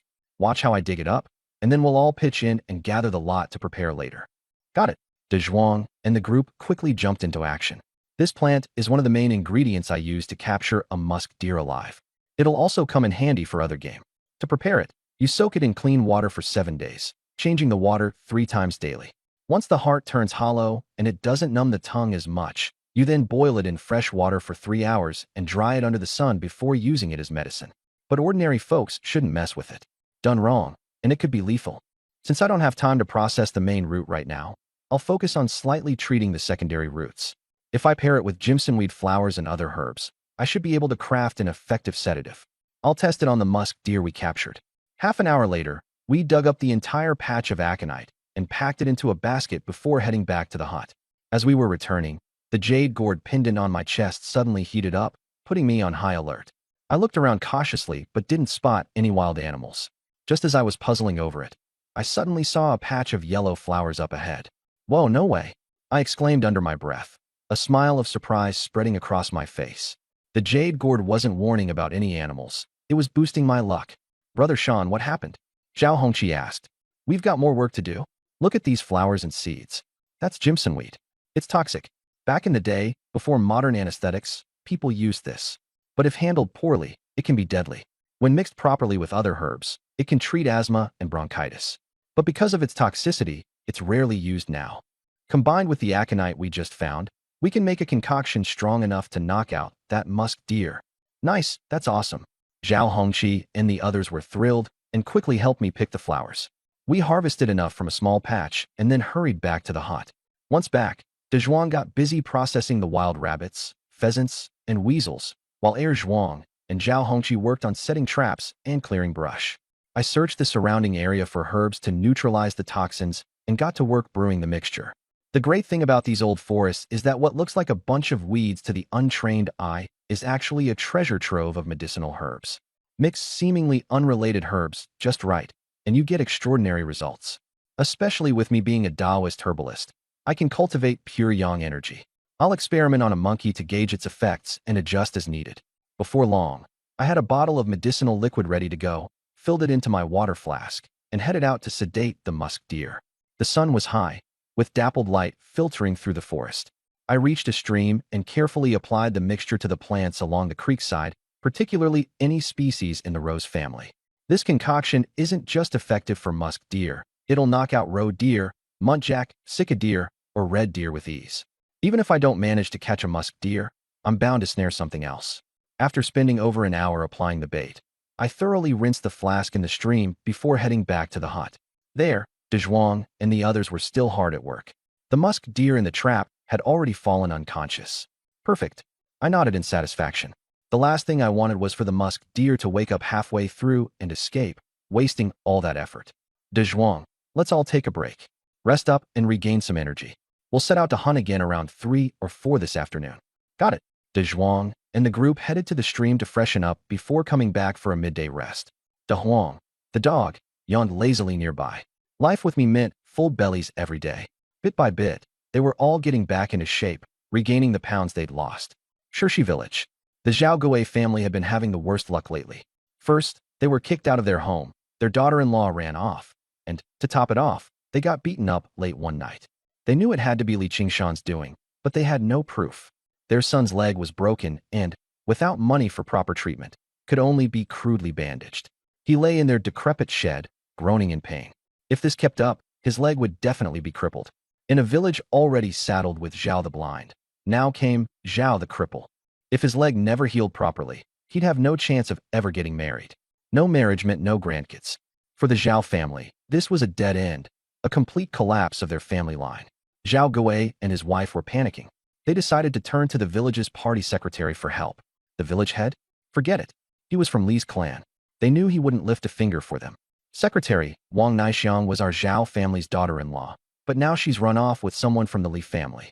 Li Qingshan, that scoundrel, even threatened us. He said if anyone in the Zhao family dared step in, he'd break their legs.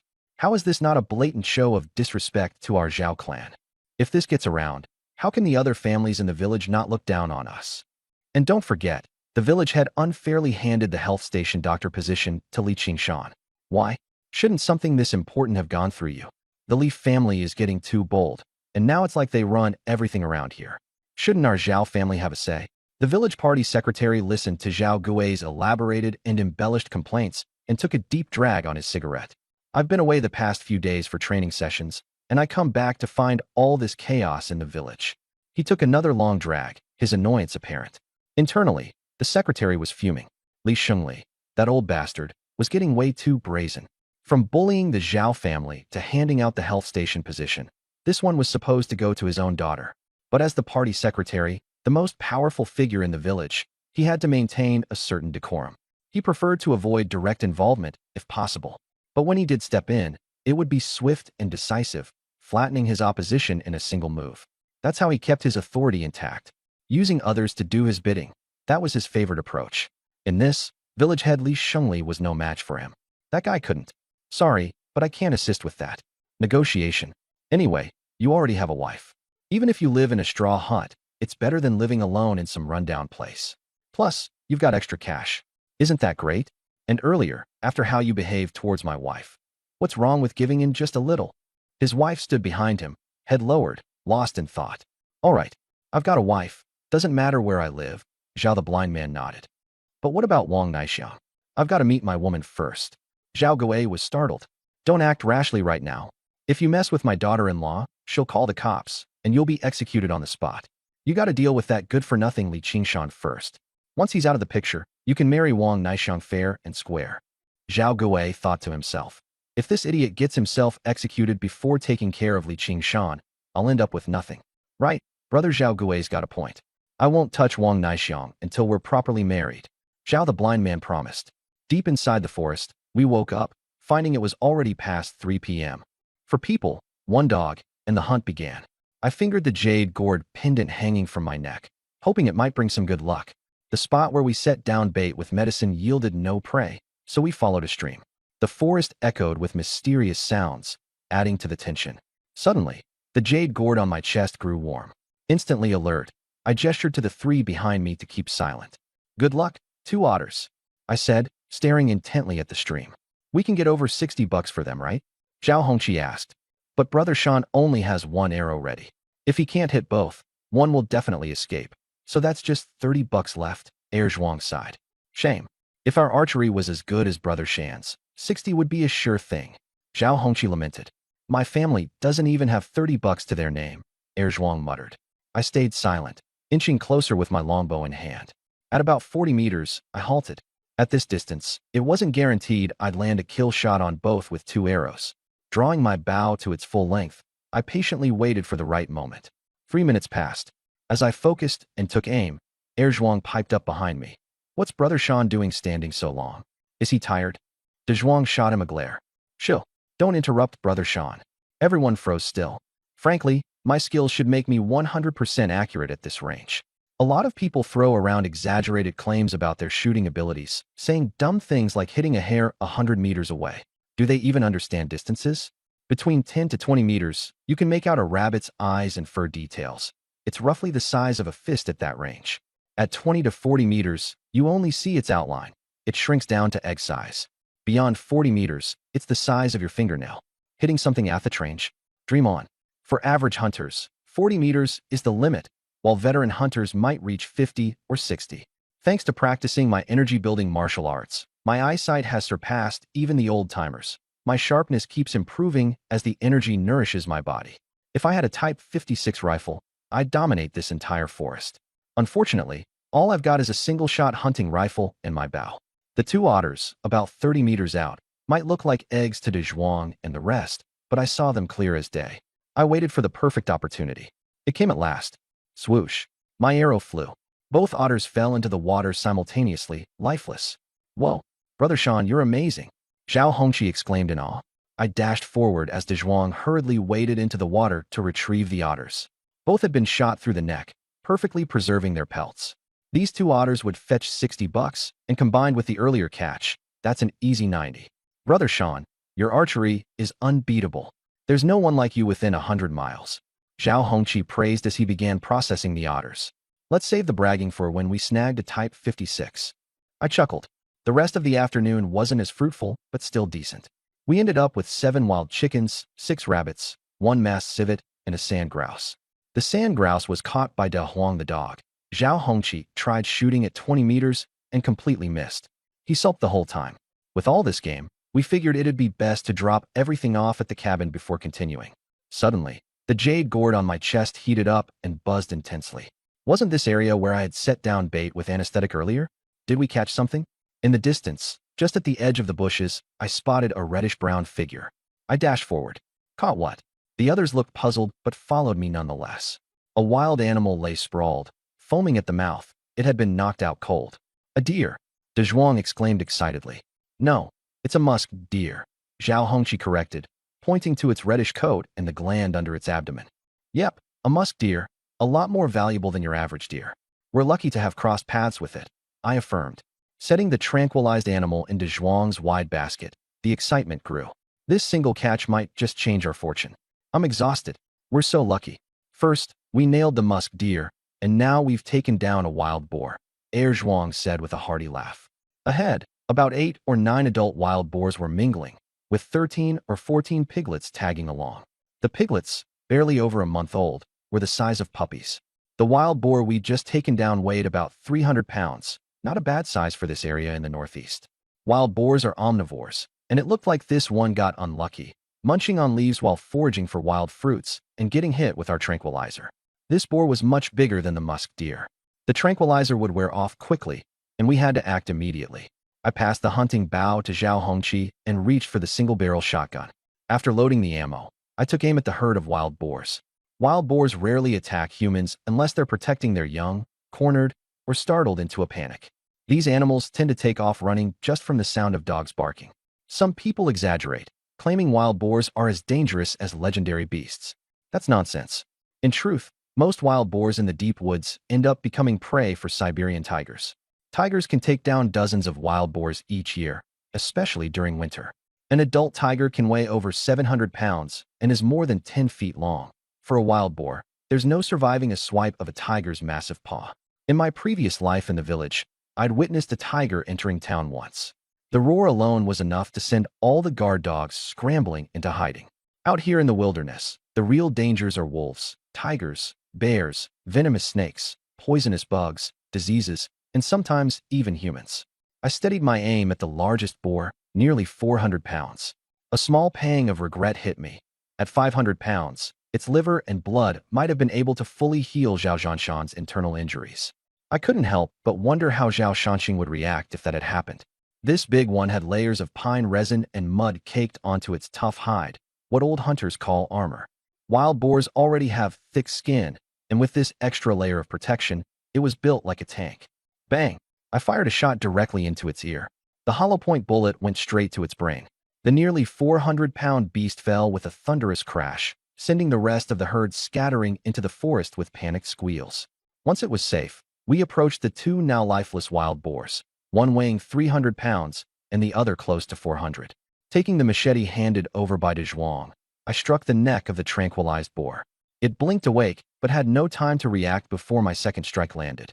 The blade sank deep, breaking bone with a crack, and after a few more blows, its head came clean off. De Zhuang and Zhao Hongqi glanced at me with respect and awe at how efficiently I handled the task. We drained the blood and butchered the boars into chunks of 30 to 40 pounds each. De Zhuang, take the gun back to the village and gather some help. Zhuang and Hongqi, let's make a few trips and get the meat back to the forest cabin, I ordered. After De Zhuang left, the rest of us made several trips back and forth, moving all 700 pounds of wild boar meat to the cabin's underground storage. We rubbed salt all over the meat to preserve it, knowing the strong scent of blood could attract wolves. As night fell, we holed up in the reinforced forest cabin. Around 9 p.m., the tranquilized musk deer woke up, its eyes blindfolded and looking utterly confused. Meanwhile, my older brother Li Qingshu was relishing his moment of victory. Dad, once the third brother's family is brought to their knees, they'll have no choice but to follow our lead. We'll make them agree to leave with barely enough food to survive. Definitely no share of the family property. We'll put it all in writing. Oh, and about Lu Guixiang, the third brother's wife. She's still young. Let's quickly arrange for her to remarry someone better. We might even score a decent bride price out of the deal, he said triumphantly. My grandfather, Li Dakuai, nodded eagerly. But technically, her bride price would go to her maiden family by tradition. Her family isn't exactly easy to deal with. Don't worry, Dad, Qingshu reassured. She's still legally ours. If the third brother dies, she won't be able to remarry without our agreement. We can quietly take the bride price for ourselves and just tell everyone there wasn't one. With the third brother gone, that coward will have to rely on us, and Guixiang won't have any say in the matter. Worst case, we keep the money and use it to find Qingshu a government job. Imagine how amazing it'd be if he could work in the township office. Li Dakuai immediately brightened. A township job? That'd make our family someone to reckon with in Shirshi village. Even the village chief would have to show me respect. At that moment, my second uncle, Li Erkui, cautiously suggested, Dad, could we keep some of the money to help Qingyu and Qingyu start a workshop? If they had steady earnings, they could contribute more to the household. Are you kidding? There's no spare money for that. Let them work as apprentices for Carpenter Zhao first. They need to master their craft before we talk about workshops, Li Dakuai dismissed brusquely. Quietly stung by the rejection, Li Erkui bit his tongue. Qingshu, dig out those leftover firecrackers from New Year's, Dakuai instructed. When the third brother returns with his son's body, we'll set them off at the village entrance to celebrate. Dad, don't you think that's a bit much? What will the villagers think? Erkui, ever rational, asked. Who cares what they think? This is family business, none of theirs. We're being merciful by not hiring a band to play for an entire day. When the third brother split from us, he treated us like dirt and even called me an old dog. Now it's his turn to lose face. Got it, Grandpa. Qingshu quickly located a bundle of firecrackers. These were expensive ones Dakuai had bought to celebrate when Qingshu finished his literacy certification, a goal Qingshu had yet to achieve. The next morning, I woke well before dawn at 4 a.m. and headed to a creek to freshen up. With 2 wild boars already exceeding my expectations, there was no need to hunt for more. We wouldn't be able to carry anything extra back anyway. I reached into my shirt to touch the jade gourd hanging around my neck. Pulling out the musk deer recovering in the forest cabin, I decided to test the green liquid inside the gourd. Prizing open its mouth, I dripped a single drop of the liquid inside. Nothing happened. The deer licked its lips and seemed no worse for wear. No harm done, but the liquid's effects remained a mystery. Oh well, breakfast first. I shoveled some charcoal under the stove and filled an iron pot with water. Tossing in 4 wild chickens, I added slices of ginger and a pinch of salt. The white pepper would come later as a finishing touch. Feeling energized, I started practicing my Tai Chi as the soup heated up. Under the rising sun, my previously thin body now carried a hint of muscle. Give it another 2 or 3 months, and I should be in lean muscle condition. The pure yang energy flowed through my body. My movements were smooth and powerful. When I threw a punch, the wind stirred, and my sleeves snapped sharply. When the day comes that my punch creates a sonic boom and I see ripples form around my fist, I'll have reached the legendary external strength level. Brother Sean. Brother Sean. From afar, De Zhuang's voice echoed as Big Yellow bolted like lightning toward him. Over the past couple of days, Big Yellow had become quite friendly with De Zhuang, Zhuang, Zhao Hongqi, and the others. I didn't expect De Zhuang to arrive so quickly. I glanced over and saw nearly 30 people. They had all traveled through the night. I let out a sigh of relief. Qingshan, I heard you caught a good haul of wild game. Where is it? Wow, you even captured a live muntjac. Not bad. Is that chicken you're cooking? Smells amazing. Last time I had meat was during New Year's. My uncles and elders followed the aroma of chicken soup, their eyes green with hunger. They were all skinny from years of malnutrition, surviving on staple crops most days and rarely having meat. Staring at the pot of 4 wild chickens, their mouths nearly watered. The wild game I caught had clearly made the whole village envious. Some were pondering whether they could send a niece from their wife's family to marry me, ensuring a regular supply of meat. Even families with different surnames were tempted, thinking their daughter was the right age. Some even considered proposing without even asking for a dowry. Those who used to dismiss me as a good-for-nothing now suddenly thought I looked upright and dashing. Uncles and elders, thank you for coming to help today. I wouldn't let you work on an empty stomach, I said loudly. De Zhuang, the wild chickens in the pot should be cooked by now. Share them with everyone. And roast 7 rabbits, 2 wild chickens, and toss the 2 otters into the pot as well. 27 men had come. With 13 pieces of game plus 2 otters to share, everyone got half a piece of game plus half a pound of otter meat. That should be enough to fill their stomachs. Only when people are well fed will they work energetically. In the future, I might need their help with hunting again. Holding back now wouldn't earn me their support next time. Besides, they were all relatives. Building good relationships meant in the future, if something happened, they'd grab their hose and back me up without hesitation. Qingshan, you're a generous guy? Much better than your father. I haven't had meat in months. Today, I'm enjoying myself thanks to my nephew. Qingshan, haven't found a wife yet, right? My in-laws' family has a 19-year-old niece. Like your family's niece is the only option. Qingshan, my brother-in-law's family has twin daughters. Everyone joked around boisterously. Qingshan, where's my youngest son? Li Kai asked. Sleeping. I pointed towards the utility room. That little rascal. Li Kai grabbed a tree branch and stormed inside. Soon, Zhuang's yelps rang out. Dad, stop hitting me. Brother Shan, help me. Zhuang ran out covering his backside as Li Kai chased after him. Everyone burst into laughter. Qingshan, where's that wild game? Let us have a look. Li the blacksmith asked. Sure thing. Uncle Blacksmith, while we're at it, I'll need your help making some arrowheads. Consider it done. I took everyone to the utility room. Zhao Hongqi helped me bring out the wild boar meat stored in the cellar, stacking chunks of about 30 pounds each, amounting to 700 pounds of fresh meat. Everyone's eyes lit up with excitement. Just selling this meat at the market would easily bring in over 200 bucks. Qingshan, you've got some real skill. It's been years since anyone in the village managed to take down 2 wild boars. Last time Zhao Zhanshan tried to hunt a wild boar, he ended up injuring himself instead. Li the blacksmith chimed in. Hurry up and eat, guys. We have to finish within half an hour and get moving. This meat can't wait in this weather. After filling up, everyone got to take some meat. Some loaded it onto makeshift stretchers to carry in pairs. There were 10 wild chickens and rabbits each, 3 otter pelts taken by De Zhuang, the live muntjac led by Zhuang, and Big Yellow walking alongside them to keep order. I made sure to carry the musk deer myself. It was the most valuable catch of all. Qingshan, is this a live musk deer? Li the blacksmith exclaimed in surprise. Everyone gathered around, knowing that musk is worth its weight in gold, sometimes even pricier during special times. Judging by their expressions, I could tell they believed my skills surpassed Zhao Zhanshan's. Thoughts of going back to scold their sons for being useless flashed across their minds. The young men of Shirshi village were clearly in for a rough time soon. It was pure luck. I managed to catch it alive. I'm planning to take it back and raise it. Raise it. Qingshan, are you joking? No one successfully raised one of these before. The guy from the next village tried. One died on the way back, and the other only lasted 3 days at home. Better to extract the musk, sell the pelt, and enjoy the meat, the villagers argued. I didn't bother explaining. I'll give it a shot. Li the blacksmith smirked. Suit yourself. On the way down the mountain, I noticed that the muntjac's leg injury had completely healed. It was walking steadily on all fours, lively and spirited. It seemed the medicinal drop from my jade gourd had incredible healing effects on animals, like some kind of ultimate supplement. Too bad I only had the 1 drop for now. I'd have to wait for the next opportunity. For now, I'd keep the deer and see how it fares. Back in Shirshi village, Li Lao Tun and the others were already gathered at the village entrance, holding firecrackers, clearly waiting for what they thought would be my body being carried back for a celebration. Just smack. Slap. A whip cracked, making Zhao Taidin jump up. Wang Chunxiao, what are you doing? Beating the life out of you. All you do is curse people to die. Wang Chunxiao lashed out again. Zhao Taidin wanted to fight back, but hesitated. It wasn't wise to mess with the daughter of the village party secretary, especially not someone connected to Zhao Ba.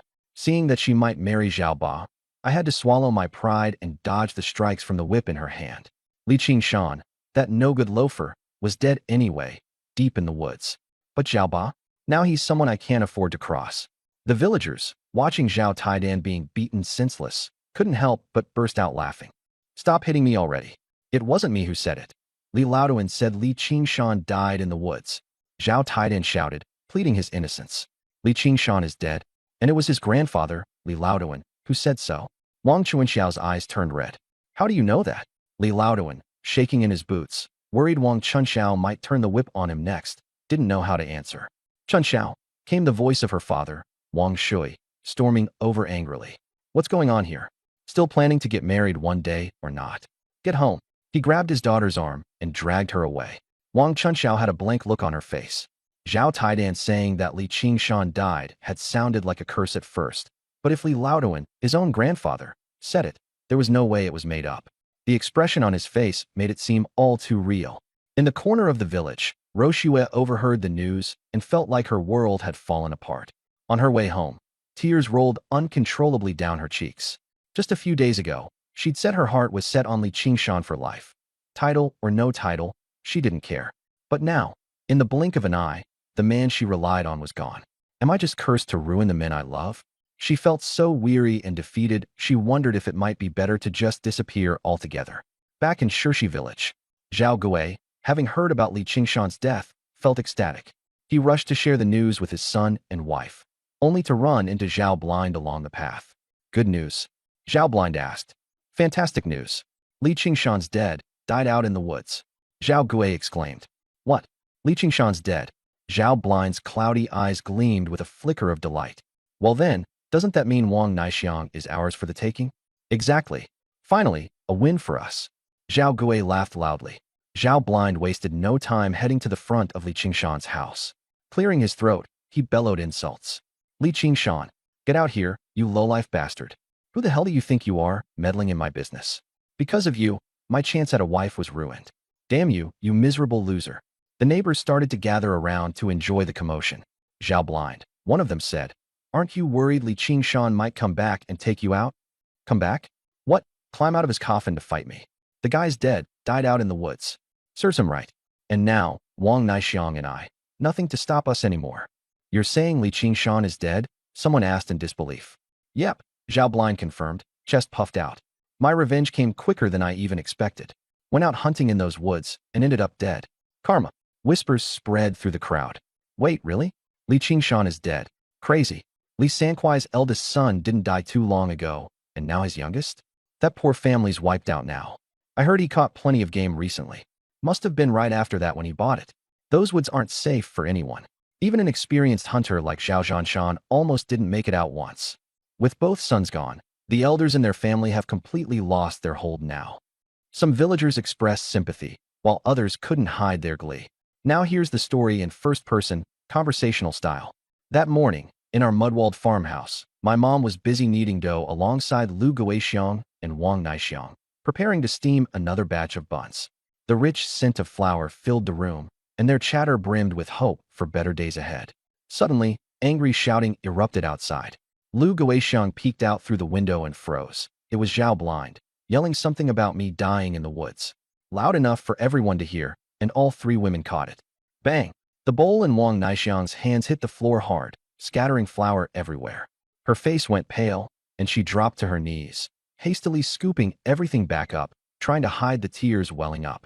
Lu Guixiang helped steady my mom onto a chair before storming outside. Zhao Blind, she scolded.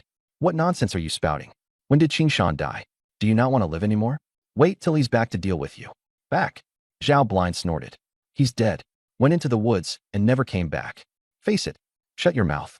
De Zhuang just mentioned last night that Qingshan caught a bunch of game and would need help hauling it back today. Lu Guixiang shot back. Believe what you want, Zhao Blind said smugly. I'm just saying what everyone else is saying. Li Laoduan and half the village are preparing to fetch his body right now. His voice reeked of certainty. Around him, villagers murmured in agreement. Yeah, that's what I heard too. And they're already on their way with a stretcher. Lu Guixiang began to falter. Could it be true? Could something have actually happened to Qingshan? Back in the wilderness, completely oblivious to all this hullabaloo, I was making my way back with a group of other villagers. We were hauling loads of fresh game, wild boars, pheasants, and deer, laughing and sharing hunting tales all the way down. It was nearly 10 a.m. when we finally arrived at the edge of the village. As we approached, we saw a crowd gathered, buzzing with excitement. Li Laoduan spotted us first, and his eyes lit up. Hurry! Qingshan's body is here. Qingshu, light the firecrackers, he called out. Li Qingshu obediently ignited the firecrackers, the noise popping off in celebration. Li Laoduan stood tall at the front, grinning ear to ear like he'd won the lottery. As we got closer, Li Dakwai sidled up to my dad, his voice dripping with feigned concern. Sankwai, which stretcher is Qingshan on? My condolences. My father, who had no clue what had been going on, looked at him in confusion. Why would my son be on a stretcher? He's dead, isn't he? Your family's hit rock bottom now. Li Dakwai said it loud and clear, unabashed, before flashing a grin. But no worries. You've got nephews like Qingshu. How about we just sign your house over to him now? You can imagine the look on my face as I shoved through the crowd, taking off my straw pack and handing it to Dezhuang. Slowly, I turned to glare at Li Dakwai. Dead? A house to Qingshu? Who told you this crap? Li Dakwai's face paled faster than wet flour. His eyes darted everywhere, but sure as hell couldn't meet mine. The buzzing crowd turned dead silent. Lungs collectively paused except for a stunned Qingshu, blurting, Wait. Qingshan, how are you still? Alive? Didn't they say you died? Say it again louder. A growling smile, brushing off dirt off own shirt. Legends nowhere neat ghost fake gall fool to squeeze from family. Bet whomever last. Veteran rage, I narrow rinse village, silento, truly pay. Molecule, don't you dare lay a hand. While I'm out hunting in the mountains, you're back in the village cursing me to death. Smack, a slap landed square on his face, leaving 5 distinct fingerprints. Li Dakwai rushed over, shouting, Let go of my son. I delivered a swift kick, landing right between his legs. His eyes bulged instantly, and he curled up on the ground like a shrimp, a long, drawn-out groan escaping his lips. Ugh.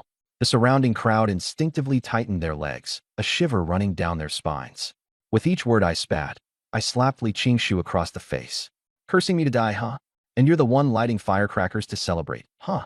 Li Qingshu's face swelled up like a pig's head, tears and snot streaming down. Stop, please. Someone help me. Disgusted, I threw him to the ground and gave him a few more kicks to vent my anger. I turned my icy gaze to Li Laoduan, and the old man shuddered from head to toe. Li Qingshan, I'm your elder, your grandpa. You're my grandpa? What kind of grandpa curses his own grandson to die out in the wilderness? I sneered coldly. I've been wanting to teach you a lesson for a long time. Smack. A resounding slap landed on his face, 5 clear finger marks surfacing immediately. The old man yelped, crashing to the ground with a thud. Li the blacksmith quickly stepped in to hold me back. Qingshan, a slap's enough. Don't go too far, or you're gonna beat someone to death. I gave a nod, letting this slide for now, though this wasn't over. Once I dealt with the wild boar meat, I still had that IOU note for $5 to settle. It was only then that the villagers noticed what I had brought back. Whoa, 2 wild boars. Must be over 700 pounds of meat. And look, a live musk deer too. Qingshan's something else. A few slackers nearby muttered enviously. Just got lucky, that's all. I shot them a cold glare, and they immediately shut up. It was then that Fugaway came running breathlessly. Qingshan, something's happened at your house. Zhao Blinds blocked your front door and is yelling all kinds of trash. Your sister-in-law's been driven to tears. Rage flared in me instantly. I ran straight for home, without hesitation. When I got there, sure enough, Zhao Blind was in full swing, cursing up a storm. Said I was dead, and if it weren't for me, Wang Naixiang would have married him long ago. Lu Guixiang was crying in the yard, and Wang Naixiang was so terrified her legs had gone weak. Zhao Blind, look over here at Grandpa. I lunged forward with a flying kick, sending him sprawling. Oof, it hurts. Before he could finish his howl, my fist came smashing in, and I didn't hold back. He got a savage beating. Keep running your mouth, huh? I'll smash that filthy mouth of yours to pieces. Zhao Blind ended up on the ground like a lifeless dog, groaning pitifully. Help! Li Qingshan's gonna kill me. The crowd watching buzzed with chatter. Wait, isn't Li Qingshan supposed to be dead? Good God, look at all that meat. That's over $200 worth if sold. Back in the yard, seeing me return, Wang Naixiang and Lu Guixiang finally sighed in relief. Their hearts no longer weighed down.